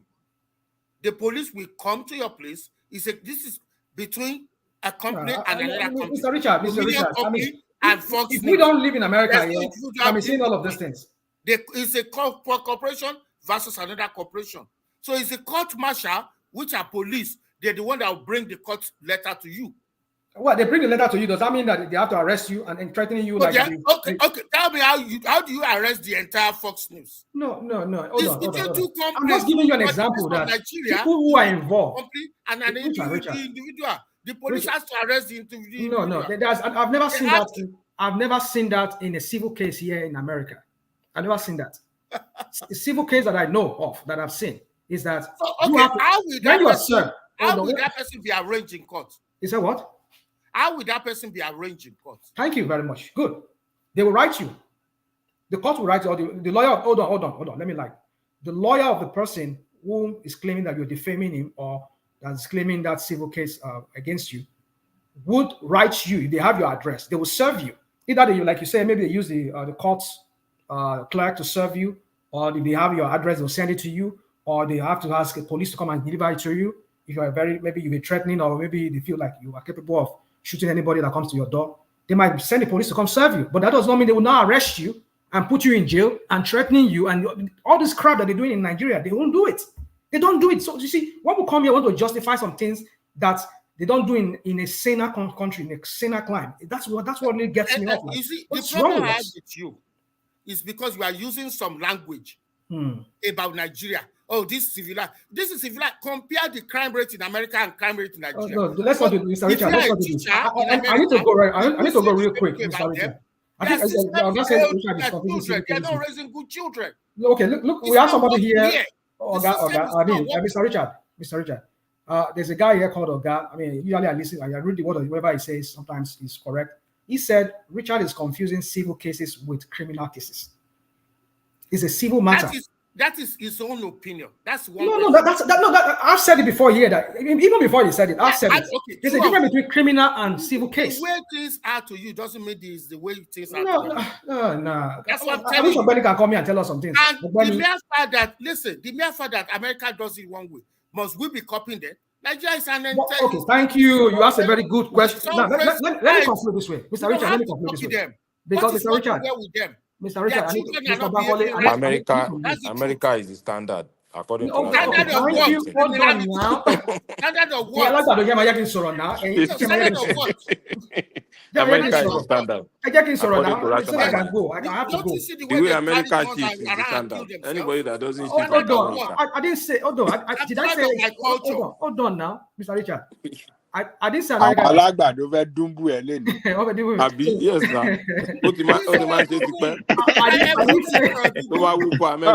Richard, they give me vibes today. Good. Rational mind, you don't miss your mind. Oh yeah. Rational mind. Mr. Richard, and call America and use the word sane. Hold on now. America, somebody who carry gun and be shooting people is sane. Exactly. Can I say something? Can I even throw a word in? Can I put a word in? You can't use things with America. If you know America, if you know America is not a standard, why did you people come and copy the constitution? For economic reasons. For economic reasons. So you want Sherry problem what? A copy exactly every style. Okay. How would it work? How would it work? What inside the pants or belt? Is that a good thing they copy from America? He's saying now. At this point, I need to leave because I think we're not making sense here. I'm not making sense now. Because I just said to you asked me, what must we cover? You said, must we copy America? And I said to you that you came and copied their constitution here. You replicated the federal system. No, I'm not. The mere fact that I schooled part of my education here and I'm working and making money here does not mean that I copy anything. No, not you. I'm saying the Nigerian system. The Nigerian system is fashioned after that of the US system. That's what I'm saying. So if you are copying that system of the governance here in America, why don't you just do it entirely as it is so that it can work for us? But you want to do your kind of hybrid or some kind of way we are doing it. That's why we're not getting anywhere in that country. That's why we have somebody like Tinubu acting like a Lord and personal savior of Nigeria. That is it. It's not done that way yet because the institution here that makes things work, we didn't copy them exactly as it works here. We didn't replicate it in Nigeria. We do our own way. How do you expect it to work? Baba, Whether you do it in your own way. Something. When you look at the companies that are making it in the world, they fashion out their own political something, like China, like Dubai, like Saudi Arabia. Let me tell you one truth. When you look at all globally countries in terms of infrastructure, America is not 1 to 5. Countries like Singapore, like South Korea, like China, we come before them. They're not 1 to 5. Why? Because the way they do things, it has to go through the Congress. Congress has to scrutinize this. It's not working. Look at bridges falling everywhere. I'm not referring to their infrastructure is not up to date. China will beat them in terms of infrastructure. Do you know how long that the Baltimore? Do you know how long that Baltimore bridge has been there? Do you know how long it has been there? That's what I'm saying. And then not like it collapse. Hold on now. Not like it collapse. Must he fall and kill people before they reply? Let me throw something in. They are nowhere. Can you give me a chance? I think the point where the lady crossed the line where they had to arrest her was when she said the product was killing people. Yeah, so automatically. Thank you. It's just scare. It just scares people away. Yeah. Now in China, it should have done that to kill a company. She probably would have been sentenced to death. So that's China's style. So every country have their own style. In China, she probably would have got worse than what she got in Nigeria. Yeah. Yeah, so but in America, it may be different. So every country do things differently. You want to destroy an industry, like for her to destroy that company. Mr. Mike, let me just, man. A lot of Nigerians will be out of work. Correct. So Nigeria that's the way they handle their own thing. America may handle differently, but China will also handle it differently. So every country do things differently. So that's just, let me tell you this. America is an hypocrite society. 100%. So they will tell you there's freedom of speech. Now, as a worker now, if I go out and say, Israel is killing people. Israel has committed genocide. They will fire me for that. And they say we have freedom of speech. Look at the same Israel. They will cancel you. They'll fire me. 2 university presidents were forced to resign. University of Pennsylvania and University of Michigan or something like that, and the president of Harvard. Why? Because their student protested, and then my student is protesting. I'm at home, off work. They said they need the video. They need to see the picture of the student, and they so that when they graduate, they won't give them job. In the same America here. And they're telling me that America only give you freedom until you mess with their national interest. Exactly. Then you find out if you have freedom or not. They should stop telling the whole world that there's freedom of speech in America. If you go and leak their secrets, you find out you don't have freedom. Look at Edward Snowden. I'm well educated. I know my history and I know my culture.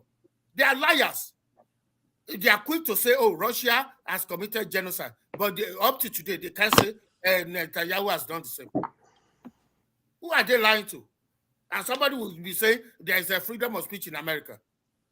The same lies they use in destroying their children. Are their children behaving rightly? Let's suppose the truth. Well, for me, I don't know. I don't know where to go with this conversation anymore. Well, America will somehow convince you guys to follow them, do everything they do. You don't know where to go. Like you said, our children now, they want to be all Americans. No, they're all sagging their pants now. They all, everybody. That's absurd. Ogulosi. Ogunlẹ́yìn. International mind lẹ́ni. Ó sọ pé òun mọ bí tó fẹ́ lọ mọ́. Oh my God. Oh, need law rational mind. You must defend yourself. Oh, lobby kankan. We are here to lie. Because I don't even understand. We are here to rob minds. He's not going to attack irrational mind, Lenny. Mr. Richard, with respect, don't see it as attack. No. I don't know about irrational mind.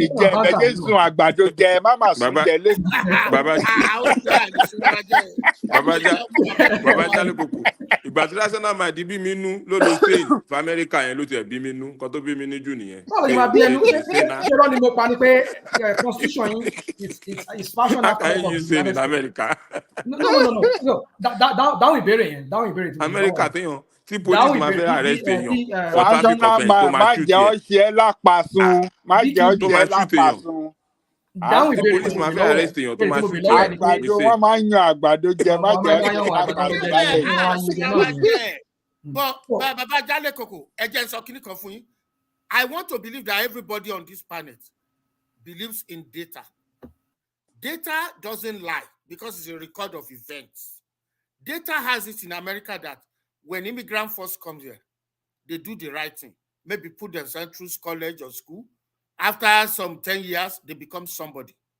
Now, their children, if I'm an immigrant, if I have my first children here or my first child here, they are regarded as the first set of the first set. You understand? So they have sympathy for my culture. But the more their own children will be the second generation. So if those second generation are moving away from my culture, they see that they don't do well again.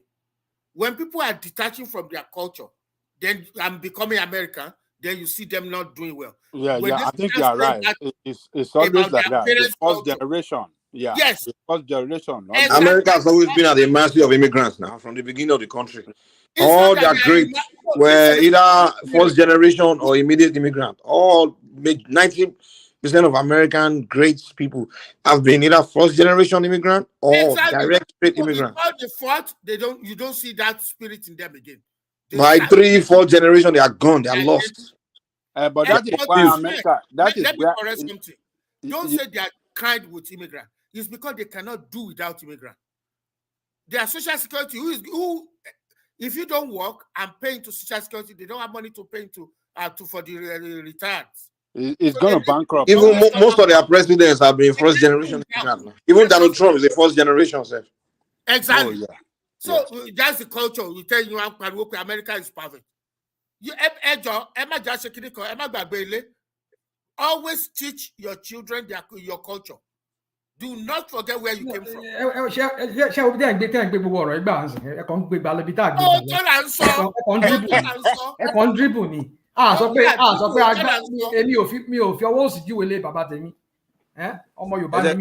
Ẹ jẹ́ ká sọ̀rọ̀ pa topic of the story.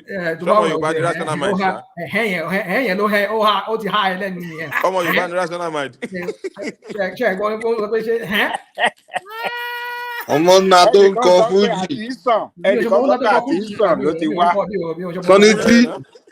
Sọ́ni tí ló ń pè ọwọ́ ẹ̀, àwọn náà tó ń kọ fújì. Rational mind ó pàdé àwọn tó lágbára ẹ̀ lẹ́nu. Arab ni rational mind because àwọn fọ́fọ́ padà wà ní Arab. Èmi ò gbé ọ̀rọ̀ gba bí tẹ́ ń gbé lọ, èmi ò gbé ọ̀rọ̀ gba bẹ̀yẹn lọ. Ohun tẹ́mi kàn sọ ni pé if you are copying something like you're copying, the Nigerian constitution is copied after, is fashioned after that of the United States. But they're not doing it exactly as it is, as they are doing it, that it works for their own system here.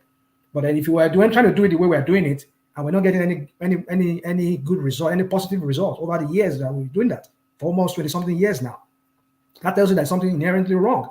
And also the judicial system, the justice system in Nigeria, the way it runs, there's something inherently wrong. And if the NBA is not doing anything about it, because this is a civil matter, in my own opinion. So, but then why would the police be meddling in it and be intimidating this guy, allowing this guy to be using them to intimidate this lady? She wrote a review, either good or bad. Take her to court. We have issues here in America where some people were writing reviews about the electoral machines that was used in the last election. That the people inside there, they were using it to defraud the American people, that they were manipulating the old results. And these people said, okay, bring your evidence. And they could not bring in this. They took all of them to court. They won Fox. They won some other individuals. Some of them even had to apologize because they could not pay. Some of them had to retract because later they found out that they were wrong. So that's how it's done. If somebody wrote a review about you or go on public TV and say things that are not about your company, you have the right to sue them. You don't use the FBI to intimidate them. You don't use the U.S. Marshal to intimidate them. You don't use the police to intimidate them. You just go through the court process. That's how it should be done in Senate. That's what I'm saying. Kini Fagbemi wo. Attorney General for Tinubu, because that's how they do it. Because whoever becomes Attorney General, it becomes Attorney General of the President. So you see, when we run a system like that, how do you expect us to get a good result? How do you expect us to get an egalitarian society where everybody feels like we're all equal? We get the same. We can always look to the justice system to get justice. When some people feel that they are only, they are untouchable. They are the most untouchable people. You cannot use. You see, that's what I'm seeing here. And I'm sad to say, if we continue like this, I don't know if we're going to have that country in the next 50 years from now. So I know at some point people will rebel back. You said? We are getting better. No, well, you sit down here in America and telling me you're getting better. Hey, one more long year, no,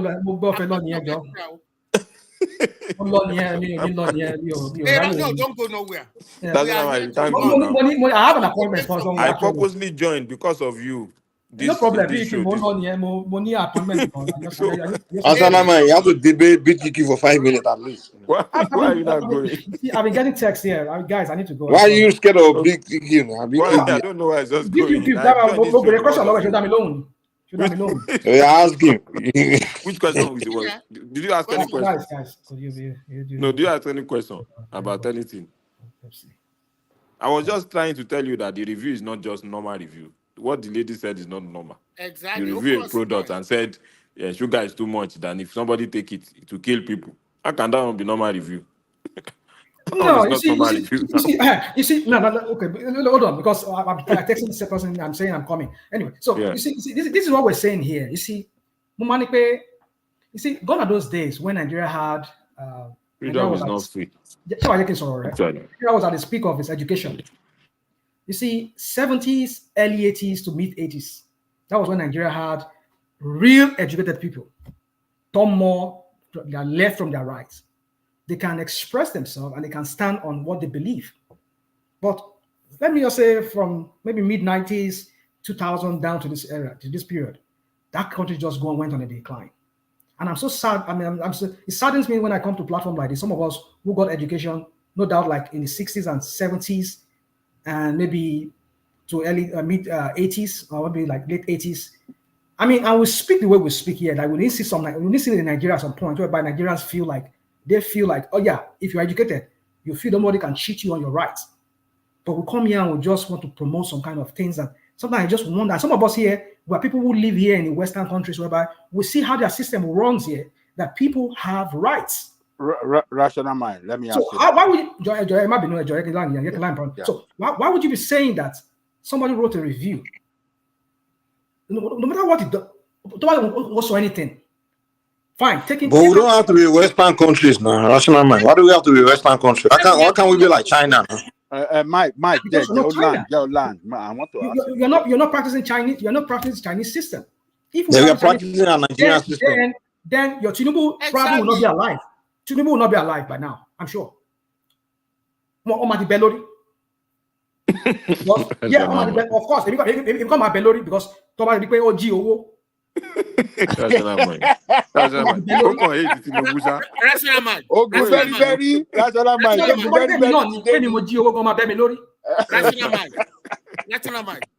mind. Can in China they were alive, man. Right now. Of course. All this life, lying. This is corruption. Let me ask you. Don't speak to China, man. Mike, please let me ask Rational mind a question. Guys, okay, won't get texting me, but I have to go. Rational mind, hold on. Are you telling us? Okay, go on. Yeah, are you telling us that what that lady did is the right thing to do? In a sane society like America. So like I said, I was saying something wrong. I gotta go. I said, I need to. I said, I think one of those days whereby we write English. That was what I was talking about our education back then. We write English. We know how to write English, compose our English, so that when anybody that is reading it, it makes sense to you. It makes you look like you are very highly educated. But these days, you see how people write English and write essays and write things online. It's kind of how you kind of wonder. It's because some of us, I don't know, I think we're half educated, half baked. Graduate. That's what I think even these days, not even half baked anymore. I think it's even quarter baked graduate. That's the kind of graduate that we have in our system in Nigeria.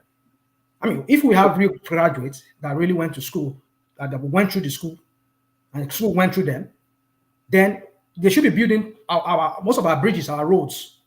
It should be our local engineers that should be doing them. But no, we bring in expatriates from abroad to come and be doing designs and everything for us. So what happened to all our graduates that went and spent, even our professors? What happened to some of them? Why can't they even design bridges? They've left what I'm saying is this. I'm not saying what he did was right. Don't get me wrong. I'm not saying what she wrote was right.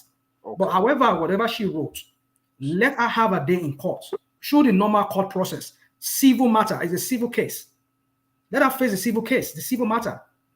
The police should not get involved because the police getting involved now. It's intimidation now. They're intimidating her. Look at what they're saying now. They said she's on the watch list.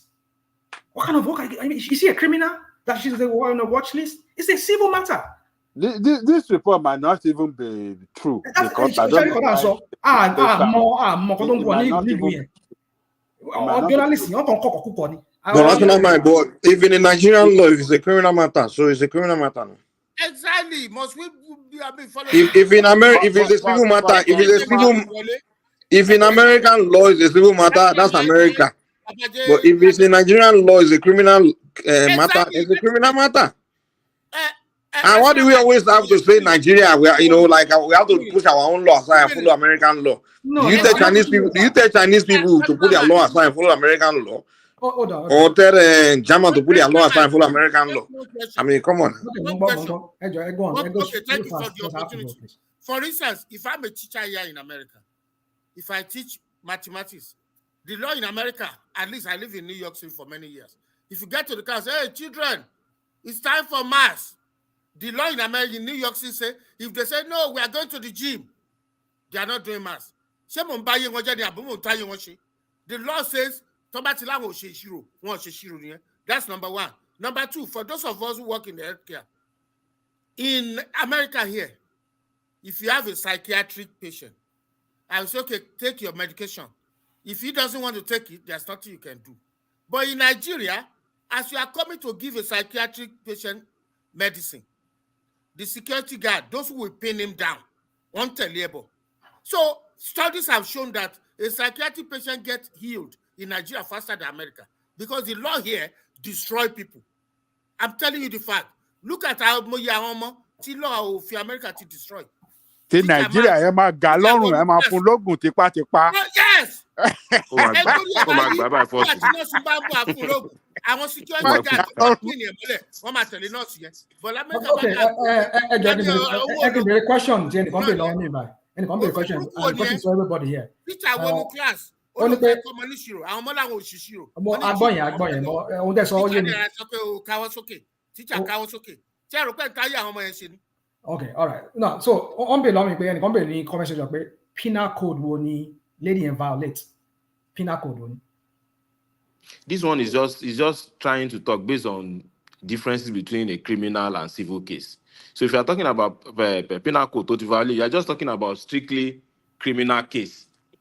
So criminal case will violate. That's what I'm asking. That's the reason. That's the reason. You shouldn't violate any penal code. A lawyer would have just won the case in court, right? That is what I am saying. We've seen many things. Well, a lawyer couldn't save her, so that means she clearly violated. You see, I don't know every law, so I'm not even going to give you which law. But I know for a fact Mikey, because only mind the person asking for the panel code to violate. Not necessarily, rational mind. Because it's easy. Wait now, rational mind. If you didn't commit crime and they charge you, there's no way to present in front of a judge, and the judge will be reading out of our own.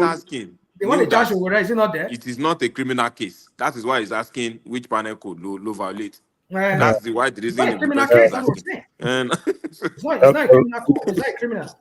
But that's what they're inventing now. Is that cyberbullying? Destroying the reputation of a company. Somebody has built for a long time. Can be Thomas. Okay, go on, Larry. Go on. I think Larry wants to talk. I actually joined because of you. Because of me? Guys, I need to go. I mean, somebody's waiting for me.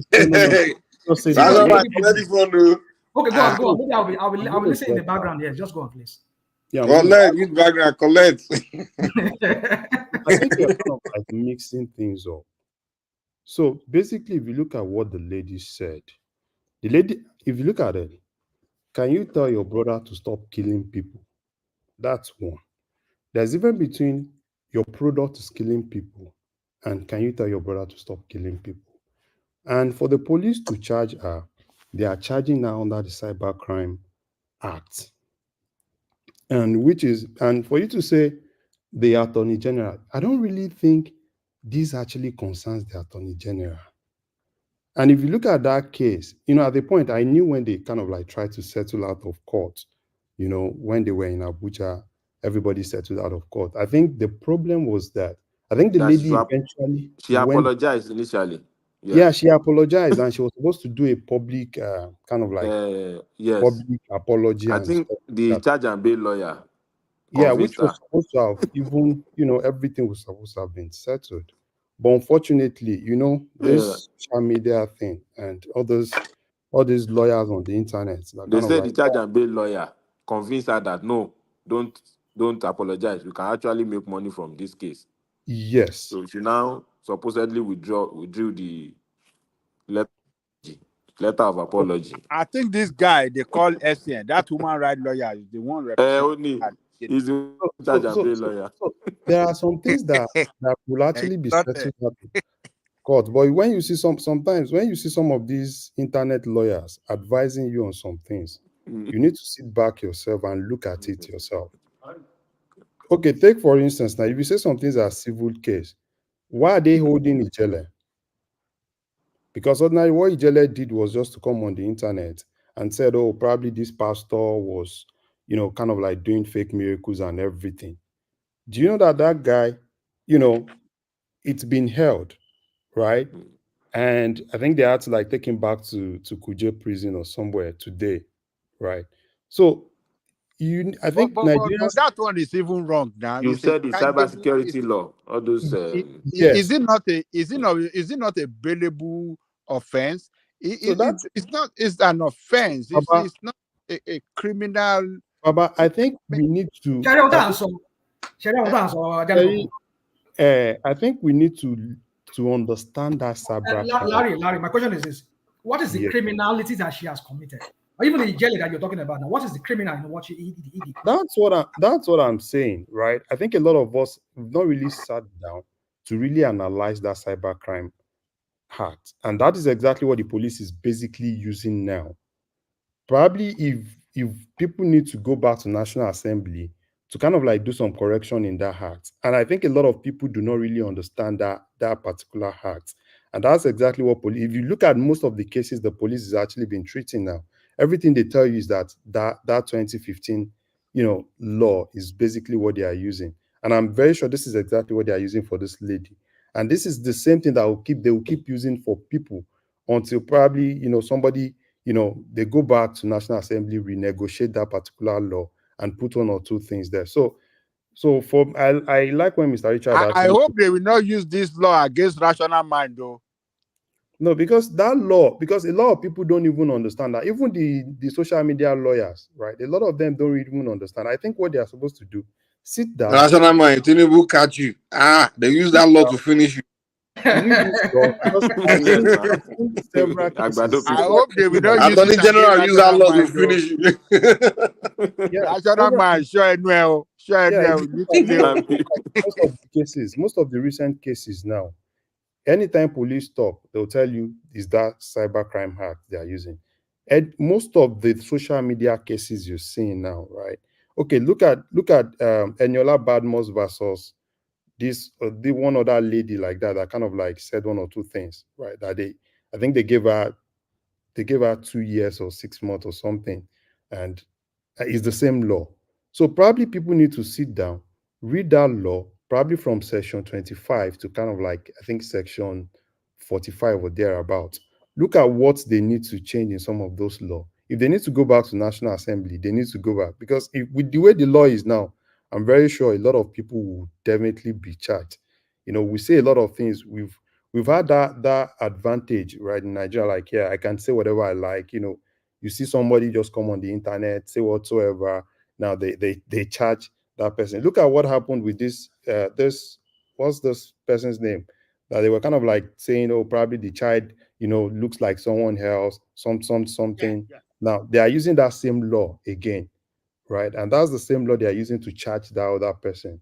So that law is the issue here now. And I think that's what Eriko is actually using. But for me, personally, I would rather say Eriko should, is an older man. Things actually happen. I know it's damaging, but the damage that would definitely do to Eriko business is larger, because this is somebody that needs finance outside the shores of Nigeria. And I can tell you that door is already closed. That door is already closed, because I know a lot of people immediately that thing was actually on CNN. I know a lot of people that were kind of like, where's the website? Let's go and give review. These are foreign people. So Eriko, as a businessman, is not smart. What he has actually done is not smart because there is no way Enrico can go outside Nigeria. Disagree with you. Enrico is doing business with China. He's not with the West. So Do In how is fact, the West going? do you know in that? fact, With Okay, China. business is do you know doing that well, Chef. even that Babajani Koko, even It's All doing himself, the well. funding, hold on. His business is All the doing well. funding for his business and everything will come from Chinese bank and everything. They don't but care you about know, he said it himself. He said he has lost how many credit line when that case actually happened. He said it himself. Based on the ladies' review, not Yeah. because of dragging the lady. And that's why he said he swear on his life. You don't understand. Yes, now They said he's two on based on the, how facilities can you from say your China, product? $15 million for the two Yeah. facilities he missed. Yes, Wow. how can you say a food product will kill So somebody? that's why I felt. Immediately you will lose investment now. That was why the That's guy was angry. Nigeria, we have so many wicked human beings. And That woman just that was want why the guy she was just angry. out of wickedness, she just want to The kill that guy guy. said, You know? on Open TV that I swear Yes, with my life, arise. I Yes, will not let this one go. this I case will go go. now. I don't really think, for me personally, I quote him, he Somebody said, he make also I 50 die million. He So said, you make come I on, go back. Yes, Inú now. kò kú àbí kò pa ọmọ yẹn ìkan ló máa So yes, ṣẹlẹ̀. so the review has made him to lose so much funding, like you said already. So and you now let that person go because you are afraid no, of social media backlash of you know, people that are commenting on social media. You What's the know, some social media? Nigerians are wicked. Though. There was some Yeah, time, like I think 2 years ago, when one woman told her 8-year-old you can't daughter, "You go and you light can't fire." let it slide though. In this one was in Abuja, I think. You can't.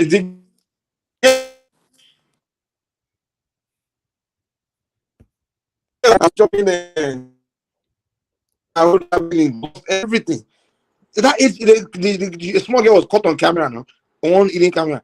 The auntie or whatever the parent, they just didn't like the man that owned the business. They just told the small girl to go and light fire there. That's how wicked some Nigerians can be, some human being can be. They just want to kill you. They don't want you to progress. Any means of progress. It's not like you offend them. They just the want you to progress. problem in Nigeria is that everybody wants to make money. And you see, this monetization of a thing is causing a lot of issues. Everybody wants to come to the internet, you To know, just make all some in the name boost, of we're looking buzz, for traffic. view, likes. Because Yes, they believe say Nigerian some like things that is negative, unfounded. Yes, they believe Nigerian like negative things. You know, yes, once you say negative things, yeah, you start seeing that traffic. If you're this person that said the right thing, you won't see that traffic. So everybody's looking for that traffic. And for me, for that yes, lady too, right? I think that's exactly what happened. She was kind of like looking for traffic after that, yeah, kind of like reviewing things and stuff like that, you know. yeah. And you know, they tend to do that and they put themselves into problem. You see a lot of things. Sometimes you go on internet and you see a lot of things and you're like, "Ah, what's happening?" Somebody will just wake up one day, cook up something, put it out there, you know, like here. At the end of the day, they'll say, "Oh yeah, I want to start apologizing." Why are you apologizing? Yeah. This is something that you Mr. obviously. Larry, I was checking I was checking the Facebook profile of that lady. You're actually right. It's not like it's like a some content creator that's related to Yes, maybe product review or something. It's not that yes, she has been doing that before, so that you yes, can say so, this is a line of review or yes. something. You can't just you all of us who are going to the market now to buy something. Do we just suddenly open a video, be recording yourself, and be talking Yeah. about a product? Most So people it's don't do it now. What we probably gonna do is just She to did write it a on comment. purpose now. She doesn't she didn't like that Yes, man. She you didn't don't like understand. the It's just to write a comment and no, for post no it it on reason. any site, it was not for you to enjoying. make a video and now It post the was video. That's something yes. to kill people. Anybody, even if you want to invest and you want to invest in a company, a product that can kill people. So the man will lose so much money around that time and be angry. Like, No, what is this? I really pity the man because he has actually So put a lot of things to, you know, so he's not saying civil. What is civil in telling you that people that are he's gone consuming through it a lot. will die? But Eh, nah. sometimes, bro, sometimes you see, sometimes you just need a little bit of PR, right? If Yeah. I were to be that man, sometimes there are things that you just undo in such. Mr. Larry, that's just all those people against him. That's what they are saying. If you go to Twitter space, that's the same thing you are saying. The man has lost so much already why I said by that. the review. No, So no what is why the I said PR you that. are saying the man should do now No, again? okay. Who has You know the best question we can ask? You know what they are Mr. even saying? Larry, They're even saying that she should take her. She should take her as ambassador. And B, in fact, BQB, which you know kind the of best question we can ask? yes, The best question we can ask is how many of you here will somebody steal $5 million from you? What will you do? Like somebody do something to cost you $5 million. What will you do? No, I will take it as PR. I will be soft on the No, see, person. let me tell you. I will even beg her or Let beg me him say to be something. my ambassador. I even Probably, pay the person if I money. want to talk, That's what they are if I want saying. to talk, Odugbo somebody's money. tí àwọn èèyàn Gani Adams máa ń gbé káàkiri ẹlẹ́yọ̀ máa lọ gbé náà. if I want to talk, look at Tí it ọba as a kọ̀ sí ẹ̀ businessman. fún 5 billion. Look at it as He has cost the man a lot already. no. Look at And it I as don't a think it's affecting businessman. their product. They are still selling their product. They are just aggressively. In fact, I'm beginning to see that Erisco social media more. In fact, they are beginning to show their company more, their humanitarian side, showing their workers, showing how many people are employed in the company, using the opportunity to display the factory. And if you now shut it down because of one review, Do you there's know so much family that depend on see, that business. sometimes when you are dealing with people, you look at, okay, fine, what's the cost effect of whatever you're doing? Because if you look at this thing now, who's going to lose more? Forget about the fact that, oh, the lady and all those things. As a businessman, Eriko is losing more. Because besides the fact that he's losing revenue, now he's now going to be spending more to do that PR, because simple thing that he was not able to really quickly manage. Because now he's going to spend more money trying to like push his product out, trying to advertise his products more, trying to like show the good side of his products, which in natural sense, some things you just have to like, if you have sometimes you just have to like, one way, let this one fly, right? And everybody will be better off. Because if you take, for instance, now let's say Eriko and Dangote now, or probably Eriko and one big thing, you like, okay, fine, it makes sense. Let's keep moving. But you are looking at the other side. If you say, okay, fine, look at what you are losing in your business and what the other side is losing. Sometimes some fights, you want to fight it for your own ego. But as a businessman, some fights are not worth fighting. You just have to like let it go, let it slide. I'm not saying you should not, personally go ahead and all those things, but as a businessman, I am not think he's smart as a businessman. He's just being stubborn, and that stubbornness is costing his business a lot of money. So you may be stubborn, like, yeah, I want to do my things because I'm stubborn. But if you look at, I'm telling you that if Eriko had to be a company that is a public company that shares had to be sold, I'm very sure at this point now, if he's the CEO, they will definitely be telling him to find his way out of that company, because no public company will, because you are losing a lot. So it's because it's just more of, it's my business and I can do whatever I can do. But really, how can you quantify how much Eriko is losing currently? Apart from the investment, just wait. How can you really? Is it that people are not buying it on the shelf? People are still buying it on the shelf. Bros, So let me tell you all this your narrative is just sounding to me like all these Twitter people on this is Twitter that are That's not the real. point. That's the point. That's the point. You see, the thing this is not anything. I'm not saying it doesn't have a point, but how can you really quantify how much it's losing? That's what I'm saying. Okay, now. Are you saying this is not about? Are you saying this is not about publicity? Somebody came to you. The chairman of the company told you, ever since this issue happened, he has lost 2 credit lines. So you can imagine that. That's because number 1. of the review. Wait now, bros. Yes, now. Yes. Wait, so because of the review or because of no the review, that's something that is quantifiable. No, right? Because of the review, he lost that credit line. Yes, because it's damaging. Wait, let's because you want something that is quantifiable. Yes. Right? And if you look at ever since that thing has actually happened, how much have they really spent on advertisements? Do you know the cost of what they've spent on advertisement just to make people kind of like push their products more? Which in natural sense, if nothing had actually happened, that would have definitely been more gain to them. Now they are spending more money, right? Which is more of expenses on their side, which is eating into their revenue. That's another cost that and it's not a one-off cost. It's going to be a continuous cost. They can keep burning that cost for the next 3-4 years. So when you are looking at things, you look at things holistically. Because brand, it's easier for you for a brand to go down. But building a brand takes a lot of things. It takes a lot of energy. It takes a lot of investment.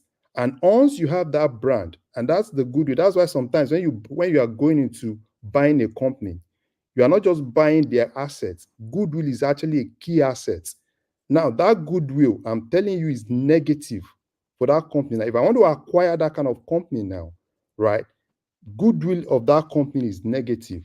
So those are things that you look at as a businessman, and particularly if you are going to look at that holistically. So for me, if Verico is a public company, I am telling you, the CEO of that company that is handling that would definitely be out. No, there's no two ways about it. So forget about all this. I'm stubborn. I'm going to spend my last couple. You can spend your last couple because it's your private company. You can never spend your last couple if it's a public company. So that's what I think. That's my own view. I'm not saying he cannot pursue whatever he wants to pursue, but I don't think he's smart. So thank you very much. You are right, Mr. Larry. Based on what you just described, some of the parameters you fit in, the man is not, he owns his company, he's not a public company. So if he felt ought to, if you're in his shoe and you might not have the information that this man too has about this lady, because he's saying that some people are actually funding her for the for that review. So it's not, you don't really have the kind of information that the man has to be able to, for him to. Those ones are just assumptions. No, you can't say it's an assumption now. So, you know why I This man said that it, you're saying, if he doesn't have that capacity, he will not build that kind of brand to that level. No, So you know why I said we can't just look at it that he's not smart, you know because why I he's said approaching it in a way that you don't like it. Because you're only looking at it based on the media part. You know why I If it's a public company, what is the impact on his company? But he's a private company. He's smart enough to build his brand to that level.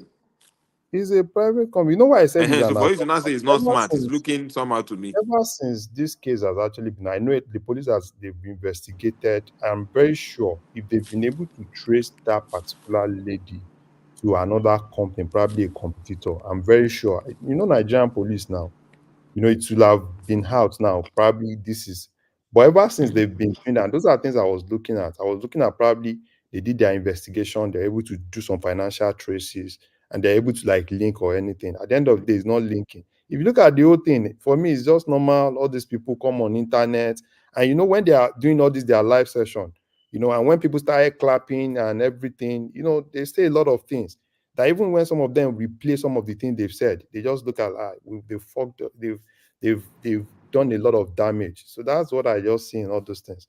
The lady and everything, I just hope probably the lady has got a lot of publicity. Let me not lie It's to you. not only the lady. Erisco too has gotten a lot of publicity. A lot of publicity. The company itself is more popular now.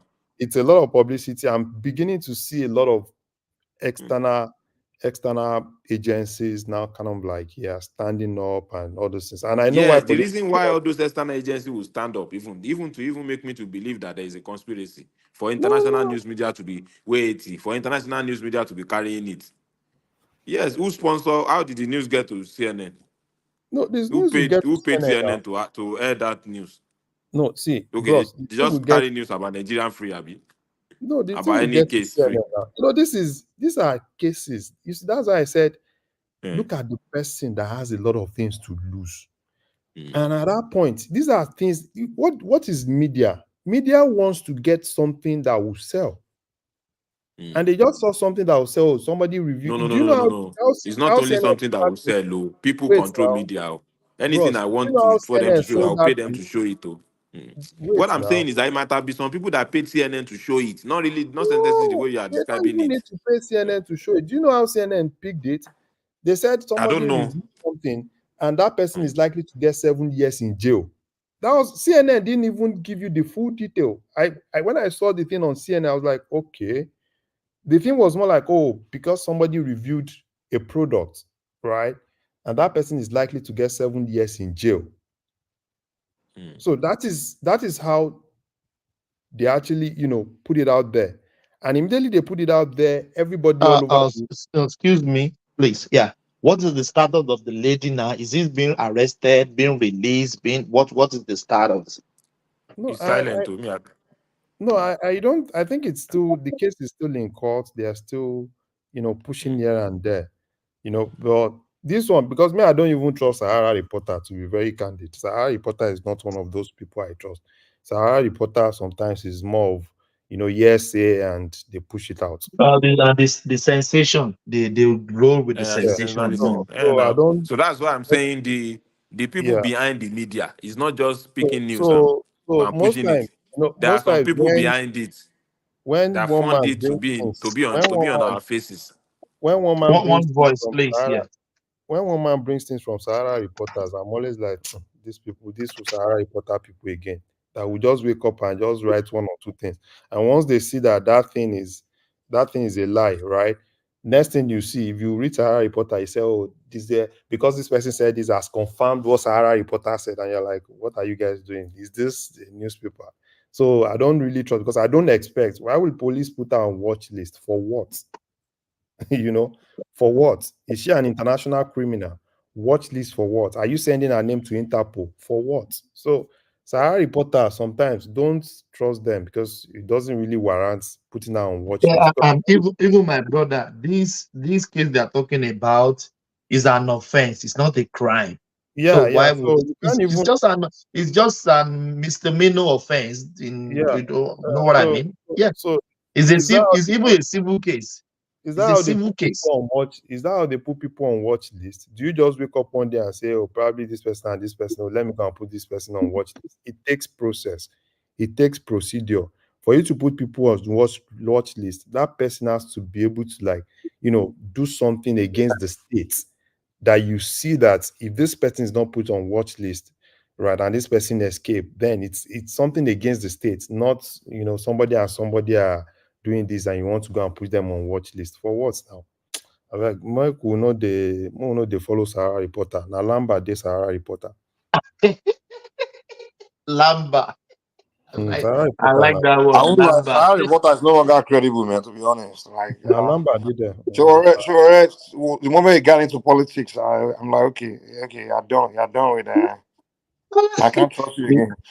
Larry, I like that word. Lamba. Just the sensation. What is going on? If you just No, that's just it. That 5 years, sure, spent in prison. The guy, the one they go, Nigeria go pay back. No.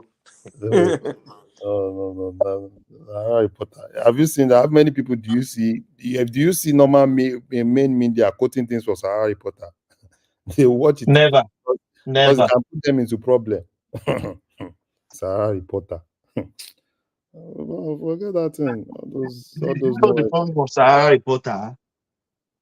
People, it's not that someone Yeli Shore is giving any people money for investigating or journalism, anything.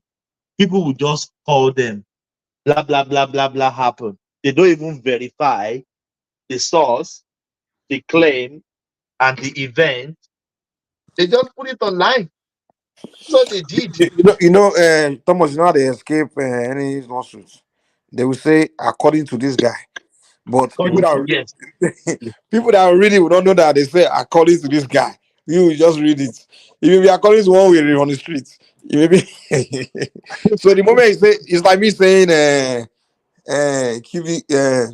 BQB stole robbery, committed armed robbery last week, and I will now say, according to Jeffrey somebody. The moment I say it's according to somebody, I'm excusing myself. They lifted that problem up all for Exactly. themselves. You can't BQB cannot sue me, because I'm not the one saying it again. I'm just saying it that's because the problem. somebody told me. And then that person, so that's it. That person that told me, I made that person sign. Maybe usually what the reporter do is the person they will make according to, if you want an entity like that, someone that has nobody in the street of Nigeria, maybe one wretched person, they'll make that person sign it. So Nigerian government cannot go after that individual now, because they know that one don't do anything. So that's how what I get away with all their stuff. She always a smart guy. All their Lamba news. Some of their news they correct, y'all. No be everything be Lamba. Yeah, some of it are genuine, but some of them is just an attack. Some of them is just to go after somebody, you know. But if you don't, if it is only even one lie in your newspaper, you have to come out and do what they did disclaimer, what they call this English they always use. That doesn't happen, no. And the mainstream they always does that. They will come back. We apologize for the something. Yeah, we really get our news very straight when we put the news out. That's why you will see all these mainstream. They are very careful for litigation because I can sue them for defamation of character if they put anything out there that can hinder my image. They will get sued. But our reporter is very smart. They will just put one Thomas something said. So who knows that Thomas? Who know that Jeffrey something? What's the difference between Sahara reporter and Gist Lover? Are they not the same thing? They are just online blogger, the same thing. And Yes, they are almost the same thing. Yeah. It's just like they are just blogging, not sometimes probably they get some access to probably somebody give them some file and give them some hint and all these things and put it. It's not like they are doing any investigation. They are not checking anything. They just put it out. On that headline, so at least to get some traffic and so it's always easy for people to run with some of all those things. People run with it like some people don't even read some of those things. The headline alone is okay for them to run away with. And Nigerians are so good with propaganda. It's like Nigerians they are addicted to propaganda. Nigerian people to the point now. Even somebody that comes to start speaking truth now, you become the liar. That's how bad we've become. We've been soaking to this, consuming bull crap, man. Like now in Nigeria, if you start talking truth, you are seen as a liar because people are so used to lies that they're so addicted to lies that if you come and start speaking truth, everybody will jump on you like, boy, this guy's crazy. They look at you like you're crazy. That's how far we've degenerated in our society. I'm telling you. Mike, you know what gave me headache most? Nigerians on YouTube. The headline, they just arrest. I'm just using that as in illustration. They just arrest Nnamdi Kanu something. The capture. When you open the video, there's nothing correlates with Nnamdi Kanu. They will just. I don't know why YouTube is even allowing that on their platform. Bros, everything different caption, different video entirely. Everything now to get money. You see this monetization, waiting monetization go cost. Because everything is all about traffic. Everybody wants traffic. And if you put negative, have you noticed that the last three years, kind of like 2 years, it's been more of negative things in Nigeria. It's been more of pushing more of negative things because negative things in Nigeria brings money, right? Because it's bring traffic. If you see any good thing, you push it. It's not really going to bring traffic. So everybody is just BKB, you know the difference between America and Nigeria or all these advanced countries is they understand what's going on, so they've taken measures, so they know what to do when your negative or your whatever is doing begin to affect their national interest. They know how to get you. Instead that they work with the corporation and say, okay, start going after your employees. They find out where you work, and they may tell you the company you work and say, okay, this guy is doing this, is a character, and fire him or threaten to fire him. You'll be forced to go and take it down. Or they have other ways they come after you. You understand? I agree with you. Absolutely. Or they use, if they can't come after you anyway, they will not launch their own. They will not launch their own propaganda against you. Again, to finish you. The American government, these people are, you don't mess with them. Anything you can't go, when you start messing with the national interest of messing with the government, Mike, they may start calling women you dated in the past to accuse you of raping them 20 years ago. Mike, Darius, and what I heard about those news, even though you saw the caption in American was arrested, so far you have clicked on it already. The money is already going to that person's, even though if you don't watch the video finish. Yes, so far you click on it, you play like 5 minutes or 2 minutes, it's already show as view that somebody has viewed it. Yes, you are right, General. Everybody is using all this And propaganda because of that's money why on this social that's media. why I like what is happening in Europe. Right. Europe, there is a way they kind of like hold some of these social media companies to, responsible. And that's why in most cases you always see, probably, they are finding Facebook, YouTube or whatsoever. It's getting this kind of this big fine. And even I think everything about Europe is superb. Even if you are working in tech, right? In terms of data privacy, all over the world, if you are dealing with anything that has to do with Europe, there's a lot of regulations that have to that have to go with it. They do it too in America too. No. America is not like that. America is not. No. I was actually watching. There was you know an why I said that. interrogation. You know why I said that. My company, we deal with a lot of data, right? And anytime you're dealing with European data, it's not just anything. Take for instance, like there are some data that this is more of a law, right?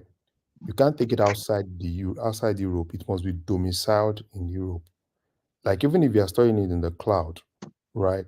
It must be within the region. That data must be domiciled in. Probably if you're storing it in probably AWS, it must be domiciled in Europe because it's a matter of law, right? And even if you're bringing outsider to kind of like have access to that particular data, there are still a lot of restrictions, which and it's how they kind of like do their things. And that's why in most cases you see that some of these social media companies, Facebook, all of them, right? Even the tech company, gadget company, Apple, is Europe that forced them to start using Type-C now. Yeah, so you understand what I'm saying? That is how Europe litigation, yes. That yeah, forced see them to that start their using charger. Type-C. See like iPhone. That iPhone charger. Yeah. It's Europe. They force them. You have to do it. So they don't have a choice. So they started doing they left that other using charger. Type-C. Ordinarily, they will have been using their charger because they make money from their charger. So you understand what I'm saying? That's why now, if you are letting them to use Type-C, Apple will lose revenue if they are using Type-C. Because it means that all their products, you can use Type-C is Type-C. And there are so many companies they have producing Type-C. Apple use more of locking strategy. They use more of locking strategy. No, you don't understand what I'm saying. The old Apple charger, Apple cord, that ends at iPhone 14, is exclusive to Apple. It doesn't charge any other phone. That's the locking strategy. That's the locking strategy I'm saying. You can't go outside now. You can't go out. Yes. Sorry for digressing. What's happening now? They are not selling charger with phone anymore. I'm just wondering what did that. No, they are saying it's cost. No, they are saying it's cost reduction, cost stability, price. That's the explanation. Oh my phones, just cable and the phone. No, there's no recent flagship phone now that you buy that you have charger there now. It's only cable. It's only cable that because most of the companies outsource that side to some other people, and that's why in most cases now everybody's going for Type-C because so that it's easier for you to see. It's not so you are not committed to them that they must provide it for you. It's really expensive now. If you want to buy original charger, I mean the Edu for Apple, it can be as much as $40, $30. It's expensive now. So if they have to reduce that cost, don't put it there so that the price of the phone can go down in a way. So what I wanted to say concerning what Mike said, there was an interview I watched of this owner of TikTok. He's actually a Singaporean, the person that owns TikTok. He was being interrogated by some American senators about their content. About it was on the I think the video I was watched it online for too. some time. So Where they were they were asking saying him that his the man showed relationship different content. He with shows China. yes, he showed different content in China, homely content. But immediately he gets to the West, he show gun violence, fighting, and so forth. They were actually questioning the man about, of course, about his origin, identity, and stuff, and the ability for him. So the man was saying that he doesn't have control of those kind of things. That is showing more immorality in the West, and is showing morality in Asia, something like that. So if they actually showed interest in you, they know how to get across to you. But in Nigeria, the only way we know how to get across to people is institution. Is to use the institution of the state to harass people. That was why when the other lady on TikTok too, that was accusing Eniola Badmus that she's a pimp. She take guests for people, something like that. How can she get back at the lady? It's easy now. Just give to a policeman one money, they will arrest her, put her behind bar. But to get that lady for 1 week, they be back. look at that lady. At the end of the day, she said that she was looking for house rent and probably some. And you're like, oh man. So to bá jókòó síbẹ̀ tó bí back for 1 week, orí reset. I think that's just straight. straight. No, it's also which is a controversial. No, I think probably another thing is probably they need to start looking into. There are a lot of, in Nigeria, a lot of things will happen. Rather than you, and this is the legal side, right? Take for instance now, when digital asset actually came out, Bitcoin and everything, right? The US they've been working so much on kind of like legal framework that will definitely take care of that. Nigeria will not look at that. Take for instance, look at Binance. You people saw this thing.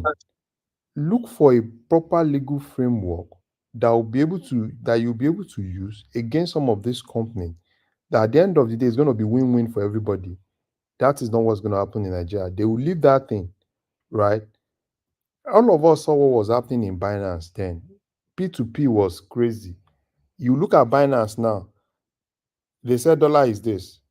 After 2-3 hours, someone else will say, oh, I want to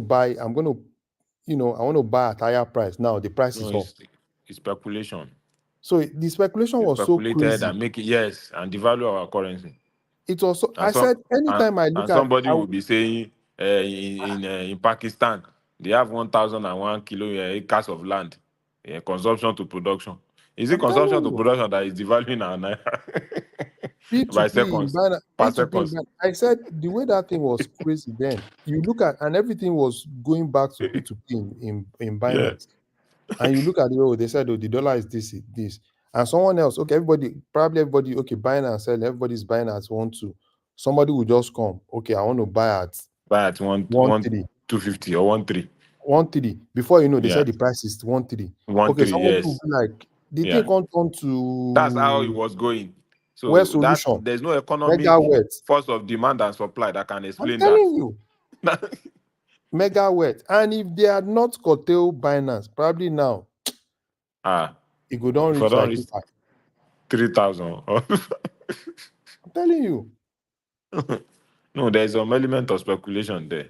No, the speculation was so, and another thing, and the likes, you see, and there are some people, right?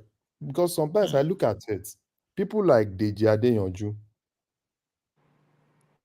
That guy was almost, at that point, almost every time, go and buy dollar, save your dollar, this and this. And at the point, I look at it like, is there a law to use against these people? Because this is outrightly economic sabotage, kind of like encouraging more of economic sabotage. Everything that guy does at that point is go and keep dollar, go and buy because dollar. most people are actually keeping the dollar and they don't need it. They don't Yeah. need Now, it a for lot of them, they don't any have a choice exchange. now, because They just some keep of it. They them just buy even the dollar and keep, bought dollar as high as creating some 1,800 artificial scarcity. Yeah, because they have the that's likes what they of the do. Jade Oju that will keep shouting, go and buy dollar, go and keep dollar, go and buy, go and keep, go and buy, go and keep.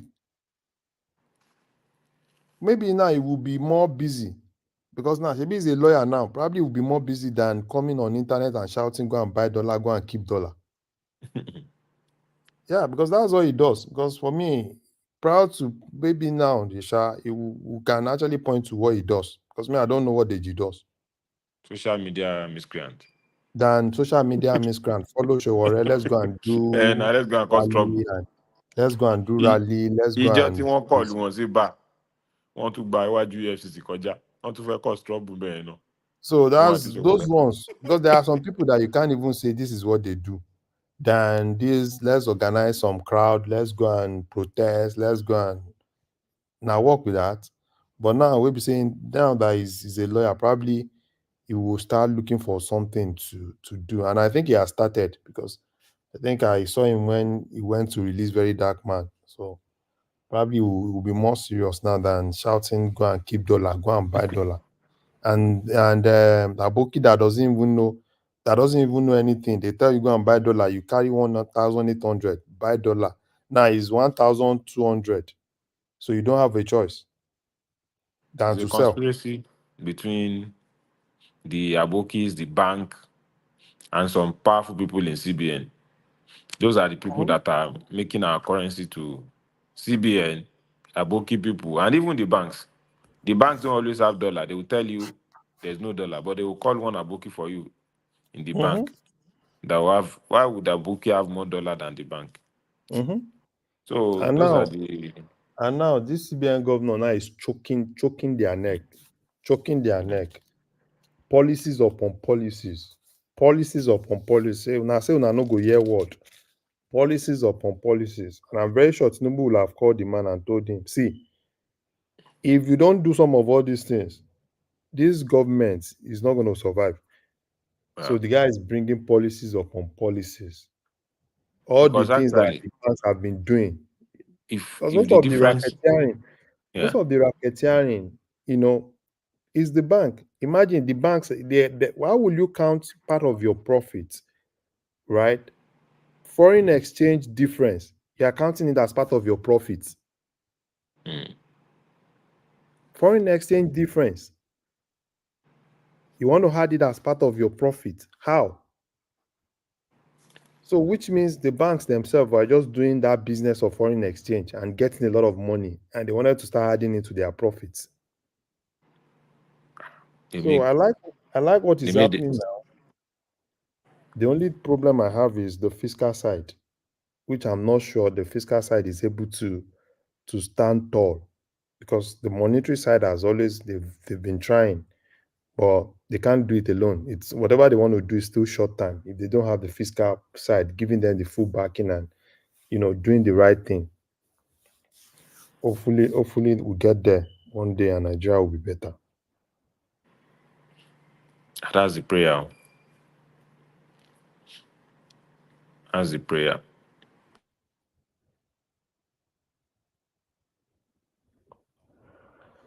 Okay, I got to go. Thank you.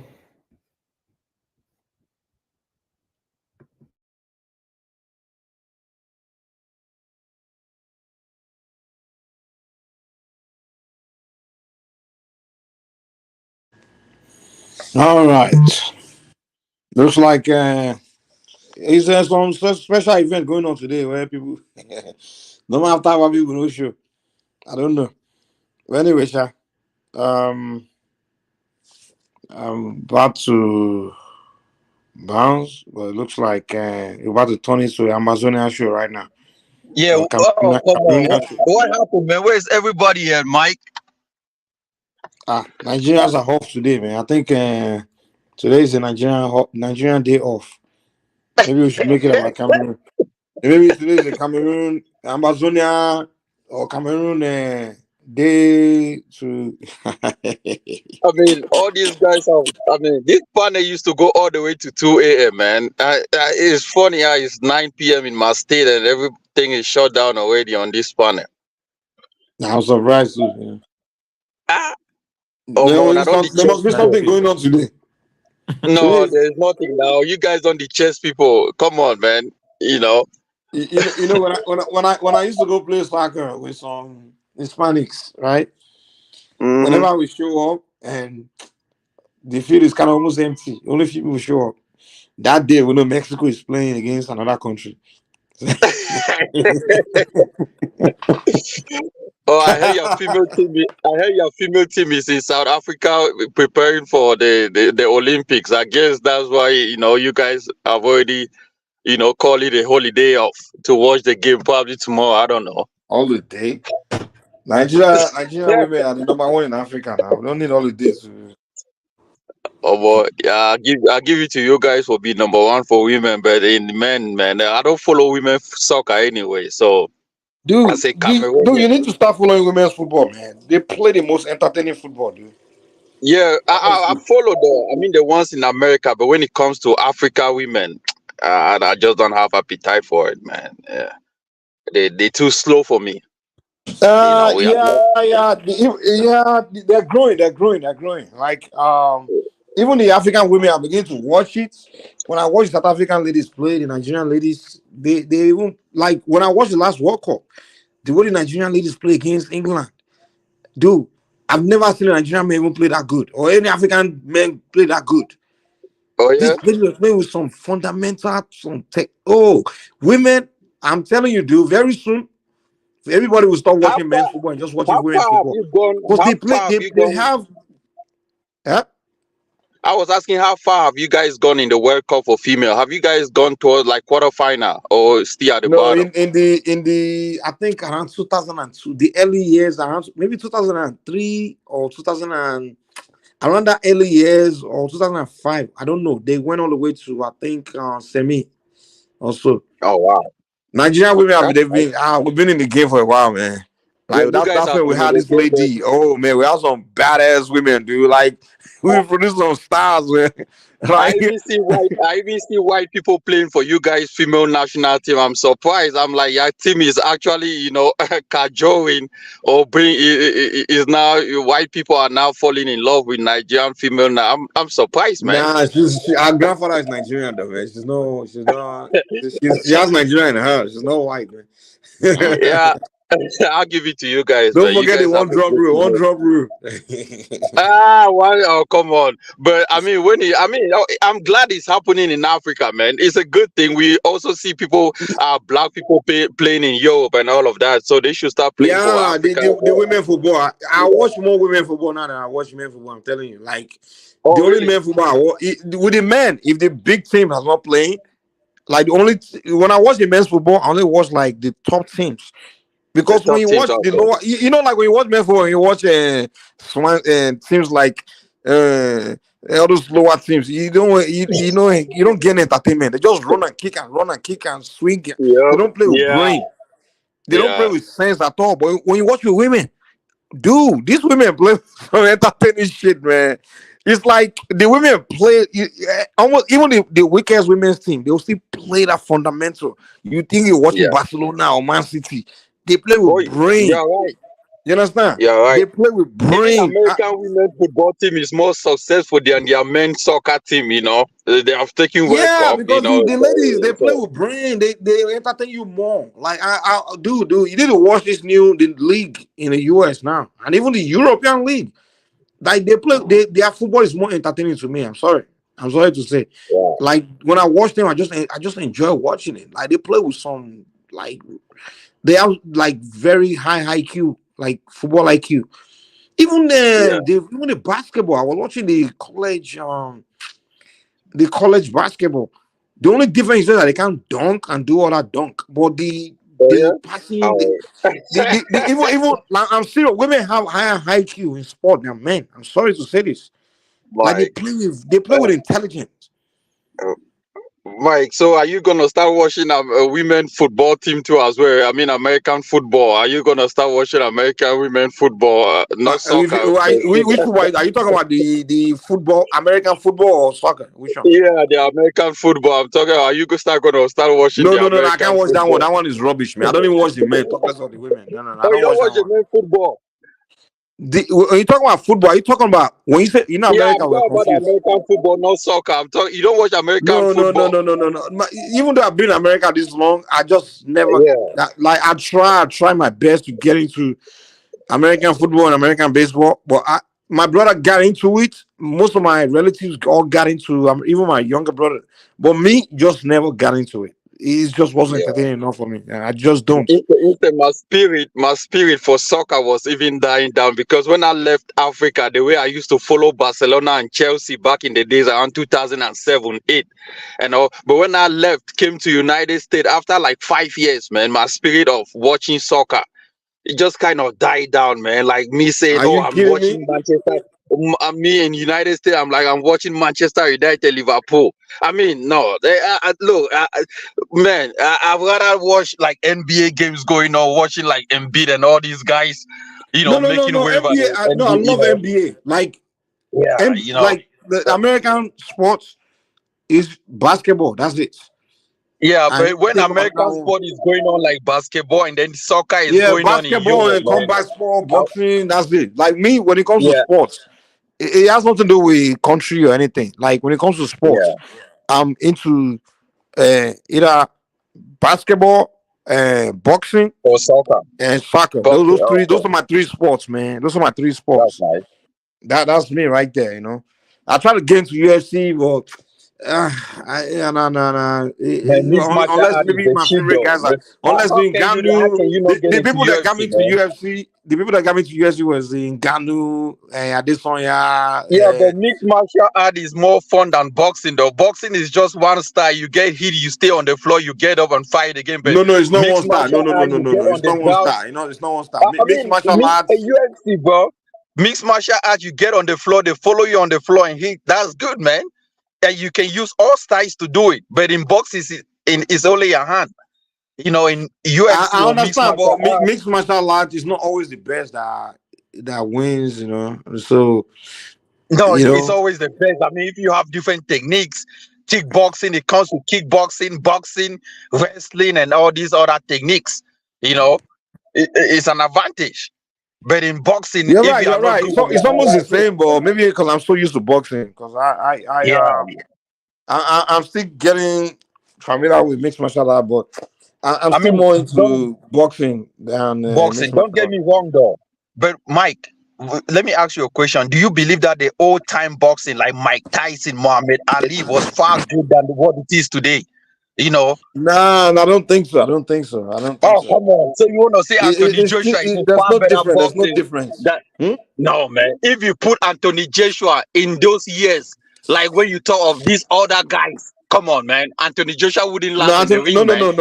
no. The only boxer from back then that I can say we probably were more skilled than guys today. Maybe Mike Tyson and Muhammad Ali, and though I won't lie, it's still the same. Boxing never changed. It's the Oh, same. no. I agree It's with the you. same. You can say they were more superstar. Maybe the greatest may have been from back then, From but those there, yeah. I yeah. agree with you, But Mike. boxing is still boxing. It's no difference. It's still boxing. I agree with you, Boxing Mike. is still boxing, but comparing the boxers No, nowadays I to the agree. Okay, one if you in are the saying the past, boxers man. now, No. yeah, we Yeah, can say now. that. But Yeah, No, as compared to Jude. the past. If you look at football too, people will say people like Maradona, Pele. That I watch some of their clip now. There's nothing interesting that I can compare Messi with them. Football is more yeah, technical it's and all it's more talent. technical now. It's really not about. I'm Uh-huh. not talking about football. I'm talking No, but about people boxing. This is where my no people will still tell you that those people are greater than these people playing now. Some people will still because tell the you that boxing if you nowadays, watch if Pele you look, play, they don't. uh-huh. Ah, can you People will still compare tell you the But if the you only thing fight I watch can Pele say play, is if you between? watch the Maradona play, the something. heavyweight of now, they are taller and bigger than Yes, now back then. imagine that Like, do you know how Muhammad tall Ali this will guy be Anthony heavyweight Joshua now. is? Anthony Joshua is 6'6". What's his name? Tyson Fury is 6'9". Muhammad Guys, Ali like, stature. Muhammad Ali stature will be middleweight now. He yeah, can't be like people heavyweight like now. Muhammad Ali, Mike Tyson, they were middleweights. They can't. So Mike Tyson is like It's not about 5'11". being. It's not about being short or being tall. It's about the techniques, the way they fight. Mike Dude, Tyson in his hold prime, on, hold on. we beat Tyson this Fury, Tyson no. Fury, Jude, and we beat Anthony Joshua. Come on, man. Jude. Tyson Fury, 6'9", and the way with his skill, with that size, oh my God, the way he move with that height, with that size, and even Bro, it's not about. Wilder is He doesn't 6'7". have no techniques. I mean, what is his technique? No. Only jab. I've not seen Tyson him. Fury I've is one of the not most actually skilled seen boxer him. ever, dude. Hold No, on. I've not Maybe you actually don't know seen shit. him knock out. I've not actually seen him knock out a complete Knockout has boxer nothing on to do the with ground. skill. No, knockout has nothing to do with skill. There's a difference Oh, between really? being a knockout artist and being a skilled boxer. You understand? Wow, I did So not know that. there's different. A knockout person is just someone that is gifted with a powerful, strong punch. You understand? So But a you're skilled telling me boxer, that Mike Tyson was gifted with a powerful punch and he's knocked out. chill out. Mike Tyson is gifted with both. He's very skilled boxer and also has a knockout punch. That's why people regard him as one of the greatest because he has both. Give me a second. You coming? Mike Tyson was very skilled and also has a knockout punch. Muhammad Ali is very skilled, but he doesn't have a knockout punch. You understand? And some boxers just have knockout punch, and some boxers just have skill, but no knockout punch. You understand? Someone like Deontay Wilder, he has no zero skills, but he has a knockout punch. All he has to do is just hit you once, and that's it. So that's what boxing is. You know. Okay, go ahead. Who was that? I want to come. Yeah, thank you very much. I actually wanted to come in to apologize. The last time we had a session, I really lashed out at Mike and I felt very bad about it. That was a wrong word to use, and I've been trying to see if I could connect and just come and apologize to Mike and everybody for using that kind of word. So I'm very sorry about that. Well, no, you don't need to do that, man. We are grown men here, man. After the show is over, we forget about. I don't keep anything in mind or anything like that. You know? Yeah, sorry Forget all about that. that. Yeah. No. Don't worry, man. Don't worry. So I'm listening. You can continue your talking. Yeah. Don't worry, man. Don't worry. I don't keep malice at all. Like after the day is done, I don't even remember what happened before. You know? Yeah, that's it's all over. Thank you very much. Yeah. And I don't trust me. I don't come in to keep something in my mind or remember what someone said to me. I don't keep something in mind. You know? We come, we chat, we argue, we fight, whatever. After that is gone, and the next time we meet, we are talking again. Me and this guy Joel, we insult each other one day like that, over and over and over. The next time we met, we were cool, you know. It's over. It's just all this internet thing is nothing, man. It's just everybody going to prove their toughness and their political point. That's where it ends. It's nothing personal. Trust me. No one will really hate anybody, you know? So it's nothing personal, man. My pleasure. Don't worry, man. Yeah. Mike, there used to be a boxer back in the days called Sugar Ray, man. Those are skill boxers, man. She got real Leonard. She got real Robinson. Go and watch this guy fight again, man. That's what I was telling you, Jude. Like nothing changed. Like back then was still great, you know. You see, you know, but you can look at what's his name? This guy that I never lost. My boy here, Mayweather. Look at what's this Mexican guy? This Mexican guy. Oh shit, that's good right now.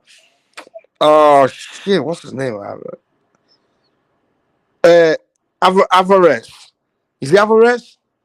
There's another guy now that's so crazy right now. This guy can throw 100 punches without getting tired. Dude, boxing, man. Come on. He's the same. Never changed, man. He's just talent. I love boxing, but the skill that we have today in heavyweight, I don't see as compared to past years, man. But what I can argue is that this right now is the greatest ever heavyweight what's the word era, because you have so many heavyweights. Hold on. You have so many heavyweights that can beat each other. This is the greatest era of heavyweights. Mike, which boxing guy can beat Evander Holyfield in this? No, that's not what I'm arguing about. I'm not saying that they have the greatest boxers ever. I'm saying the greatest era. Do you know in the past they will only have 2 guys that can beat everybody? Nobody can mess with them. You understand? But now you no. Listen, in the past you only have maybe 1 or 2 guys. They will just no one else can compete with them. You understand? No one else can beat them. They will finish you. But now you have names where anyone can beat anyone. You have about 6 different names where anyone can beat anyone. You understand? You have like Usyk. That will beat Joshua. You have like what's the name? Andy Ruiz that can beat Joshua, and Joshua can beat anybody. You have Wilder right there that can knock anybody out, and then you have it's like so many names. Even the lower guys coming up, you see, have like Sanchez, that Cuban guy. You have this guy from Nigeria, Ifea Jagba. You have so many great talents in the heavyweights. You understand? So like any of them can beat anybody. Guy. Which one? Ngannou? Cameroonian guy now. Francis Ngannou is not a boxer now. He's a UFC guy. Just coming in, man. He's just coming in. Unfortunately, he would have been a great boxer, but he didn't come in on time, you know. Yeah, I mean, he's getting he's 38. I mean, he's there for his money. He has done his time. Unfortunately, Africa ruined his talent, man. Africa ruined his talent. Ngannou would have been one of the best boxers ever. Exactly, especially with that height. Exactly, Mike, you understand. Especially with that height. You know. Yeah. He would have, if you would have started, if Africa had facilities to grow talent, the guy would have been one of the best boxers ever too. You know, he's gifted. For him to perform his first ever boxing match against Fury and perform that well, dude, that tells me that this guy here, imagine it would have been. But unfortunately, he started late. That's why he's inexperienced. Why Joshua knocked him out. I heard bad guy bought that fight. I heard they pay him huge, Ngannou huge, for him to be knocked out like that. I've never seen Ngannou knocked out in his whole career like what happened in that boxing fight, man. I'm really surprised. That's what I expected. If you don't have experience, that's what will happen to you now. I mean, come on, Anthony Joshua. No, man. Like, I mean, to see Ngannou fall down like that as if he smoked something, I was like, no, that's crazy. I mean, dude, you make Ngannou look like a kid, man. I was like, is this Ngannou? I mean, the guy sat down. I mean, on my face, looking at Ngannou sitting down in the boxing ring, like looking blurred, confused, like a nuisance. I'm like, one of the things that killed Ngannou was he after fighting Fury, he became too confident. That's what killed him. He became too confident. Like, if I can survive Fury like this, Joshua is less than Fury. And if you look at the press conference, he was just talking about Fury. He wasn't even focusing on Joshua. Like, I'm like, he even made a statement in French. He said, if I gather these 2 guys, Fury and Joshua, in a ring, I will smoke them, People hyped him, man. I think, another mistake he made. He went to hire his trainer is one American guy. Americans are very cocky. That black guy. Yeah, the guy probably, he didn't teach him to be humble. He just pumping him. That same guy who said in the press conference, like, man, Ngannou will finish Joshua. We annihilate Joshua. I'm like, come on. How can you get humble when the money is coming in already? Have you realized that most rich people don't get humble once you start making money? You don't get humble, man. I mean, come on. He was the UFC heavyweight champion. I mean, he has done it all. He has fought a lot of fights. He has gotten more money. But still, man, like, I mean, you don't get humble. He when he fought Fury, he thought that was it. He can do it again. But now I see, man. Now I've gone on his social media. I realize this guy is back home in Cameroon now. I don't think he's gonna actually want to fight anymore because there's a fight open for him in the PFL with this tall guy. I don't know if he's gonna beat that guy, man, because that guy from that fighting that I saw, that guy is so powerful. Is it UFC? Mixed martial art? Mixed martial art because the PFL. You guys work in mixed martial art, man. That's not a big problem. But boxing is a different art, man. It's a different ball game. It's a different art. even that rematch with Fury, I don't think he's gonna fight a rematch with Fury. No, Though I don't think Fury Fury will is gonna finish beat him, man. him. Fury will finish him. Oh You yeah. know, yeah. Fury. The thing is, now everybody have watched him. You want to have a box. Boxing is more complicated than you think. Trust me, it's more complex than you think. Boxing is they study you. So, Oh no, they study you. so They you know think your Fury is gonna beat Joshua? yeah. You think Fury is gonna beat Joshua? It's unpredictable, man. It's possible, but we don't know. Like the thing is, Joshua has improved and he has learned a lot. He has studied Fury, so it's possible Joshua can beat him. And also at the same time, I think Fury is still the most skilled among all of them. But Joshua has a more powerful punch than Fury. And let me put it this way: among between Joshua, Fury, and Wilder, here's the deal. Wilder has the most powerful punch, right? With just one of his hand, right? The right hand is the most powerful punch. You want to connect, man. Yo, you're done. Joshua has the second most powerful punch with both hands, both left and right. You understand? Second most powerful punch. Fury has the least powerful punch, but Fury is the most skilled among all three of them. Now, the second most skilled is Joshua. Joshua's skill is right next to Fury. But Wilder has no skill at all. He just has a punch.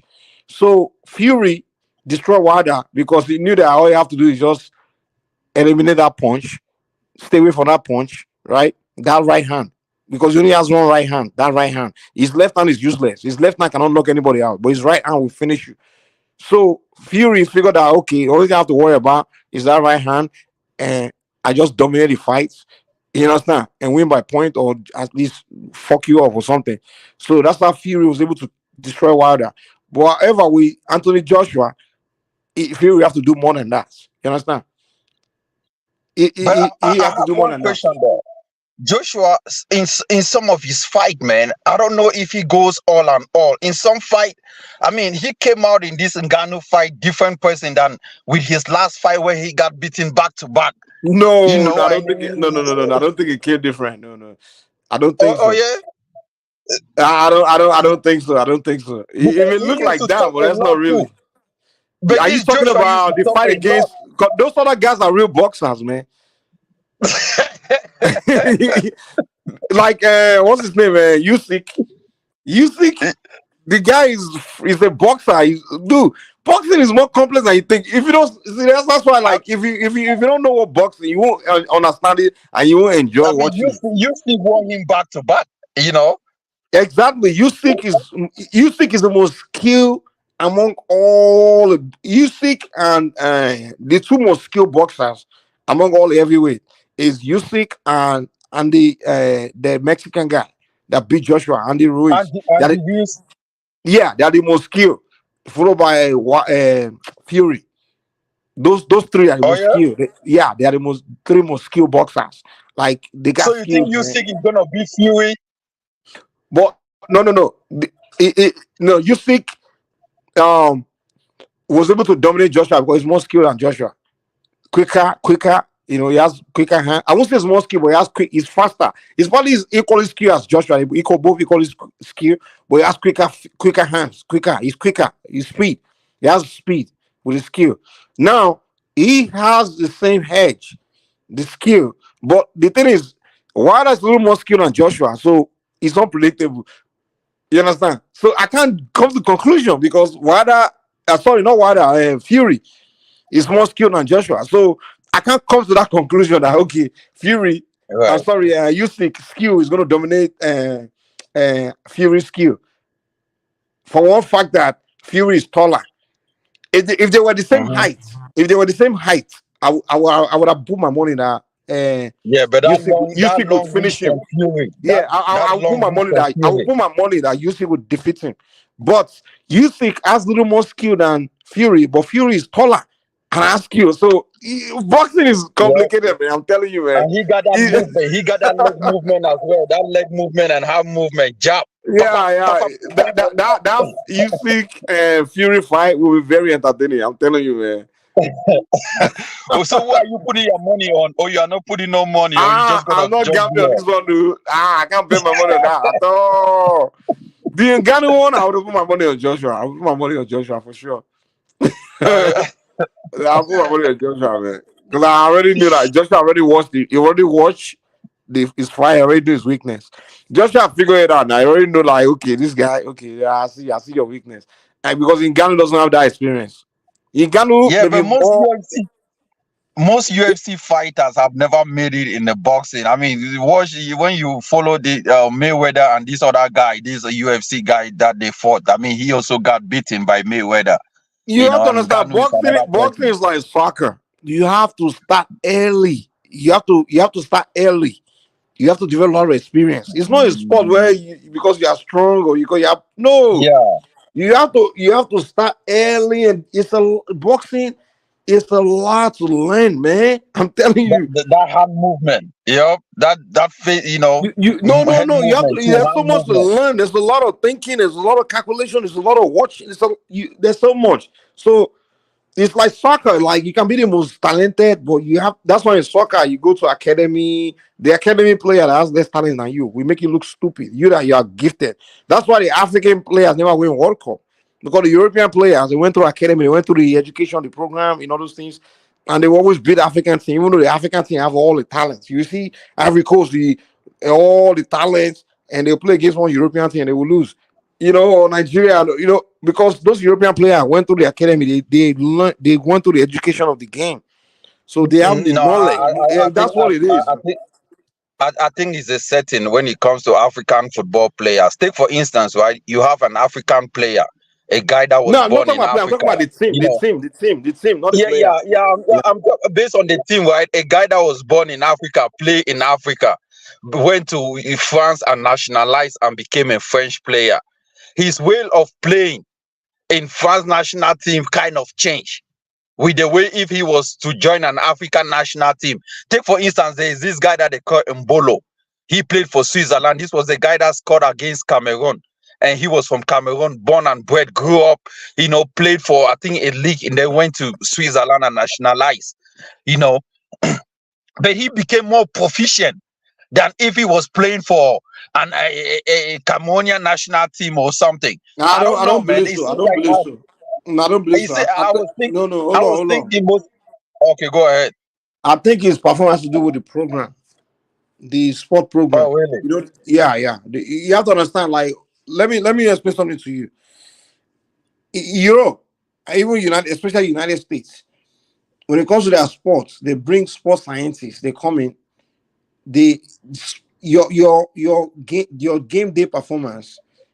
You need more than just your talents. There are so many factors that are involved. One is diet, the food you are eating before your game. 2 months for that game, they restrict you to a particular diet. That way to prepare, you understand?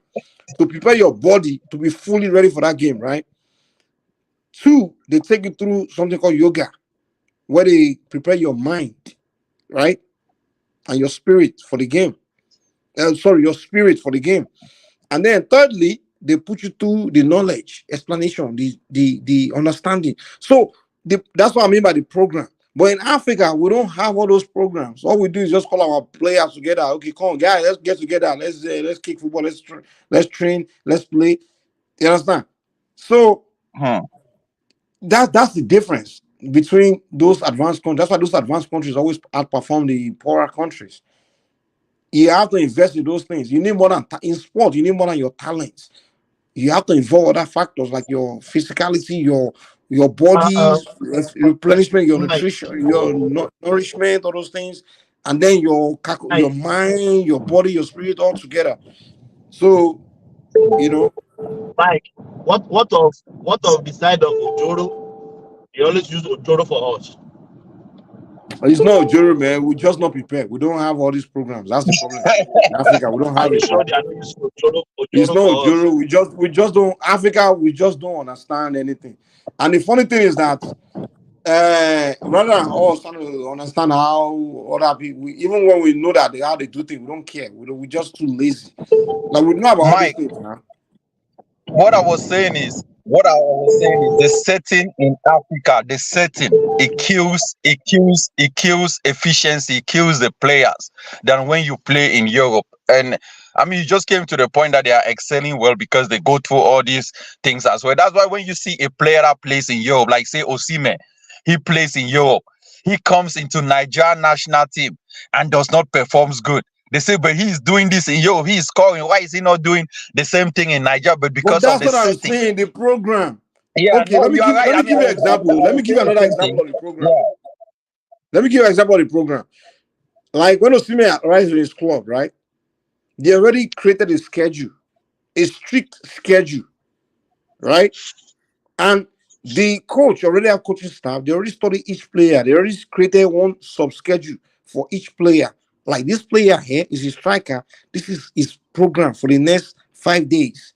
This is all he's gonna do. They already create programs, a schedule for defenders. They already designed everything. You understand? So they already started the program. So once And he Mike, comes they in, are very strict. They are very stringent. Very exactly. stringent. So they have all these things all prepared, all set up, and everything. So why And are we not implementing the same thing in Africa to make it perfect so we can also be because having this Africans success don't story? care. We don't care about anything. That's the problem in Africa. Let me tell you the problem in Africa, right? Like in Europe, for example, when they say, okay, we want something done, they'll find those that know how to do it for one, right? And two, when they put money into that program, they follow up to make sure that what they are investing in is going right. But in Africa, what we do is we say we need this all these things, and they just put the money there, and then they don't follow the money, they don't follow the program, and then people where they put that money, people in that they may put the money for all these programs I explained, right? But people within the NFL will steal the money because nobody's watching it. Nobody is following up to make sure the money is actually to the what they invest the money into. So that's the problem in Africa. Somebody might come and explain to them like, listen, you need this money for this thing and that, but they just budget for that money, and some people will steal the money, and nobody. Why would they steal the money? Because they know nobody's following the money to make sure the money actually goes to what they put the money for. So Africa, we have a lot of things to learn, and not because it's not like we don't even know. It's we don't it takes a lot of work to make sure things go well, but we are too lazy because the person supposed to do the work. He's rather going to be spending time with his 2 wives and 3 girlfriends, so his time is already occupied with his women. You understand? No, man. You cannot be paying someone to do the job and you say he's going around and spending time with his girlfriend and there is no fact check. You don't have people Jude, fact. Jude, In Jude, America, if things don't get done, you know when I discover African problem. The day I begin to say, let me look at our daily life activity compared to my European and white people's daily life counterpart. activity counterpart. I discovered that an average white man, an average Chinese man, he doesn't have time too much for things the African man have time for. An average white man just has one wife or one girlfriend, and that's it. And he spends a few hours with her in a day, and the rest of the day is working. He's focused on his job. He's not distracted. Yep. But in Africa, go to your Africa, average African man has like at least 2 wives, 3 wives, and 2, 3, 4 girlfriends. And he has to figure, he has to find time for all of them. Distracted So with what will he have church time to do his programs, job? all these other programs that doesn't make sense, not of priority. When would he have time to do his job?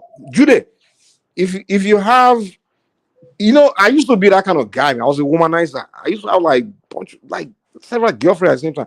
And I started a company. My company wasn't growing until I met a mentor. And I read this, he proposed this book to me. And the book explained all these things to me. It's like you have to sacrifice in this life. If you want to get one thing, you have to sacrifice something. And in that book, I learned that I have to give up. If you have too many friends or too many girlfriends, too many people in your life, you have to sacrifice those people for you to have time to put into your business. That's why I was like, wow. And it took me a long time to develop that habit of just cutting off friends and ladies and all these people that I occupy my time, because time is of the essence. Time. So you cutting them Very. off, you have become more You need successful time than to be what able you to were be before. productive. You need to put time. You need to really, Exactly. really, really invest on time. Time is very important. So You are understand? you more successful than when you were with these ladies and stuff? I'm way more successful, man. Way So more why are you successful. not giving these lectures in Nigerian milieu? Like these are things that Nigerians need to be start studying in school, right? Like You how got, to they will get, slap you, man. You want to take away their pleasure. They will slap you, man. You want to tell them to give up fornication and Guys, womanizing. come here also. Remy, not at this time. Not at this time, Remy. Let me and Mike flow for a while, and then you can come in. You know. Let's hear from Remy. Yemi, you are welcome, my brother. Okay, Remy, good go morning. ahead. Good morning, everyone. I think it's just really that. I think the topic that you guys have, I really like sport. But first question you must ask yourself is this: look at a typical European team. They have coaches all round, goalkeeper coaching, defender coach, midfielder, strikers, physical coach, match reader, choreographer. It's, it's like a whole house, and they spend money. And one thing I've learned about white people is not about personal interest. It's about making a name for myself, not the money. I think they have passed through the stage of where we Africans are now. We are chasing after money. They have passed through that stage. It's all about this is me. That's not true. Yeah, we all chase after money, man. Forget it. This is me, Mike. Not. I want to create a name for myself to let people know that I am a good coach or one of the best coach in the world in what I do. That's what they always after. I've seen them. But If you can't say African man is not after the same. Don't wish the same thing for himself. no, Some I'm people not want to make saying. name for themselves too. I'm talking about sport. I'm not I saying get that. it. I get it. Even the everybody is human nature to want to make name for yourself, but the discipline, what is required to do it, is where the problem is. You mentioned something now. Look at the environment they also are is also very important. Yeah, everything is structured and organized. But when you come to Nigeria, especially in African setting, things are not organized very well. And when they are even partly organized, people always think, what is in there for me? I want you to play my player. I'm an agent. Play him. I will bribe you. I will give you money. The coach is also be thinking, if I play, what is in for me? You are a superstar. So you talk about Osimhen. Osimhen, look at those people playing behind Osimhen in Napoli, the midfielder. They create chances for him. But when he gets to the national team, unfortunately, our national team now, we have an average, below average midfielders. That's our problem. And we don't usually play with one striker in the past. Now we are playing with one striker, and I'm talking about our last half. But there are some European teams also play one striker now. What are you talking about? I know, but what I'm trying to say is that if you are playing with one striker, then you must have deadly midfielder that they can also score goal for you anytime. But we don't have them. So Yeah, but that's not the fundamental problem of why we are not succeeding. Though. You can't say that. No, I'm talking. That is generality. I'm just giving an You example. are telling us game strategy, all those things, but that's not the fundamental problem why Africa. I've already told about the general fundamental that mostly the Europeans are structured and organized, and most people want to create a name for themselves. They are not really after the money. They know that if they have the name, then money will come in more than abundance. But our own people is that money first. Remy, you see, when people say Africans desire is different from European desire, African man wish, or African man don't know this, don't know that. We all know it. Trust me. I've met Africans, I've met Nigerians that know things. I've sat down with them, and I got in their mind. I know that this guy is that he actually know what it takes. He know all these principles, but he's not carrying out. He's not doing it. You understand? And I'm asking myself, this guy, you know all these things. Why are you not carrying out? Why are you not doing it? And I find out it doesn't have the discipline and the time and the what it takes, the requirements to get it done. It just does to carry it out is the problem. It's not that we don't have the knowledge or the wish, the desire to actually get it done is the problem. The problem is to get it done, not that the desire or the ability to do is not there. The ability and the desire is there. But getting it done is always the problem. And that's why I told you why they don't get it done, because they have other things in their life they've put as more of a priority than that, which is I have 3 wives, 2 girlfriends, and I have to attend one bed, all those things. Mike, before let me Go ahead. proceed, do you know that there are many talents that has died in that country? Why do I say that? Do you know that to enter that team, you must know one Baba, know one this, know one. You can't just with merit or with skills enter the national team. You can't. No, Thomas, you cannot say that. If Thomas, you cannot. If you are the fact is that if you are progressing well in Europe, you don't have to know nobody to join the national team. That's a weak You don't have argument. to. Yeah, that argument does not hold any water, Thomas. Does not hold, If you are, if you play well in Manchester United and you are from Nigeria, the Nigerian national team will haunt you. Hold on. I'm talking picking from the grassroots, the locals in the country. I'm not talking about Europe. Yeah, but that's not only Nigeria as a whole. The fact is that African countries have not actually, they don't choose players anymore from their home countries. They choose players only who are playing overseas in Europe, in Asia, and all these other, in America and all of that. That's a major problem anywhere, So I wouldn't hold that as something, But if you are actually doing good in Europe, in an English league, man, the national team will be the one calling you. They will be begging you for you to come and play. Yeah, let me proceed, please. But do you know? Sorry, do you know that the last man, the guy that scored our winning goal in the last Nations Cup that we won, you know that the guy came from Nigerian League.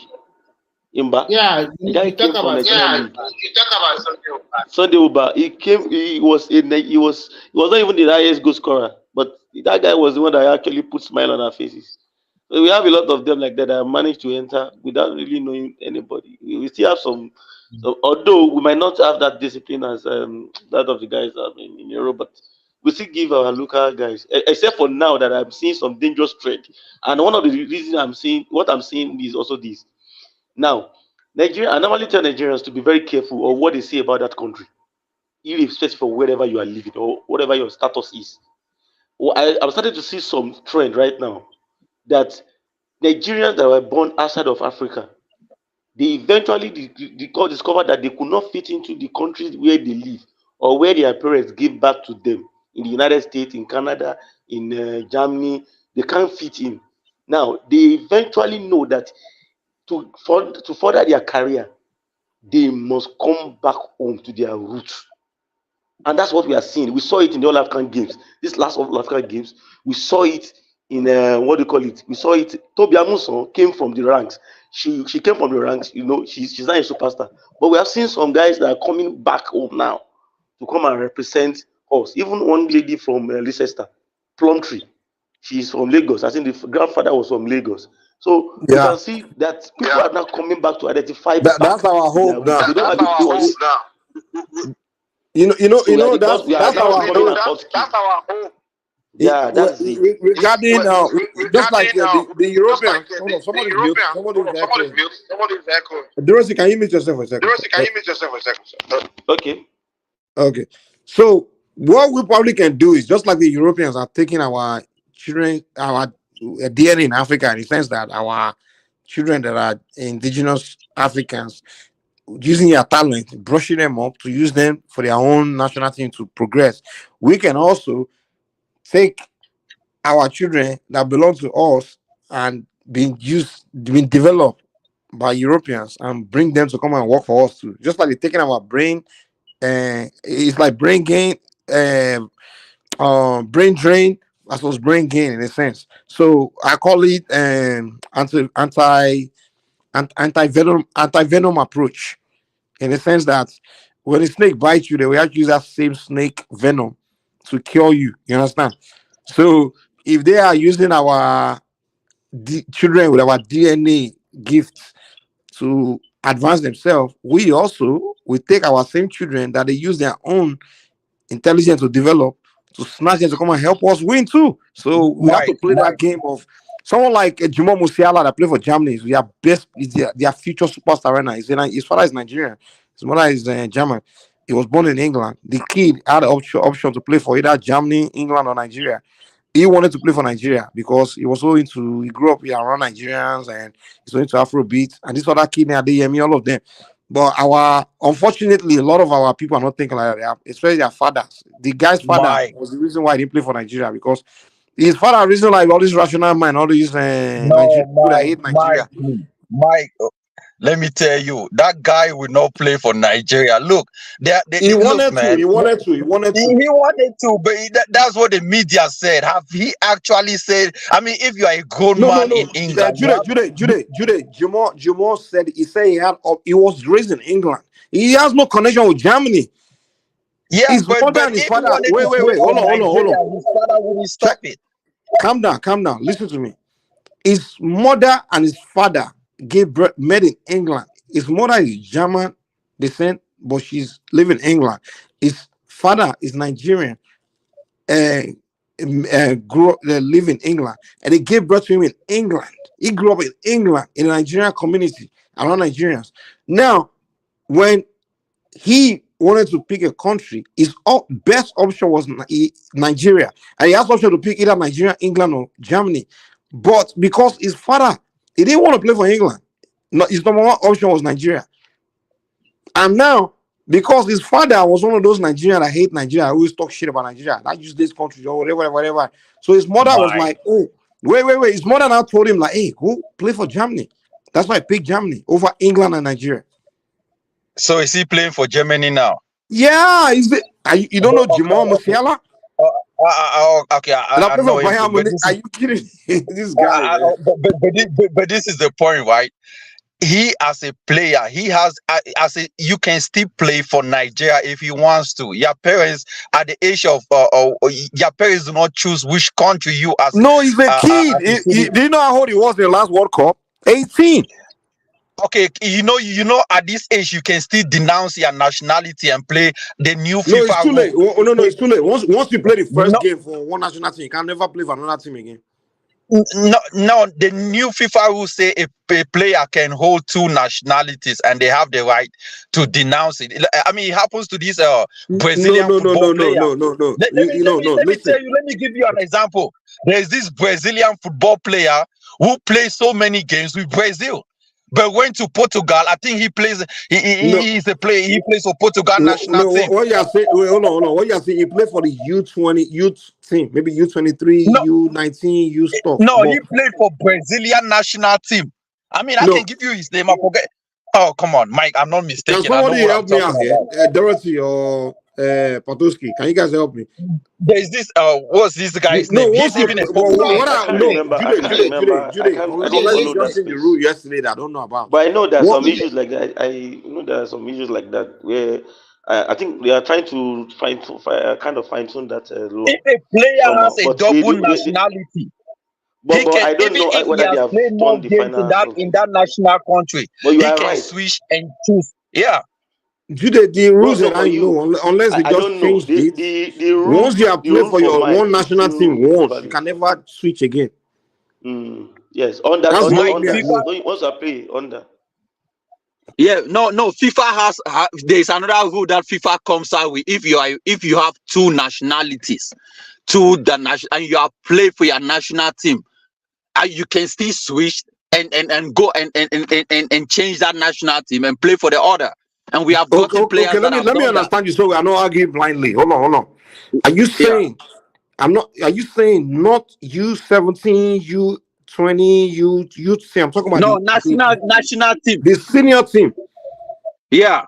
Okay, so you're saying now they have new rule that once you play for your senior team, right? You already play for the senior team. If you have double nationality. Hold on. If you have double nationality team and you already play for one of the nationality senior team, right? Yeah, you play can games. Switch. You can still switch. Now, when did they create this rule? I mean, let me give you players that have done that.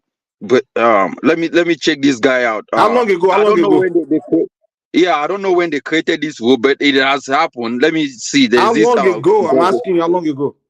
I don't know how long it was, but Because that as is of the rule last year, I know that rule was not in place. Maybe they just changed it this year. I don't know. That's why I don't want to argue blindly. Maybe they changed it this year. But what I know is the rule was that if you have dual nationality or even you have connections to any country, you have right to play for that country, any of those countries. But once you have played one game with your senior team, you can't switch again. Like that, you see that girl you call the white girl that played for Nigerian women. Her grandfather was in Nigeria, so because she has connection with Nigeria, so she chose to play for Nigeria over England, even though she has played on the England youth team, U17, all that stuff. Yeah, even this other guy named Ademola Lookman that played for Nigerian national team, and even Alex Iwobi, all those guys they play youth team, they play on the youth level for England, but on the senior, they never play one game for their senior team, but they chose Nigeria. So now they can never play for England again. They are stuck with Nigeria. Yeah, but we Africans, man, we shouldn't even be valuing these players that were born overseas Now and you are play for shifting you. That's argument. why, This guy, no, let's get no. for what other people, Let me man. finish. No. Remy and you guys want to come in. Judy, let's not make it be about me and you, man. Let's let other people talk. Let me finish. Me being from Cameroon, right? The players that were born in Europe, when they came and played Nations Cup, they done absolutely nothing in Cameroon national team. Cameroon national team has become a failure because we depends on these guys like Mbuemo, the guy that played for Brentford, and all these other guys. And the national team was all mixed. You have these players that will have they have their father is Cameroonian, their mother is this, their mother is a European, and their father is this, and they are absolutely doing nothing. Why should we not focus let's hear on other our people own talk, man. Hold grooming? on. Let's hear other voices. We don't want Yeah, to but let me finish. We should focus on grooming our players. You live in the United States, you see that most of their players are grooming college. NBA Yeah, we agree with you. We get your point. Judy, we get your point. We get your point. You know, you groom your players, yeah. But let other people talk, Mike. The FIFA rule about that one is simple. You can play for any national in the age group, but once you are capped as the national team player, even once unfriendly, you cannot play for any national team anymore. And that's what I was telling you. No, that's Jude, stop arguing, man. If you have another alternative, just post it. Okay, I just find out the player. Go and Google Diego Costa. Go and Mike. Go and Google Diego Costa. He played for Brazilian national team and had to switch and play for Spain. Okay, Jude, you win. Let's move on. I can't. I know you. I've known you for a while now. I know you. No, argument is always. I win, but go and Google Diego Costa. Okay, we'll Google it. You won. Thank you. Okay. Your argument is endless. It's okay. Let's not want else talk about. Okay, I'm gonna let someone talk. But Diego Costa played for Brazilian national team, despite the fact that he played for the national team, switched and played for Spain national team. Okay, and he's a famous player. I know Diego Costa, but I didn't know that about him. But let's hear from new voices. Yeah, Remy is trying to boost. Remy. Yeah. So that is the FIFA rules, and I think generally speaking, our problems start from lack of organization. Before, we used to build our team locally, but unfortunately now we have a lot of we are so many Africans in the diaspora, and their children are playing. The problem most of these children have is that it's very difficult for them to break into the national team. We have a lot of good Nigerians. Look at Tomori that is playing in AC Milan now. He played just an Abraham. I forget his name. A good striker in England. They all play in the friendly for England. After that, they don't use them anymore. If they are opted for Nigeria, maybe they will still be playing for our team now because they are good players. So some of them opting to play for Africa, they know what they are doing because they know that the competition in their country is very stiff. That is one. And then two, there's a political angle to the game also. And also it also depends on the coach. Even if they invite you and they don't play you, then you lose value. But if you are playing for an African team, you still can also retain some kind of value because people can watch you in the AFCON every 2 years. And if your team is lucky, you can also play in the Olympic Games. That increase the value as a player. And So many things. All this, the people that dictate that pace is the European, okay? And the reason why Americans too, they were unable to progress is because they have not bring in a lot of top players. I mean, young, I'm not talking about those who have played for a long time and then they want to retire, now go to America. I'm not talking about that one. Their league in America, they refuse to pump in the money to attract young players to come and play in the American league. You see what the Saudis and the rest are doing. They are pumping in money so that when they pump in money and then their local player are rubbing man with people like Ronaldo, it's a kind of influence. And don't be surprised. I'm not saying that they are going to win the World Cup, but it's going to improve their league and also. Mike, have you pursued Jude? No, I'm around. No, I'm around. see ya. I wanted to tell you that someone is on the chat.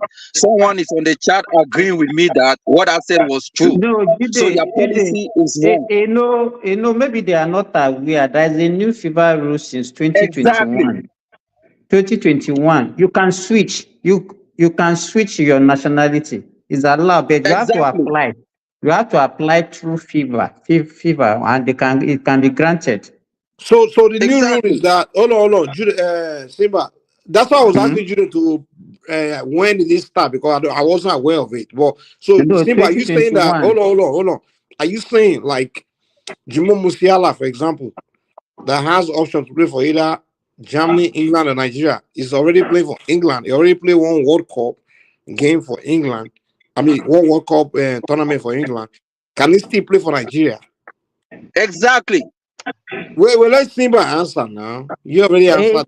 The only thing I know, I don't know the number of games you have to play, but maybe times that you have played. But what if before what they used to do before is that let me ask you guys. Let him talk now. Wait now. It's not Jude talking, Mike. I'm not the one talking. Thomas is the one talking. Is he going to denounce one? Is he going to denounce one and choose one? You are not denouncing anything. You are not denouncing. Before, what they said before is that if you play for another country, if you play for a country, but you don't pay in a competitive competition, if you play only in friendly, you can be granted to go and play for another country. But now, even if you have participated in a competition, you can apply through FIBA. Even that country can apply on your behalf also, and you can switch your nationality. But what is not clear to me is the level of competition that you have participated. I'm not so sure whether if you are playing the World Cup for a country, you are now allowed to switch your nationality and play. Okay, let me also ask you, Simba, are you sure whether it's maybe if you play for the U20 World Cup? No. Before, it's allowed to play only in youth. You can switch your nationality to play for another national team. That one is clear. But now the new rule, even if you are playing in the competition at the senior level, national level, at the senior level, you can still switch your nationality. But what is not clear to me is that maybe you play, I'm not so sure the level of competition that is allowed. I think for a year. I think for a year you can, So, but it's allowed. It's allowed now. Simba, some of these guys do not understand. When I talk, they say, "Oh, Jude, talk." But I'm Jude, I was asking you, when was the rule made? Yeah, go and check Diego Costa. 2021. 2021. Oh, maybe. That's nice. Diego Costa started playing for Spain in around 2016. What are you talking about, Jude? But the law, the law. I mean, if the law came in pass in 2021, then I'm not aware. But I knew that there was a law that was already existing like that. You know, way before was it not existing before 2021? That's why I say I don't know about the 2021 issue, but I knew it was already existing. Mike, you're not understand. I'm not the one that said 2021. Maybe his name was played since about 2015, 2016. He was but he played in Brazil national team in a friendly match. He never played for Brazil national team. He played for the junior team.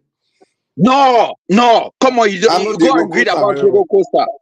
Go and read about Diego Costa. Jude, don't argue with Mike. Are you sure you play in a competitive competition for Brazil senior team? Are you sure?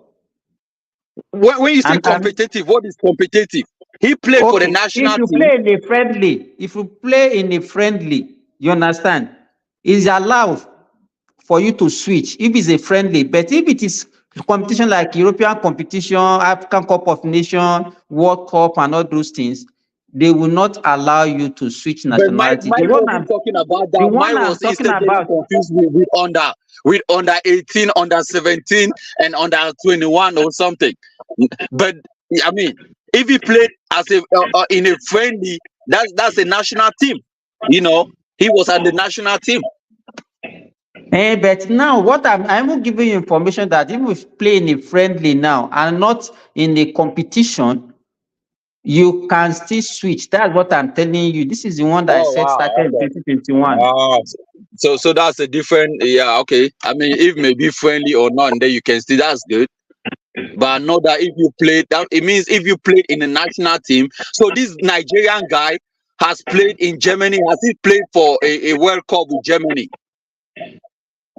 That one, I don't think is going to be possible. Though. How can you can't play for two countries in a World Cup? You now come and say you want to play for Nigeria. What is it going to gain for playing for Nigeria? Another rule is that you can play for World Cup, but if you were on the bench, you can switch. If you have not actually played on the field, you can switch. Maybe he has not played in the national team. Maybe he has not played up to a 90-minute match. You guys have to read the laws on FIFA, man. You guys are getting confused. I don't know why we are scavenging for all these half Africans to come and be playing exactly for us. My point. Exactly my point. That was I was saying. I say in America, in colleges, this is where they scout players. The issue here is that Simba. Sorry to butt in. Firstly, I disagree with what you say. Half Africa. Don't say something like that because they have that is dedicated. Can you withdraw that statement, please? Oh, come on, Remy. Come on, Remy. It's just a banter now. It's just a banter.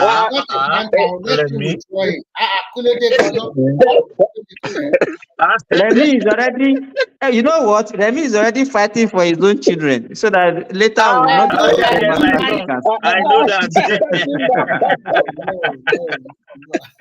Remy is just a banter. It's just a banter. It doesn't mean. Remy, when they call Black Americans Akata, do you also have that same? Do you also have that same thought? Why should they call them Akata? Anybody Akata here. But what I know is that you go for all your best leg wherever they have. I don't care whether they are in Jupiter or in Mars. If they are your best leg, Simba, you have to apologize to Remy. I owe Remy no apology now. I did not have Africa. I know he will not apologize now. He's very stubborn.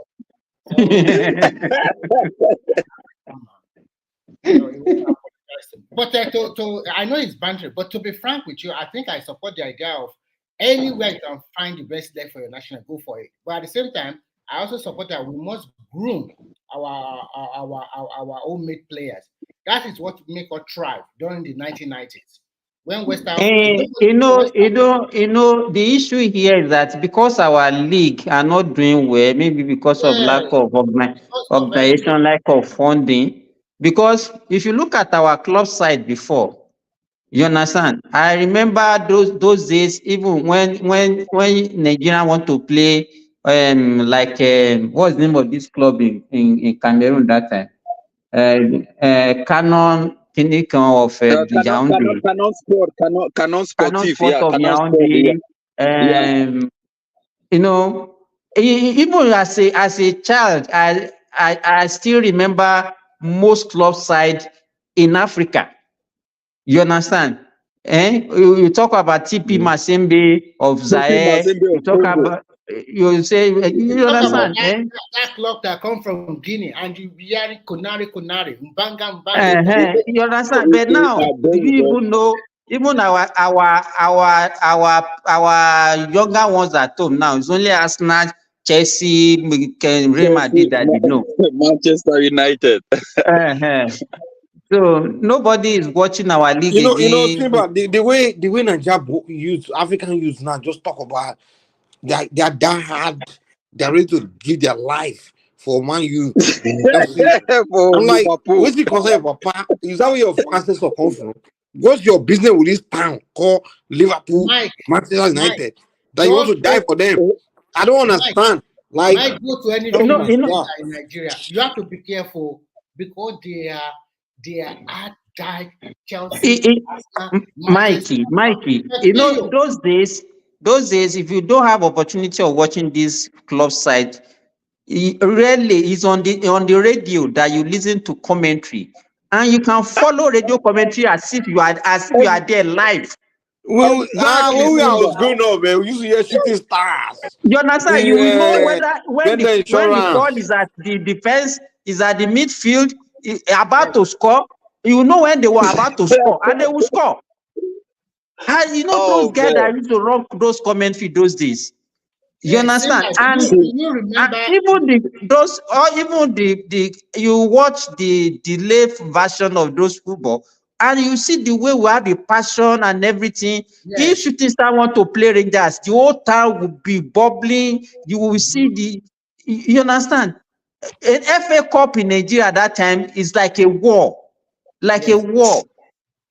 Do you remember New Nigerian Bank where we have Keshi, Boybe, we have Iguavon, Osaro, Bobaifo, all these players? Ikeba. Man, Nigeria used to have players, man. No, those are Ikeba. Those are the younger ones. We are talking about the ones in the late 70s, early 80s.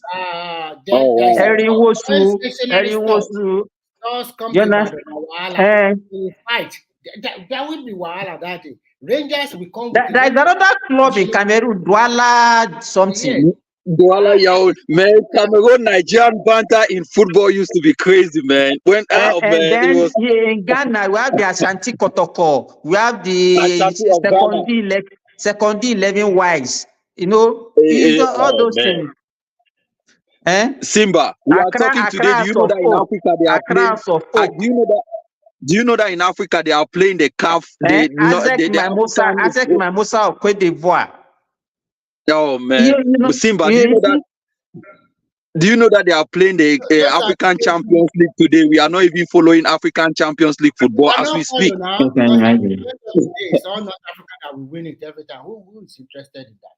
It's no more. It's not Africa, but that's Africa. Come on, Remy, you cannot say that. I mean, look. The politics of it is too much, okay, and they don't play good football like that. But it's just that we have not built our own leagues. I was telling Mike one time, I said, look, Nigeria is bigger than United Kingdom. Nigeria have built a bigger film industry that a lot of Africans have looked up to. When you talk of movies, Nigerian actors, we know it back to back in Cameroon, in other African countries. I was telling Mike that if Nigeria built a successful football league, like what is happening with all your major cities, Calabar, this and all. Come on, man. All African countries will start following Nigerian football. Jude, let me say this. Remy, hold on. You see, Remy, when some people say when Jude come here to yab Nigerians, I give him a chance to yab to do it. It's because me and Jude we've had a conversation like a long time before he started coming to the platform. And I see where Jude is coming from the way you guys see it.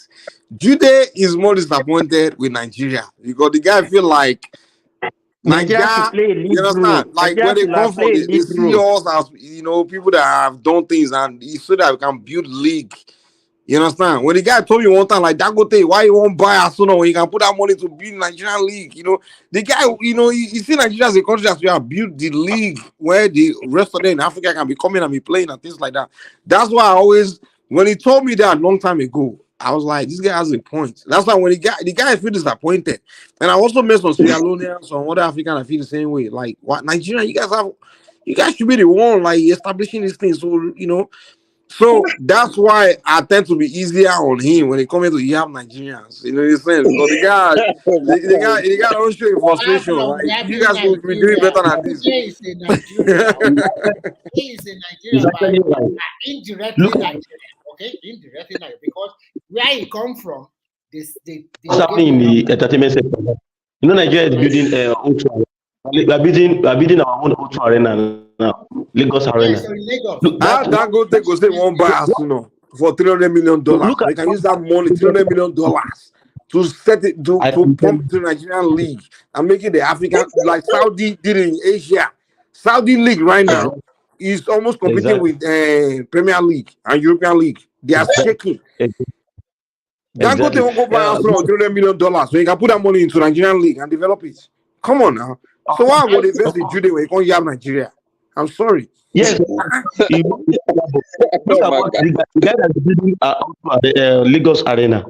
Is he as rich as Dangote? The guy is not as rich as Dangote. And he's going to finish it next year. In fact, when he finishes like O2 Arena of Lagos, I've seen the design. See, O2 Arena is doomed. Go and write it down. O2 Arena is doomed. It's going to be doomed. I'm telling you. The whole of Africa and the world will be coming to Lagos because right now people are already coming to Lagos. I don't understand. People are gravitating towards Lagos now. Now, when that thing now finish, you will see people even bringing their stuff down to Nigeria. African artists, Nigeria will be like their showbiz place. Every state government in Nigeria should build a world-standard football stadium. That is, exactly. Put it on them. Build a world-standard 50,000 seater. You know, clean and encourage people, man. It's what we employ people, man. Let others also. Yes. Whiskey is band, the guitarist, the pianist, they are all Ghanaians. And then this guy, Burna Boy, some of his vocalists, they are from Uganda. So we are chopping them all around. And there are more Americans living in Lagos now, controlling the music, helping them about music production. Remy, don't forget one of the most listened music now in Nigeria is a Cameroonian called Credit Alert by Kosi. It's a Cameroonian guy that that music is topping wave in the whole Nigeria right now as we speak. Maybe is it the one that you dwell with your Mubad or before he died? I don't know. No, Pato Rankin is the one that he did the music with Pato Rankin. The music just came out, you know. Ranking. The point about Nigeria is that once they like your music, they listen to it and they promote it. They don't. No, exactly. But I was telling Mike, man, Nigeria should be the center point. When I see Nigerians focusing on Arsenal, Manchester, go on YouTube. Oh, they spend more time. I'm like, man, let's do that in Africa. We want to start seeing things on the continent, you know. Jude, don't mind them. They'll be talking about some stupid shit. APC, PDP, Igbo, Fulani. I'm like, these people, man, these guys are retarded. They don't know their potential. They don't know what they should be talking about. That's why I come here frustrated about them. They be talking about Fulani. Mike, if you talk of tourism, I saw a place in Okato Ranch in Nigeria. That place is close to Cameroon, but most Africans do not even know about it. These are places where if you create sport, entertainment, people will go there for a visit. You create one, oh man, then you focus on England, a small country. Do you know how many Africans are coming to come and learn Ifa and things like that? Like Congolese. Our Congolese came to me and say, hey, we have this Orisha, this deity in Congo is from Nigeria. You know, like there's so many things. People look to Nigeria, like, you know, but these dumb Nigerians, they will come, they don't even know their potential, they don't know who they are, they don't know their they be talking about ridiculous things. PDP, APC, Igbo, Fulani. The other day I was talking about the marketing Nigeria, and I personally accused Rational Mind that day. They don't know what they are doing. You demarket your country online in the face of everything. Now you wish your country negative things, everything. Now that Nigeria is picking up little by little, although it's not yet there, but we are picking up little by little, they will not come around and then now say, let's promote the country. They still have that negative mind every time, which is not good. You know what I mean? Do you know who's begging Nigerians? I am here now. I am in this Europe here now. I can tell you that some European countries, especially Eastern Europe, their economy is not better than the one of Lagos or even Nigeria. You know what I mean? It's so funny. The people that are begging Nigerians, they will stop doing that. Some are Europeans, other Africans, Black Americans, and I tell you, why are you guys doing this? We all trying to look to you guys. You guys are like the future. Well, you guys just, when you open your mouth, all we hear from you is stupid shit about yourself. Why? Like, I don't get it. You know that he started with this Biafran idiots. That's why the reason why I come to attack a lot of these Biafran is not because I'm a bigot or anything. They are the roots of it. They are the roots. They spent, because they lost the stupid civil war in 1966 or whatever the fuck. It's been 40, 50 years. Move on.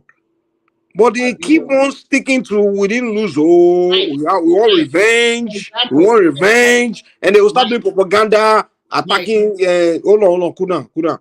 They start doing all this propaganda, and then some dumb Yorubas are buying into it, and they join them in doing it. And then some few South, they too join it. They don't even know why they are doing it. They don't even know why the Igbos are brainwashing them to be doing it. I'm like, you guys are so foolish. Then I'm like, okay, if you want to split the country, why don't you just be upfront with it rather than doing all this propaganda and just bashing Nigeria? If you want to go your separate ways, let's have a conversation and go our separate ways. Why do you have to keep bashing something that's way more progressive that people are looking up to be the leader? You understand? Nigeria as an entity. Hold on, Kuna. Let me learn. Nigeria as an entity. Yeah, it's not perfect. But there are people looking to you guys as, come, lead us. Come on, get things going. You are in a position. I'm not saying we are better than other Africans. We are all equally good, but we happen to be in a position to push Africa in a direction, right? And they are waiting for us. They're looking to us like, oh, you guys have everything to get it happening so we can all jump on board. They are open on us, but rather than us doing that, we want, we don't know what we want. Some people say they want succession, and then we say, okay, go. They say, no, I don't want to go. I want, if I go, they are confused. They don't know if they have to go or not. And then they say, we want to split the country. And I said, okay, it's either we have the conversation that we split the country, or we freaking develop what we have, right? And then when you tell them, let's have a conversation about splitting the country, if that's what we have to do, let's do it. They can't even get in that conversation. They will say, oh, it's too sensitive. Oh, no, we really don't want to leave. We just complain because of injustice. They will divert the conversation. I'm like, that's why I come online and insult Nigerians when I get on a panel with them. Because they are so, like, I'm sorry. What all this testimony could say, hear me, I don't know. So okay, silly. what I want to say is this. I want you to look at Japan today and America. In terms of business, in terms of everything, they are doing business together.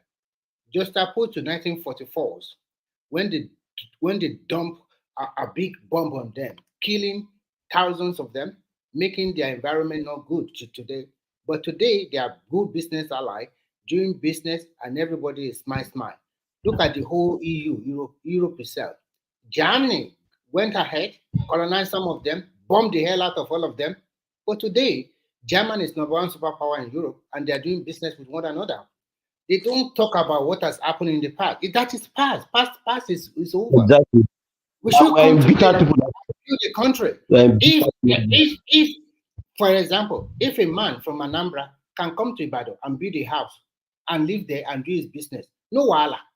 And if a man from Ebonyi can go to Kano and do his business, no wahala. So if a man can go to Kano, so at least a man from Kano can also go to Enugu or go to Abia, go to anywhere. It's a land of opportunity, that country, to be frank with you. If we really I'm telling you, it's a land that every state have resources. It's a plain land with a good weather. Everything is abundant in that country. Ask any Nigerian diaspora. Each time they want to go back to their country, they will be very happy, like 6 months ahead. 6 months ahead. I'm dying to do. Why?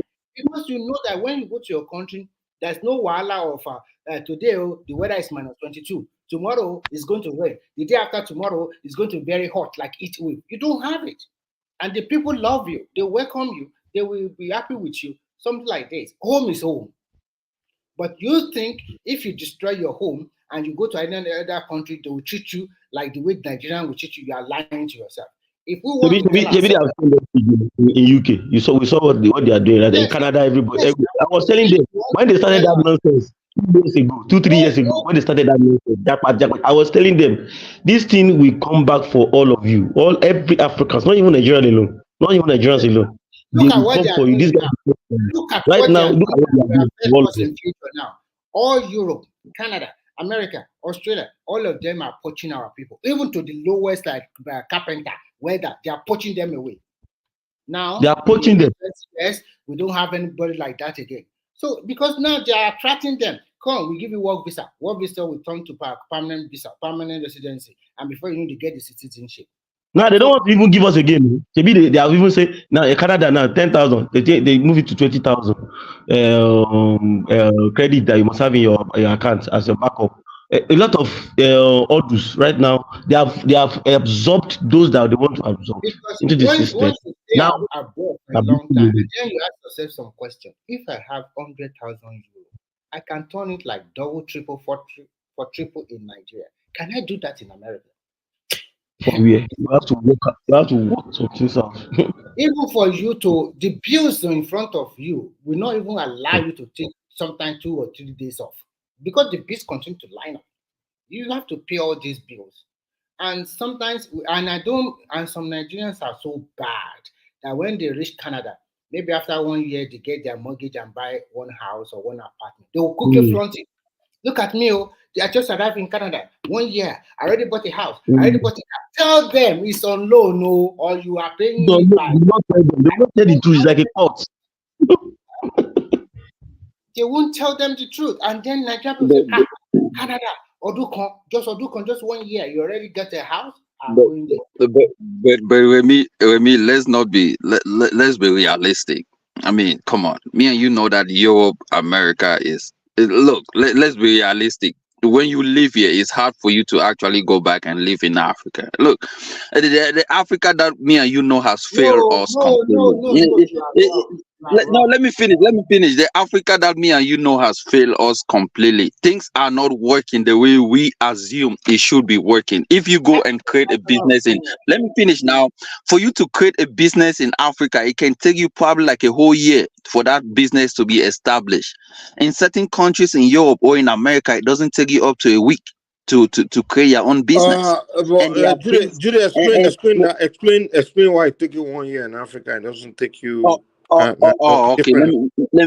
Let me explain that. I have a friend that were about to do business in Cameroon. He went back home for he to get a piece of land where that business was gonna be established. He had to meet one of these person, and from there they have to bring this other person. He goes into the delegation or ministry where they have to do sign papers. You have to talk to this person. You have to talk. So there is no. Okay. Wait. Hold on. So wait. You're saying for him to buy land in Africa was more difficult than for him to buy land in America. That's what I understood. Mike, no. I did not say buy land. I'm talking about the location of where he was supposed to set the business. He wanted to buy a piece of land. He wanted to buy a piece of land in that particular area that to piece set of that land. business. But it's not only about that piece of land. It's who he has to talk to. No shift the argument. I asked you a simple question. Explain to me how. No, the problem is not about the piece of land. He bought the piece of land quite all right. But the thing is setting down. No. Jude, let's not do what Africans do. Come on. We're trying to understand where people are coming from. And we dig into their mind and begin to shift it. Because no, it's not shifting, but you are not understanding me. Setting up the business. I asked you a simple question. Explain to me what it is. Buying that piece of land. Hold on, Jude, calm down. I asked you simple. You say it's so difficult to establish a business in America than it is to establish in Africa. And I asked you, give me an example.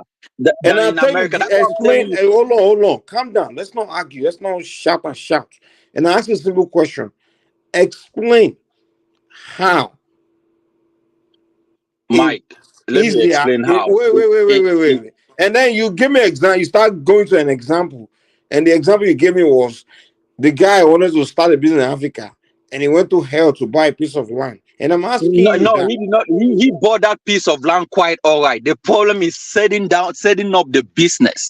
And that piece of land was where the issue was. Okay. Now let's go into that. Okay. So what was the problem setting up the business? They came up with one policy. Oh, you cannot set up this business in this land. Oh, this land was not meant for business. Oh, you have to see this ministry. He went from one person to another. Oh, they have to pay this, you have to pay that. Nothing was outlined.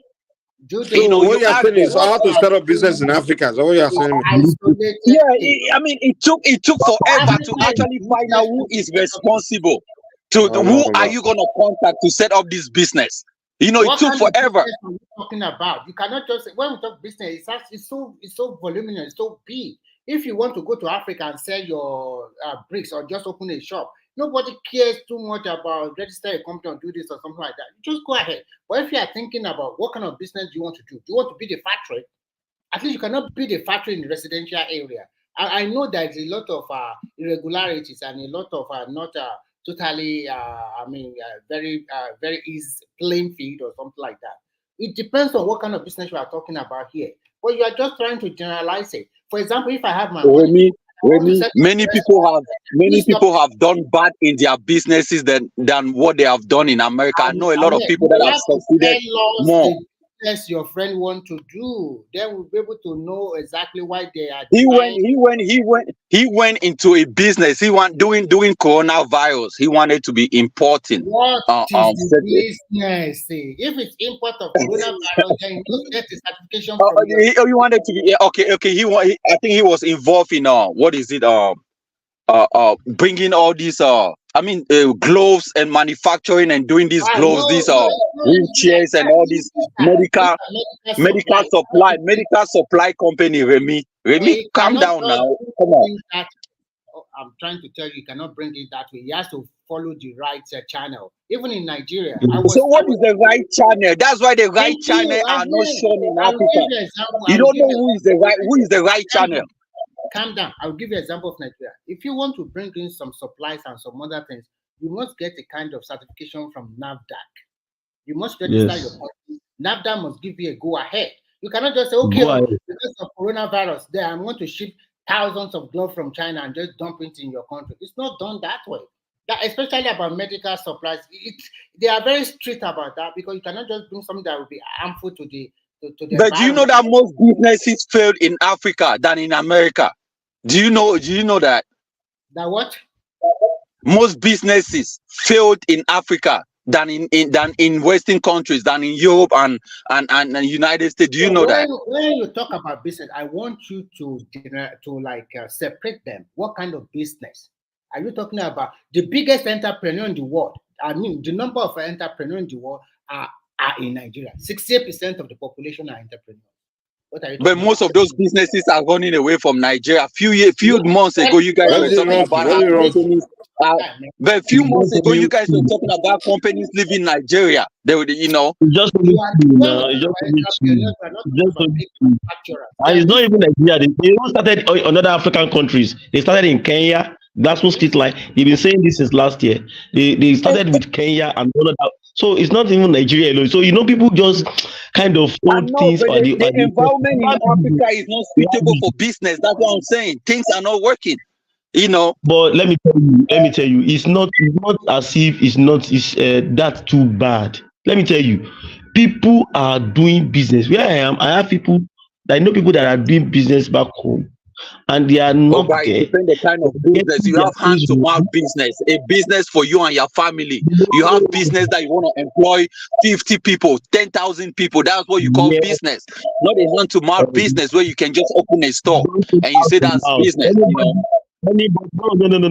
Whether you are employed, if you even employ, it starts from what? Don't forget, it's from SMEs. I mean, to what? To multinationals.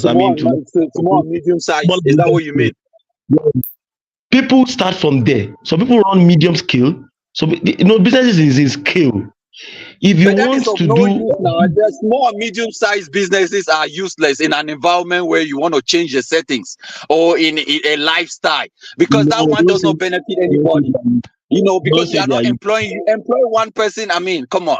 I mean, that's why most businesses in America, when you want to employ a lot of people, they look up to you more. Because I mean, the guys that run the economy of any country, the guys we have the big corporations. They play a role. Everybody has his own role. You see, the SMEs, you can. I've seen what's called Trump eulogizing the SMEs in America. That you guys are the fine. They may not. You guys may not. You may just come. Just look at them with a common eye. But let me tell you, they are the drivers. They are if anything happens to them, nobody will absorb whatever you are producing at that corporation, that big corporation of yours. Let me tell you, Dangote started his work now.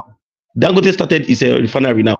Do you know that last week the marketers, they start to what? They have to pick up his stuffs. You know, that's how his company can benefit Nigeria. So if there are no guys that are even one filling station, just one filling station you have, or two, you employ four persons or five, let's say 10 in all. That alone added to the local economy. They are the guys that will collect that aviation fuel, they will collect that diesel, they collect that petrol, and it will run through the economy. Then it sells from outside, the exports. So you cannot run down the MSMEs. Go and check your facts very well. Even in America, go and check the amount, the percentage, and the contribution of MSMEs in America to the American economy and to the global economy. Run them down. I mean, Africa should encourage a small and medium-sized scale businesses. I mean, you want to encourage large corporation where people can form a union. If this small and medium-sized were forming a union, all right, yeah, Judy, let's let other people talk. Let's let Remy come in. Judy, this thing is like a division of labor. Anywhere you see all this Johnson and Johnson, pizzas, so many big multinational corporations, how do they get this product in bit by bit to the final consumer? Do they sell to the final consumer? They don't. They have big distributors, which sometimes you call them big wholesaler. The wholesaler will sell in bits to the retailer.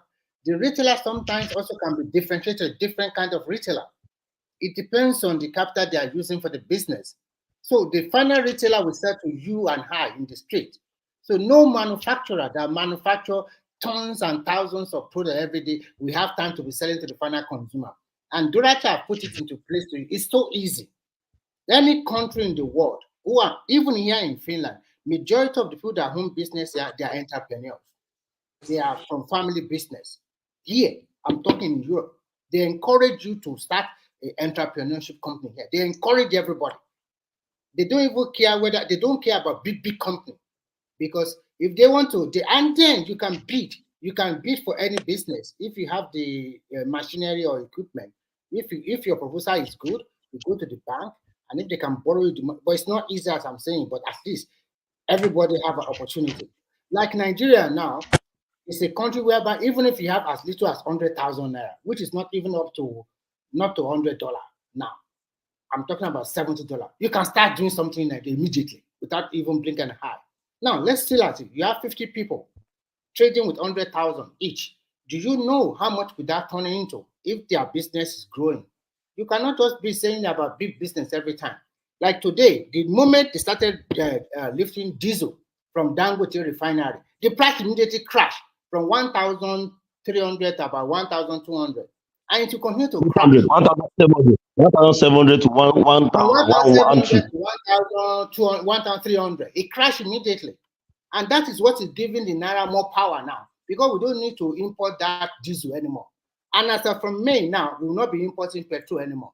And unfortunately for West Africa, most of them will be lifting their petroleum product from Dangote, because they want exactly. They are already there. It's more than what we can consume in Nigeria. This is a win-win situation for the whole West African and African something. So we should work together as a team. The only problem is that if we and this so-called our leader, can we just form an alliance like EU or just an AU, trade among ourselves first? But we won't do that. We'll be shortchanging ourselves. We'll be fighting unnecessarily. Let's assume that Africa are trading among themselves. There's a free movement. You can go to South Africa and set up your own business. South Africa can come here and set up their own business. You are in Uganda, you can go to anywhere and set up your own business. So don't you think that continent will develop very fast? And that would develop, but we need one currency first. We cannot be trading while we have different currencies. No, we don't need that. Judy, let me give you this last point. In the US, 50% of the GDP of US is from MSME. Now, as regards that currency that you're talking about, do you know? Let me tell you, it is not by chance that I don't know. Probably I don't know how it happens. The African Development Bank president is a Nigerian. The Afrexim Bank president is also a Nigerian. Echo Bank leader is also a Nigerian. Now, you know what they did? They have been able to speak to all other African countries as brothers. See, what are we going to do? If you cannot create one currency, every year Africa loses about $5 billion to transactions. When you are living in your US, I'm living where I am, I send money, it goes straight to the US or some other European countries through SWIFT. They charge some amount, $5 billion goes out. Now, right now, they are already test running in West Africa. All the West African, 5 West African countries, especially the Anglophone countries, they are test running right now, whereby you can send money into Ghana from the Gambia to Ghana, from Nigeria to Liberia, to Sierra Leone, without changing into dollars. So we have AFCTA. That is just to promote AFCTA. Then they already have also, I think, one other organization, I think backed by Afrexim and the CBN, the central bank of all these countries I'm mentioning. So now you can send money from Ghana to Sierra Leone without converting it to dollars. That money will not go to SWIFT in Europe before it comes back to you. No. Now they are doing it right, and they are starting. They call it Pan-African Settlement, just like SWIFT system. We have Pan-African Payment Settlement Scheme, payment system. PAPS, they call it PAPS. So go and they have a verified handle on Facebook. You can see all the banks. They have an app. Do they have an app? Yes, I think they have an app, and you can. They have the banks that have started it. You just open an account with them. Then from there, Zenith is doing Zenith Ghana. Zenith in Ghana is doing it. There are some banks. So they already list Echo banks, and I think they want to use Echo, but they are using West Africa as a pilot. And I think it's working. But when I talk of one currency, this is the thing, right? Take for instance, you're in Ghana and you have Ghana has a higher currency than Nigeria, and you you go to Nigeria, you want to go and do business, and you wish in Nigeria and realize that maybe 100,000 Ghana cedis in Nigeria is probably like what has dropped to something like 50,000 naira. I mean, it doesn't make no sense for you as a person that want to do business there. I mean, when you have currency fluctuation, it makes no sense. But if we have one currency, you wouldn't have the problem of fluctuation or inflation, or where things just fluctuate from this to the next morning. You have to buy this different. The next day it has gone up. It makes no sense. So at least I think that one currency will help us. That was then like 2 months ago. But the Naira is stabilizing, and you can plan ahead. But you have to be careful because the CBN policies are coming to fruition, and you can see, even don't be surprised, by the end of this April, the Naira can be up to like maybe 1,100 to $1 or even 1,000 Naira. It's possible. It will be less than 1,000. The way I'm saying it, it's already 1,100. So don't be. According to the IMF, the project is going to be like 800 to 900 to $1 at the end of the day. And if our economy continue to strengthen, I say continue to further drop. And I like the way Nigerian CBN does now, that if you are sending money to Nigeria now, before it used to pass through, but now immediately you get your Naira. No more change to dollar, from dollar to Naira, which is also helping our currency. Exactly. So if you send this app, you send the money, then they get the Naira equivalent immediately in Nigeria. But before, you can see how America and the rest are smiling to the bank. First, you change it to the dollar, and then from the dollar now to the Naira. But things are changing. So we should also give our people praise sometimes, because it's not easy. And when you talk about single currency for West Africa, the problem we are having is the French-speaking side. The French-speaking side, because they control too much, and they don't want to change. They themselves, they don't want to change, and they are very cocky and proud, and the economy is not so good like that. I might disagree with that, but make your point. Let me. Where did they do wrong? If I ask you that, actually, this echo maybe last year or 2022, but they are trying to say that first they have to find a way to talk to France. France should say yes to it, and I don't think France really say yes, because France control their foreign reserve, control everything in that French-speaking area, French-speaking countries. So that's okay. Let me ask you a question. How comes the Anglophone countries that are smarter in Africa, how come they have not sit down and created their own currency since they all agree on one term? Because I want to tell you something today. Let me be frank with you. It's not easy. I will tell you why it's not easy for all African countries.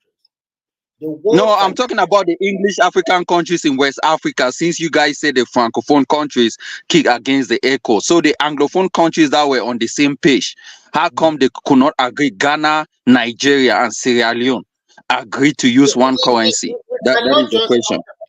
We cannot just say opt out 3 countries. Before Nigerian can reach Ghana by road, we have to pass through Togo and one other country before Ghana.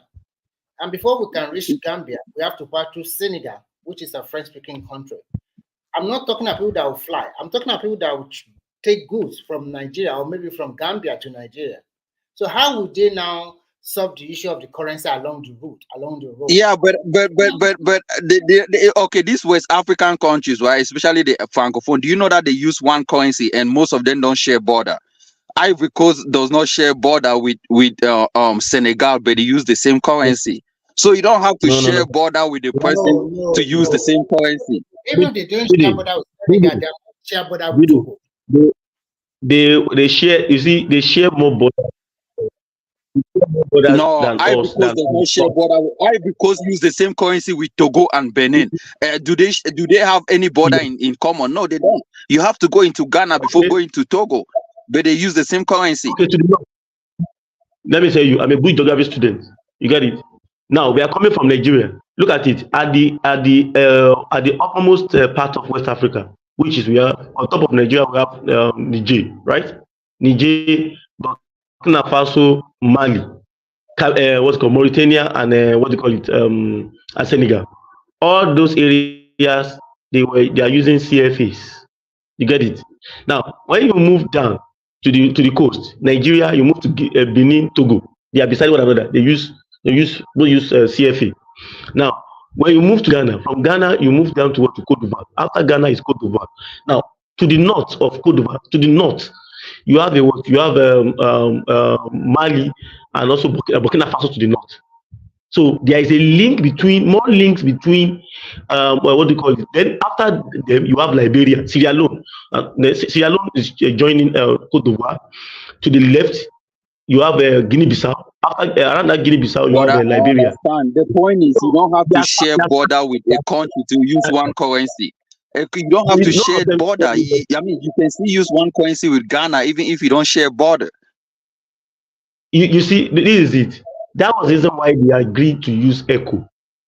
But you know that when that thing was coming to fruition in 2020, trying to set 2021 as a deadline, you know, the French president summoned the Ivorian president down to France, to Paris, immediately. Before you know it, they started to, France itself, you should understand what is going on. At least you know what is happening in the geopolitical chessboard. Of course, but I don't align with what you are saying, because you are telling me that France is controlling the ECO, is controlling West Africa. Without France, the ECO fall. It makes no sense. So that's like minimizing what Africans can do. So because France call out Ivory Coast, Nigeria cannot progress with the ECO. Is that what you mean? Or other African countries, West African, could not do it? Is that what you mean? So does that mean that the Europeans will control us, or what? They still control their reserves.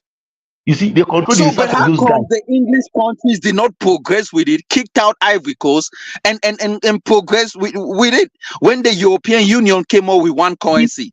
Did you think it was the whole European countries that sat down and agreed on forming the euro? It wasn't. No, listen. Senegal is not playing the game. This let me tell you, there are two countries in the French within West Africa region. France and Senegal and Cote d'Ivoire, if they did not agree to anything you want to do there, let me tell you, nothing will work. They are the two largest economies. Wow. Now, within the French, let me tell you, there is a clique in the West African region, whether you like it or not. Guinea is the sixth country. Guinea doesn't roll with the French-speaking countries in West Africa. Guinea rolls with the English-speaking countries in West Africa. So they have their own currency. They call it Guinean francs. They don't spend CFA. Exactly. But my point is, how come you guys could not kick out Senegal and say Ivory Coast and still go ahead with the currency? How come France that is not on the continent has to call Ivory Coast? Of ECOWAS. It's not as if as if Nigeria has any. I mean, the English-speaking countries have any. How do I put it? Special union. They don't have any special union. It's only bilateral commissions they have in between themselves. So, unlike at ECOWAS level. So it's only at ECOWAS level you can actually do that. That will make it to be much more stronger. That you can actually punch your weight outside of your region. When the European Union came together to create one currency, not all the countries agreed to create one currency. It was the bigger countries that came together, and the other countries in the Europe aligned to it. They started coming in one by one. I thought Nigeria and other West African countries that have that mindset of independability, breaking away from Europeans, to do that same thing, instead of saying that, oh, because France stopped us, we cannot go ahead and do it again because Europeans have stopped us. It doesn't make sense. That's a layman argument. You cannot be using a layman argument to make a point. It makes no sense. Are we dumb that the France is still controlling Ivory Coast and stop the echo, and we could not go ahead and do it because France did so? It makes no sense. Let me tell you. You see, that time, what also did not allow that thing to materialize was that that COVID-19 issue that time, the aftermath of COVID-19 was also very, very, the effect was very, very weighty on Nigeria as well. So, before you start some of these things, you have to weigh your options very well. As at that time, AFCTA has not even started that time. So, because AFCTA was one of the major things that we are looking at the continental level, that everybody should come under one umbrella, you get it, to promote trade in between ourselves. So, with time, when our trade boosts in between ourselves, which is it has started boosting. I've started seeing some things like that coming on board. Then you will see countries coming. There's a grouping already coming up from the Eastern African side. You can see them; they're already and with time, infrastructure also. You have to put in some infrastructure to be able to make these things work seamlessly, so that the people that you want to get independent from actually will still not come through the back door and take over the space from you. So Nigeria have to even put a stop to some of those things, because at the point the economy was a bit weaker, and you can see you can see right now Nigeria itself is just trying to get itself get its foot on board. Directly, let me ask you a question. A lot of Nigerians always talk about this. Oh, we are surrounded by Francophone countries. So is the fact that Nigeria is surrounded by Francophone countries, is that what has impacted the Nigerian economy not to progress?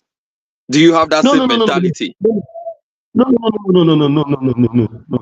You see, no. The only issue that Nigerians normally talk about at the regional level is just like, let me tell you, on a good day, if we are the little things that we are getting right now, for the very first time, a Nigerian came on board as the president of the AFDB, and he has been a blessing to Africa, a big blessing to Africa. Between Nigeria and Cameroon right now, we now have a brand new bridge at the cost of $38 million, built by AFDB, supported by both the Nigerian and the Cameroonian government, which helps to help our economy, both economies. And one of the things that this guy had in mind was that integrating Africa is one of the things, and through infrastructure. That's the only place where people normally talk. Probably Nigerians can also talk. Not that it has any effect on our economy like that. It's Yeah, just because about I was talking on someone, he was telling me that, oh, the Europeans came, they colonized us, oh, they colonized the French African countries and put us close to Nigeria and the English countries. They don't want us to do business together. I said, man, how can you have this mentality? How can the colonial language be an impact on you doing business with your own brother that speak the same tribal? It makes no sense. I mean, these are layman's, ideologies. I mean, they have gone. How come we cannot even do the solutions? I mean, come on, we should stop blaming them for what they have done.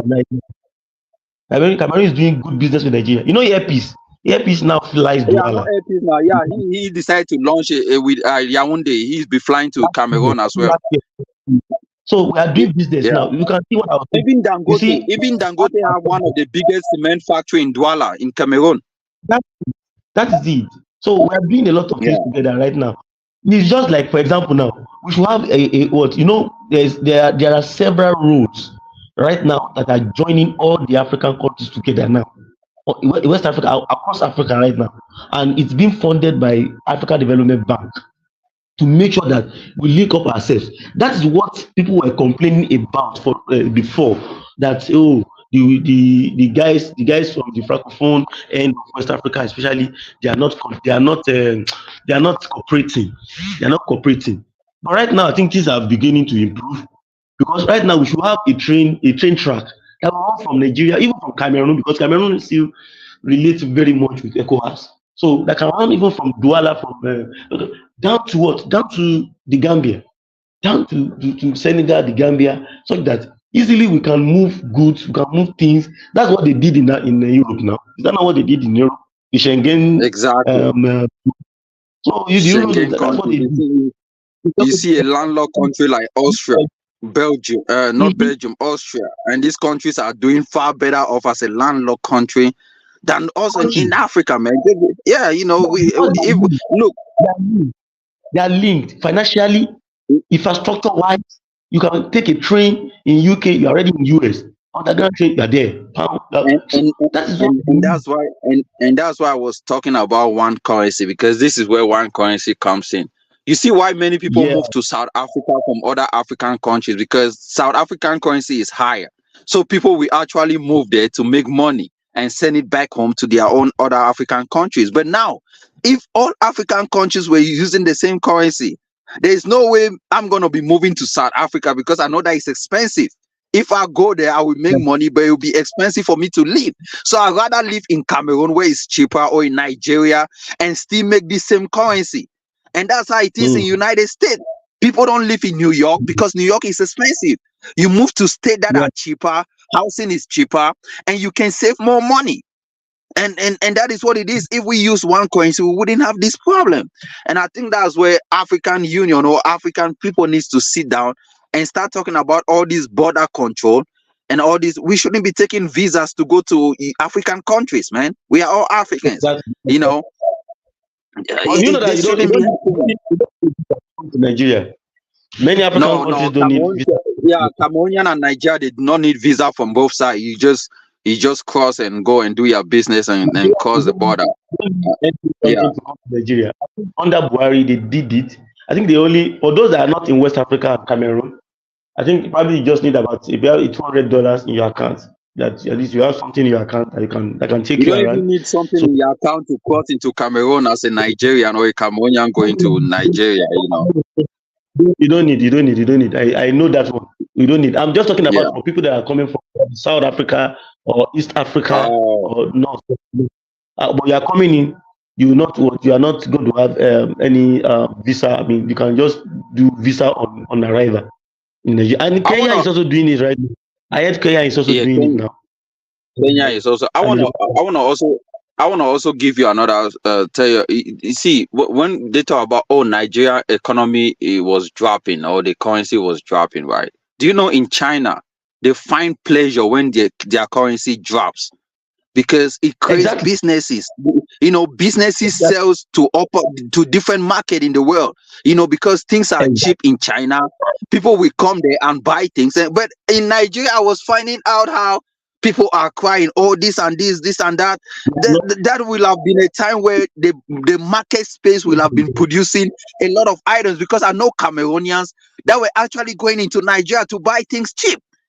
And that was also making Nigeria to actually sell, you know. So it's just that we are poor, man. We actually don't know economy, and everything is just, yeah.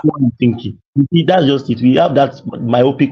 See, let me tell you. On Sunday, in my church, I was kind of talking to them. That come, even you. See, let me tell you. In Africa, it will take God to help us. And we that we know to enlighten our people. See, let me tell you, it has got to a level that for the fact that you see somebody that's a graduate in Africa, do not think that he knows a lot. I'm telling you, I begin to understand some of those things. Me as a person, I've been a person with a global mindset like that. I'm an African. I'm a Pan-Africanist in my view, and I also have this world view that every person should really have an opportunity across the races of the world. But one thing I discovered is that our people always want to play a lot of things, things that are not supposed to be that they are not supposed to downplay. They downplay it. Things that they are supposed to hype, they will not hype it because they do not understand some certain things. Now, that thing that you are talking about was what I was talking on Sunday to someone, that instead of you crying up and down, right? This is the time for Nigeria to start exporting. That is what the Asian tigers did those days. The devaluation of currency is to what? The reason why the IMF normally prescribe it is to what? Is to help production, and also to, in a globalized world like we are, is to be able to push your product out. To push your product out. Exactly. Now, what is that? You should be able to what? You able to go back to the farm and do more. Do more. The youth are not ready to do a lot of things. They are looking for money from social media and some other places, some other spaces that are not there. So instead of them to go into real-time production, for agriculture, and that was why I was talking about MSMEs with you the other time. That MSME that you are seeing, I'm telling you, there are machines in China that can liberate Africa. But our eyes is not just opening to it. The only thing is, I want to travel to Europe. Now, I'm not saying it's a bad thing. I myself, I'm not in Nigeria, but I'm saying that if you are, I am so conscious about Africa, not only Africa, I mean my country, and also the whole of Africa, because that is only the way by which we can actually earn respect. Respect will never come from us if the only way we think, and I don't want my children to see it as if I don't travel. That's what is paining me actually. That I do not want my own children to see it that way. That if I don't go to America, if I don't go to Europe, if I don't go to so places, I cannot make it. It's a slap on us as a generation. We the generation I belong to, we were blaming the ones that are above us, that they are the ones that destroyed the country. When my own parents were in the school, they were being paid salaries every 2 weeks. When my own mother was in school, it is 2 weeks salary, 100 and then. Now there's nothing like that. So if my own child cannot see the country as a place where he can make money and not actually could just travel abroad for vacation, then that means I've also failed.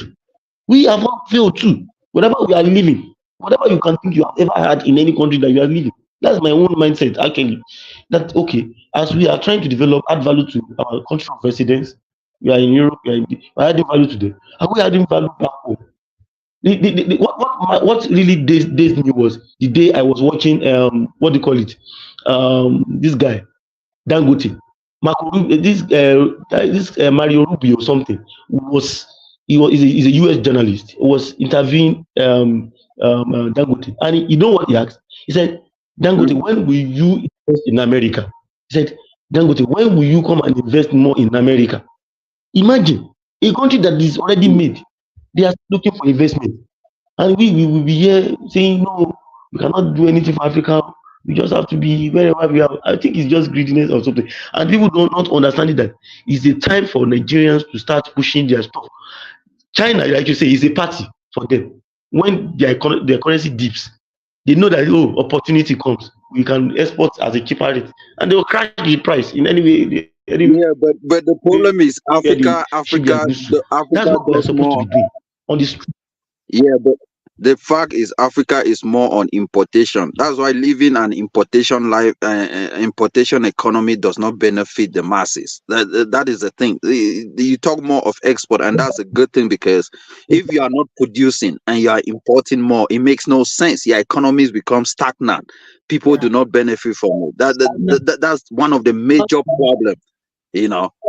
So that's what we are saying, that if we can tackle our security and electricity problem in that country, even that electricity, if we can have 15 to 18 hours every day, that country will turn around. It will, because exactly. we will continue to import something. Because a lot of Nigeria also want to go home with their money, set up a mini factory. What if China is that China is pegging their own currency? They make sure their currency will never appreciate significantly against pounds or dollar. Because they do that, their products will be more expensive. So they little peg it, but Nigeria will float our own currency. And the reason why we float it is because our economy is not as vibrant or strong like that of China. And the world financial institution is really controlled by the West.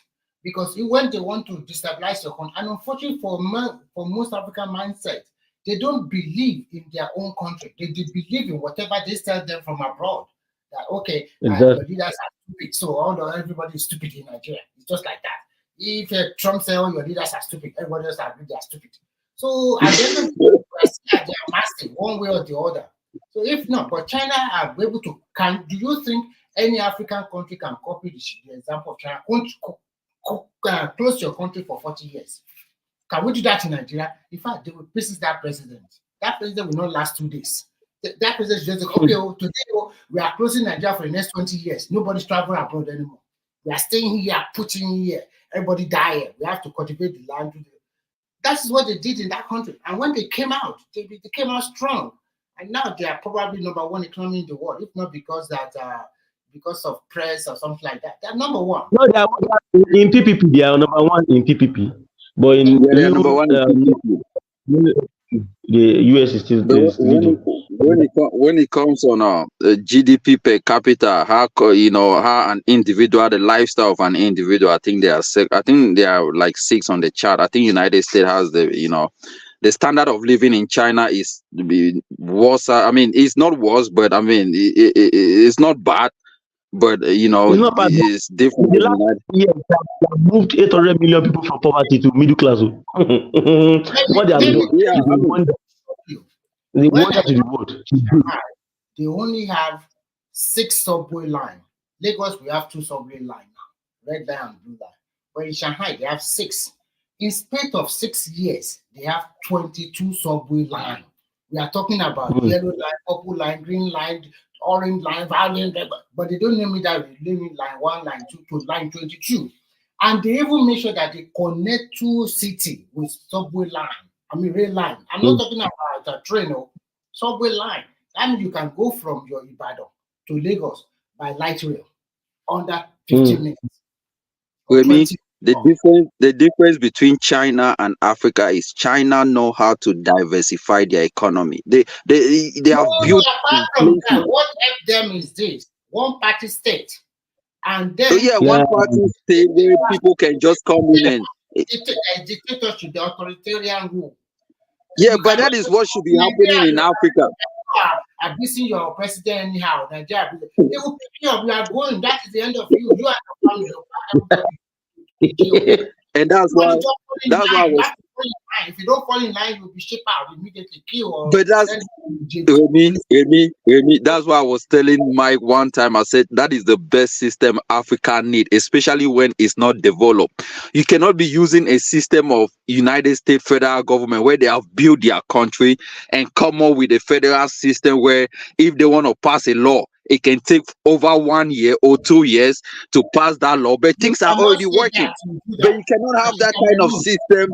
President has been there for how many years now? Does it turn things around? Your dialogue has been there for memory. What does it do? What has it done? At least the authoritarian. That's what I'm saying. This guy is a dictator. We don't like him in Cameroon. we have been looking for him for means for military to overthrow him and take over the country, and some people have been pie. But we just say, okay, it is what it is. Let's just sit down and see what is going to happen. And he has still put his candidature. Election is in this year, I think next year, and he has put in his candidature. 90-something years old, still want to run for presidency. How old is he? Maybe since you are so interested in how old is he, he's 90-something years old. I don't know the exact date, but probably 92. You're right. That guy will just die. Oh my God. So this is this guy. That will happen to him. Don't worry. That's what is going to happen to him. What happened to who? Mugabe. Oh, Debbie, the president of Chad that was shot in the war. But they came around and say it was his son. It was his son that killed him. Now the son is president of Chad. He has put his candidature. They have elections that is coming in May, and the son has already said he has put his candidature, so he should be the next president. And I think that's one thing that is really affecting.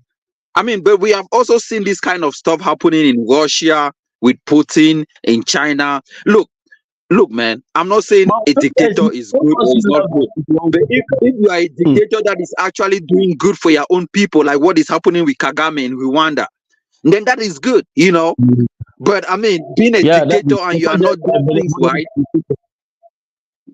Benevolent dictator. Yeah, benevolent dictator, benevolent, they are righteous, they help with the good of the people, they condole with it. And don't forget, in Europe, they used to have all these benevolent dictators, these guys that were kings, but they developed that country and they changed the system around, and things are working now for European countries, but most of their kings were benevolent dictators, they make things right, I wish that things should change in Africa or in Nigeria precisely. Because look, come on, I want to see a league, man, playing it. Come on, instead of me watching Manchester United, I should be watching. Nigeria is the biggest African country, and it's an English African country for that matter.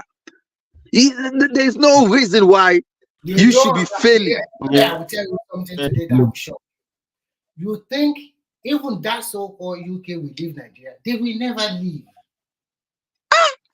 They won't leave you. They will never leave Ghana. They will never leave Nigeria. They will. But maybe that is the problem that I have, right? Because these English African countries, they believe that they are independent. They think that only the French is controlling the French African countries, but forgetting that they are also being controlled by the United Kingdom. No, I'm not talking about full control.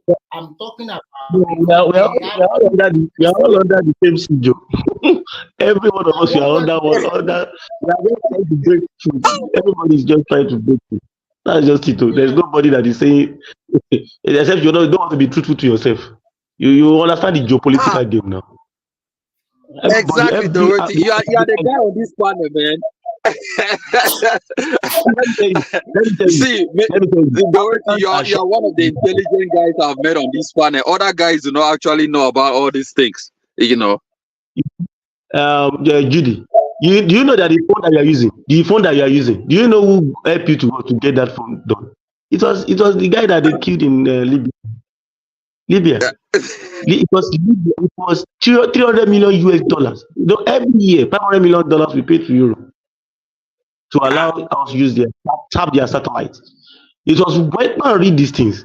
People don't read in Africa. That's one thing, So it was when this guy said, "Oh, we can do this thing ourselves." They try as much. Okay, Nigeria also put some money, but it was Libya that put the biggest chunk of money, 300 million US dollars, to raise about 450 million to build that satellite that gave us the ability to be able to use these phones that you are seeing that will not require us paying for all these taxes and all that stuff that we only pay $500 million every year out of the continent. So look at where we are today now. SIM is now free in many of the African countries. Exactly. Let me let me make this point, right? I live in a state in Utah, and Utah is like a desertic state in America. Like, it's dry, but you were talking about electricity. I live close to Nevada. Nevada is also a state where there is no actually river that is flowing in this country. And then you ask, but why does this state have they have electricity 24/7? And you go to African countries and you see they have rivers that are going in between. They have means where they could get light or electricity from coal and from also oil product, all these things. You ask yourself, do we actually have the IQ of doing these things, or we actually don't? I'm like, in a state where it's dry, we have light 24/7, everything, light don't go off. How can you tell me that Nigeria cannot, electricity for the people? You have, what is going on? There's no capacity. You see, let me tell you, that thing, that light thing. Now, in the United States, you don't really need to generate light. Like that Utah that you're talking about. They might have their own solar generating or maybe wind. Exactly, or generator somewhere power. Now we can also buy power from other places. Nigeria supplies about 3 countries in Africa. We give what's it called, Niger. You guys cut down the electricity from Niger. But yeah, because we are the one that dammed the river from that side. So how come you guys have not still be better off in electricity despite cutting the electricity supply in Niger? Exactly. We did not actually develop our capacity in terms of transmission. The transmission capacity is still low. In fact, today, some of the machines that were ordered from Siemens just got to Nigeria today. So what I'm trying to say is that we can create power in a place and send it to other countries. That's what they are doing in the United States. If you need in a particular area and you're not getting enough, and you look at the economics of scale, the cost, you can buy. That's what other countries are also doing. And that was also why at the Global Financing Pact Summit that they did in Paris, you can see the South African president was saying that, come, enough of this. Do you notice that? Have you ever seen this before? Let me tell you. By 2050 to 2070, Africans will be loved by and force. Right now, the leaders, the corrupt leaders are already speaking up now. They don't have a choice because the younger generation they will go for their head. I saw them in that particular. Did you watch that meeting? The Global Finance Pact that Macron hosted in Paris. You saw them attacking, saying it to their face. The president was saying that if you want, was it a recent? Because that meeting was long time ago, like 4 years ago or 3 years ago, if I'm not mistaken. But just last year. Last year, where those Africans were asking a lot of questions, Inga Dam in Congo can generate a lot of power that can give different countries in Africa power. What are you talking about? Morocco wanted to supply electricity to even part of Nigeria with the Sahara Desert because they supply electricity to Spain. Spain actually takes electricity from Morocco, but Africa refused to. I'm confused, man. Do you know what? Germany has gone to a level that I listened to DW Deutsche Welle radio. DW from Germany, yeah. Germany. You know what they were saying? They were planning to come to Saudi Arabia and probably Africa to generate electricity. They will how do I put it, trap solar energy. And then they will take it over there. Yeah, excess. Yeah, that's what they are planning. That is what they are planning right now because they are Germany is one of the leading renewable energy countries in the world. Germany is the biggest economy in Europe. So they are planning that. They are even planning with Africa now that probably through the African Development Bank president, is trying to see how he can bring in those things, whereby they will set up their stuff, but this time around it's going to be on a win-win basis. You know, we have gotten to a level that we are beginning to understand how things work now, and begin to fight, ask for our place in global issues. If you play with Africa, you are doomed. I can tell you that. Because right now, politically, Africa has evolved one way. They may not have nuclear weapons, though, but that's soft power.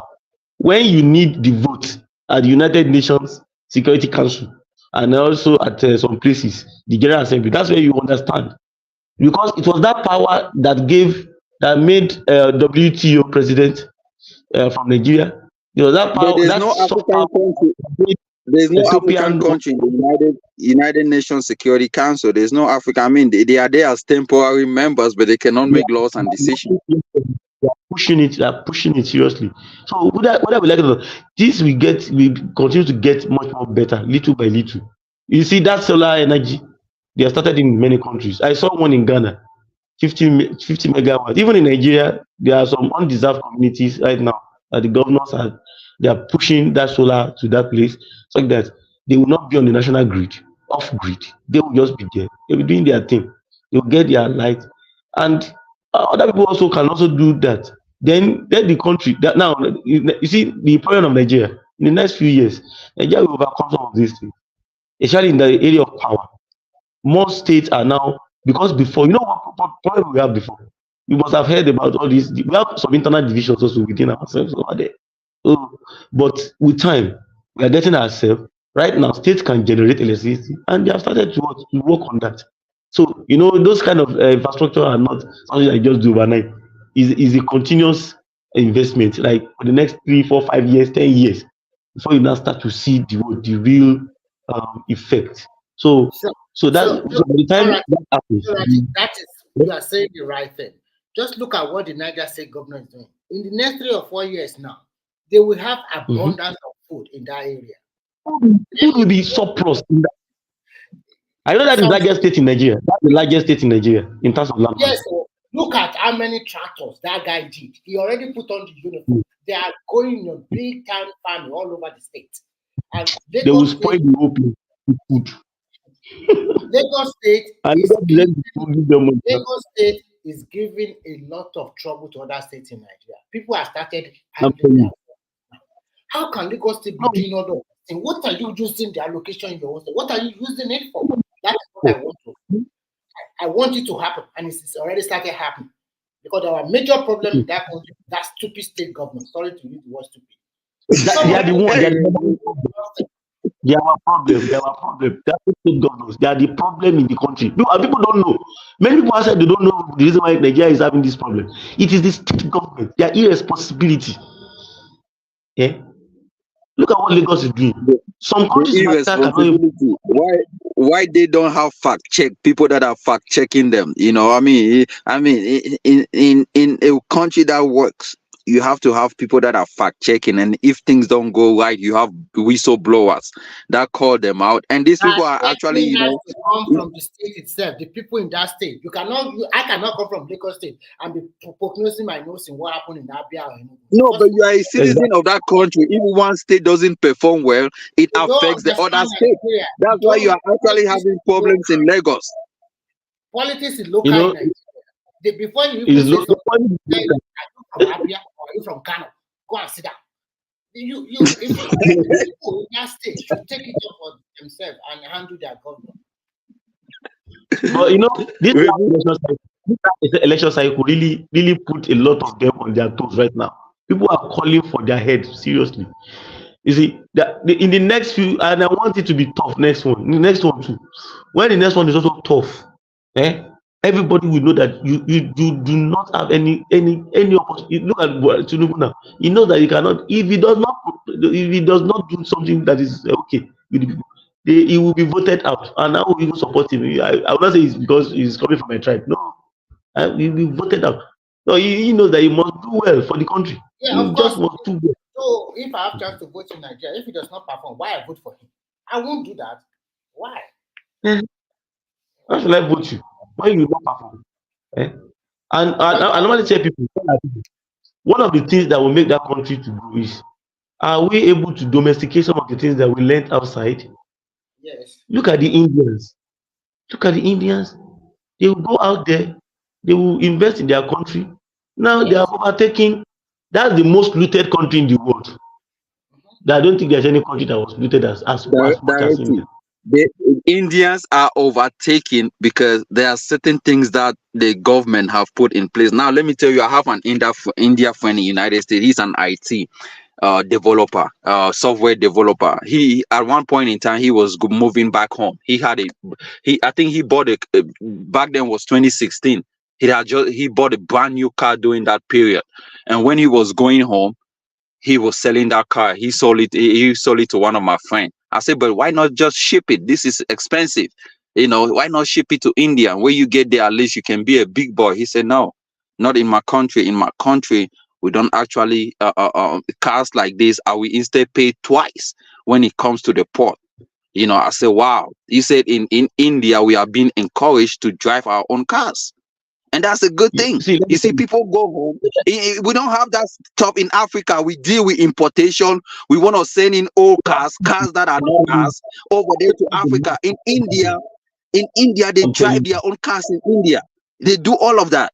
So that's how the businesses are booming, even in China. Judy, let me shock you. You are living in the. I have worked with an Indian multinational before in Nigeria. Sure, you get. Now, you know what? In fact, I was one of the guys that started that company with them. I mean, as foundational staff. You get. So, these guys, there's a way they make sure that everything that they use in that company comes from India. The India guy spoke to me and my other friend. Then at that time, I just finished my MSc then, master's degree. So he was saying that, come, say, you guys, you don't know what you are doing. Said my country does not really have, we don't have natural resources like that in India, but we are a nuclear power state. Now he said, you just don't understand that you need to develop your country. He was telling me that he brought some equipment. That equipment, you know how he said that equipment that he brought to Nigeria. He told me how his own father and his uncle collaborated together to set up that company back in India in those days. And they incorporated him also into that business. That was what brought him. The company that I was working for brought him from India to come and work in Nigeria, to come and fix those equipment in Nigeria.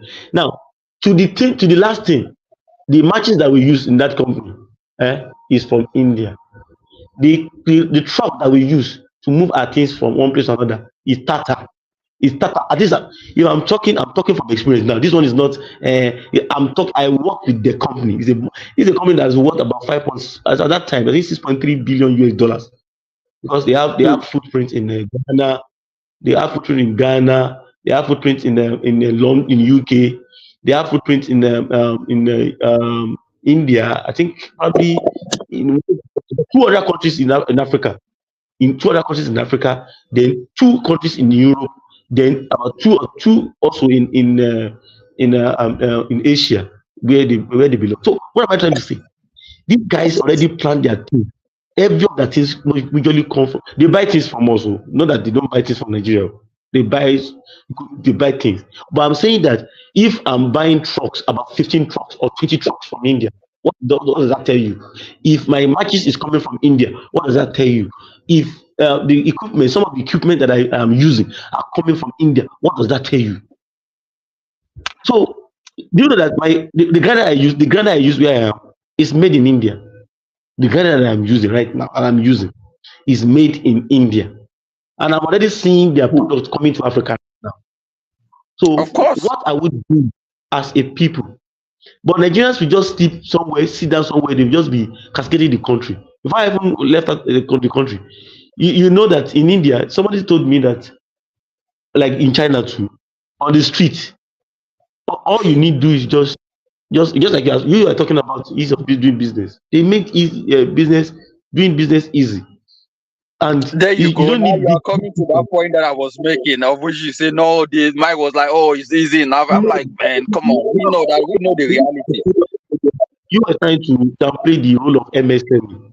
That time, the under Buhari administration, do you know that there was a time in 2018 I was working for somebody, a company, an agent that works for Nigerian NAFDAC, who controls food and drugs in Nigeria.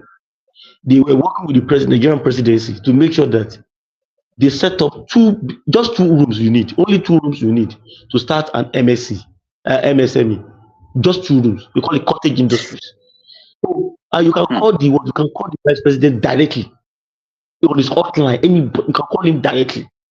I was there. Yeah, then that was the former president. I was there to help them as the adjunct production manager. Now, what are they doing? That woman she normally travels to the UK. She takes her stuff, snacks to UK. But she discovered that she could not access all these Aldi and all those supermarkets in the UK. So the woman was like, okay, if I get enough of the most recognized what's it called, the food administrator in the world. Yes, people at the global level, they respect NAFDAC. I'm telling you. So you're saying that, come, I need to get this number. Until I get this number, then I can be able to put my stuff on the shelf in the UK. So the woman was contacting somebody that was helping her, and I was at the company. You see the product, I tell you, you can rival with any product in the world. I'm telling you. And the other guys came there to come and certify whatever she's doing there. So, and based on my own experience too, I mean, the food processing industry, in the food processing sector, and also the food sector, I was able to chip in 1 or 2 things, and it was a success that day. So when we were going on, the guy was telling me that if we are able to use that as a means of getting ourselves in Africa, that's MSME, do something on it, then create a bigger corporation at the top that can actually work with them, and also export your things. Then we will be doing better than what we are today. So anybody, if you're outside, the Indians, they don't forget. They have almost bought half of UK. The Indians say they have bought almost half of London. But that is still not say that they should not take their money back home. Right now, look at it. Their economy is more than that of the UK. $3.7 billion. $1 trillion. UK is 3.3. This was the same UK, the same country that UK looted dry. They did not loot us in Africa. They are just playing with us. The kind of looting that they gave to India is out of this world. But they didn't stop at that. Look at them, they fought back. And this was soft power, maneuvering their way, using the diplomacy, and so many other. They send their people out to go and learn, and they come back home. China did the same. That's how to do it. That's how to do it. So right now, China is even. I've seen a new technology. They are now, they want to take advantage of all these drones and flying cars. Now China have. I just watched a YouTube where they are doing mass production of flying cars. Technology. I'm talking about cars that can actually fly. The manufacturing companies. I've seen cars that are driving on the street, and to take out. And these are the new technology. By years to come, 2030. These are the kind of electric cars that Africa, we are not taking that. We always want the white man to have produced stuff. Then we take it and start doing. Use it. We don't. These are things that we should even be at the limelight of getting involved in. But there's no company in Africa that does it, man. It's just we are too slow. We want to be because it took the Europeans this to get to this point. Let's also go through that part that it has to take us this number of years. It makes no sense, It's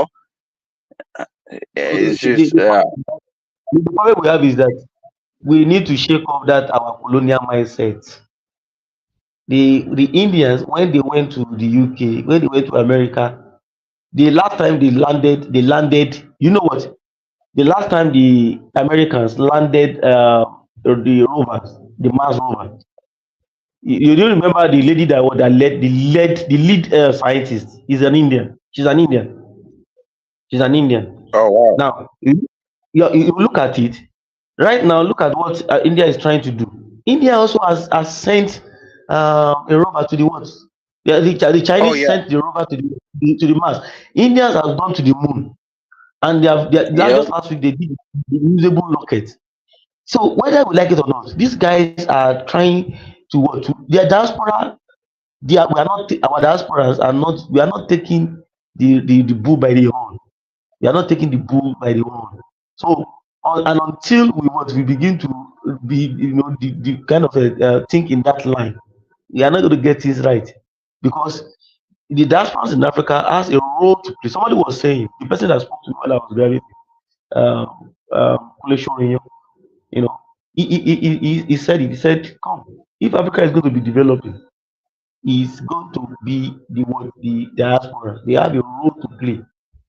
The mindset of the people back home have to change. Not necessarily that you have to westernize them, no, but you need to just talk to them and let them see how things can blossom when you are able to think in a particular direction and channel your energy very into productive things. Do you know that in Nigeria they've done spaghetti spaghetti and what do you call it, and noodles Indomie. from cassava. From cassava. We Oh have wow. Really? companies doing it in Nigeria. You see that country, not only in Nigeria alone, in Africa generally, we have that, we have that our own indigenous technology. So Yep. those are the things that we have developed also, but we dropped them. We dropped them long time ago, and we follow the Western type. And even the Western type the Western people that we follow, we didn't also absorb their technology, because the Indians, they didn't allow them to take their culture from them, even though they killed a lot of them then. But they took technology to some extent. They still find a way to hold on to technology and import some of those technologies. If we also done that, we would have been almost at least be able to operate at their level. India right now, India is a nuclear power state. Before you fight India, you have to think twice as well. They are Oh already yeah. partnering with they are partnering with Russia. That's why Russia. They are partnering with Russia. They are partnering with US. They are partnering with China. They have a multi partner, a kind of there's a particular word they call it in diplomatic circle, where you can do multilateralism, and you do your thing with different countries. You have different things that we are gaining from you. So we need to Exactly. understand. And when we are outside of the country, I have learned new things. I learned a lot of things on this platform. I learned from people that have been here, that have done well for themselves, on the platform. I learned new things. Are we able to domesticate it at home? Domesticating things at home, finding a way to want to do it at home is what we actually help us, because I kept on saying it. If people say, "Oh, until you japa, at a point, the people that you want to go and japa to, they will also close the door, and they have been doing it now. We have seen it. We have seen them doing it. So if we don't ask them to do some of these things, we will just be like, we are not moving at all. In fact, we are not going to be moving at all. That's just it. So God will help us, but we have to help ourselves. So that's just it. The mindset has to change. We have to have there must be a seismic shift in our mindset, in the way we view things, view the global world, the global space, and also view ourselves. I see a lot of Africans not not so competent. I mean, not too confident in themselves, and they believe anybody can come around and run them over. I've worked with the Maya company, so I don't tell people there's nobody that can overcome me. I'm not playing here.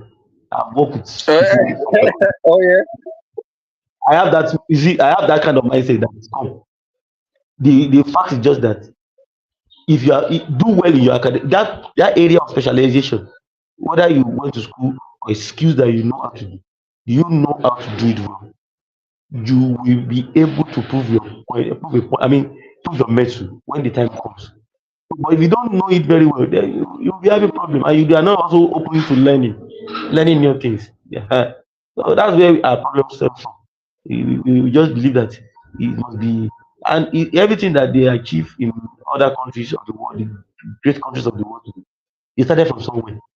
Yeah, so we start from somewhere and we begin to grow little by little. Yeah, because nowadays now the world is full of copy and paste. You have to copy it and paste it in your own country and do it better off than what they did. So that's what it is, you're not just gonna Nobody's sit down and say, "Oh, I want this." nobody's gonna give you a blank check. They'll come and give you one technology. Even the whole of China itself, you can see what China is doing. America has alleged them several times that they stole some of their technology. So, but you can see what BYD is doing with them. BYD and Tesla. Eh? But Yeah, Tesla has to move the plant down to China if he wants to be profitable, more profitable. They have to move down. They have to move down. And BYD is also doing his own thing. So, and you see, let me tell you, something is going to change. Go and write it down in the next few years. We started seeing it. The African president was saying You that mean in Africa or in Europe and we started America? in Africa. You see, when we start to thrive, we need to understand that when we start to do some of our things little by little, that's where we begin to shift the focus of the world on ourselves. Before, everybody normally think Africa is for poverty. Right now, go and see YouTube. You go and see YouTube and the whole of social media spaces. Africans are now selling themselves too. They are now selling themselves. African Bank president was saying the other time that come, if other countries of the world, the rich countries of the world, will not give us money in Africa, to what? To use our coal to develop ourselves. We will find a way out to develop ourselves, to develop how we can finance some of those things and use it to develop ourselves. And right now, they are already doing it. They are already doing it. It is from those money that we now have some of this mining sector development, the oil prospecting and licenses and exploration projects going on in Africa right now. You know, you cannot even get enough money to explore your oil in Africa. Do you know that? At the international level, they will not get they're likely not to grant you any loan that Yeah, will make you because to. because most of the oil that we have in Africa has been given over to the Europeans as collateral resources. We have borrowed money from World Bank and a lot Yeah, of money. So in return, they control all of these natural resources. So I but mean, opening new ones. They will not want. They will say climate change. Now, African Bank is doing that. African Bank. Look at what Dangote is doing. Dangote is not the first refinery in Nigeria. Probably people don't know. We have Watersmith. We have NDPC. Nigeria Delta Refinery. We have some small ones that have started work before Dangote came on board. But look at what is happening now. Dangote coming on board alone. We were told here by Reuters that 15 European refineries will be going down for it. 15 will be going down for it. So that is what it means. Yeah. Anytime when we get things right, I normally tell Africans, if you like, travel to anywhere and be saying nonsense about your country, wherever you come from. I'm not only talking about Nigeria, I mean Africans generally. Your own, what have you done for yourself? Earpiece, these guys that we normally talk about, all these big guys that we normally talk about, Dangote. It was when they started something that we were able to say, oh, we're going to benefit from it. Now, Nigeria even put $2 billion in that Dangote refinery. $2 billion Nigeria put inside, Nigerian government. So, Nigerian government owns 20% stake in that refinery. Now, if other countries are also doing some of those things, with time, we will win ourselves of this importation lifestyle that is killing us and that is not making wealth to circulate in our countries. So that we can distribute wealth. Where distribution mechanism is very bad in Africa. That's why the people, the weaker ones are getting poorer, while the strong ones, the rich ones are getting richer. So, and that's the reason why everybody wants to jackpot to Europe now. Yeah, at least everybody has some level playground. So we have a lot of work to do, work for us to do in Africa. Because I normally tell people, if you will say that you will not do the work, the people that are in Africa will come and meet you there. They will come and make life unbearable for you wherever you are. People that are in UK now, they know what they are doing. They know what's happening to them now. With this K visa, all this. The thing is coming back because wherever we might think we are, if Africa is not doing well also to some extent, people will go out of it and they will come to other countries too. They will come and spoil show for everybody. Before, people will say that, oh, this is like this before. We normally come to Europe, get asylum easily, and then they get integrated into the European society, European system. But now, asylum now, hey, what they grant you asylum, they will, well, first of all, frustrate you. Which country you dey? I'm still in Africa. I'm in Gambia. I'm still in Africa. Oh, you live in Gambia? Yeah. Are you serious? I thought you were in the UK, man. Are you in Banjul? You said? You say what country are you in? You say you are in Africa? Yes, I'm in the Gambia. I live in the Gambia. Oh wow! I thought you were talking about citizen. But have you lived in Europe before? No. Are you in Banjul? Yeah. No be Gambia you dey now. I live in United States. No be Gambia you dey now. That's it. It is what it is. The thing is, yeah, when you have a global, you have a global mindset. It does not have to do with wherever you live. That's just it. So, Because I told you. I have friends in the Gambia. Yeah, I have one of these guy that got a YouTube. He's my personal friend. Like, yeah, from Gambia. He was just there. He lives in Seattle. He was just in Gambia a few months ago. And there's also this other guy that is also doing a big project. They call him Mr. Angier. He has a whole big apartment. I think he also did a good job in Port Harcourt, River State as well. So yeah, that guy has not stepped. He has not stepped his leg out of Africa. Yep. Yeah. Because he normally say now that it's made in Africa. So that's just it. Those are the people that you look at. So you look at what that guy is doing. He's the best reactor in Africa. I hope you know that. Wow. I think he got that award last time. He was even I think he was awarded in Nigeria as the realtor of the year. You can So see are what you he's in doing. Banjul? Yeah, he's doing a lot of projects. Are you in Banjul or you are like in a different city? Yeah, not necessarily in Banjul, but very close to Banjul. What they call it? They have other areas, the Combos, the West Coast region.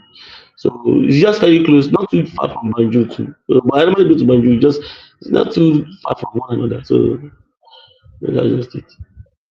So That's nice, man. So we have a lot of Nigerians in different parts of the world doing their thing. So everything is just about you having that being open-minded and understanding what the system, how things work everywhere. So that's the major thing. And we were talking about it just now. The richest in Nigeria actually they were guys that they didn't live in the West. But today, try and talk about the high and mighty in the country. You have to count them. So, but it's good that sometimes we just go out, sometimes like that. You learn and you come back home. You also see explore that part of the world. Yeah. So, but one thing I just know is that Africa just need to be serious with itself. You are not serious with ourselves, you will not get anything. They just still be, but I think it's changing. Things are beginning to change. We are beginning to partner. We need to do a lot of things together. That's how to win. That is how the Caucasians, the Europeans, that's how they do their thing. Look at how at every point in time they rally one another. They don't no division, little division. They are where they are today. So so all this pettiness, I normally tell other African brothers. So Canada will never rub shoulders with America. You see them wherever they are going together. They swim together. So if we also have that mindset that you just have to what, you just have to win together, we get there. We get there. People begin to at least people you can see people are coming back to Africa. Yeah, a lot of African Americans are coming to Gambia. A lot of construction companies are there. It seems like the businesses are kicking up in the Gambia. I mean, yeah, it's a good thing. You know.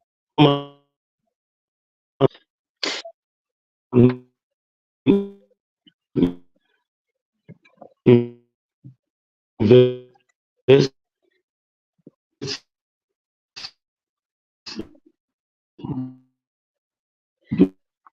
in a lot of things.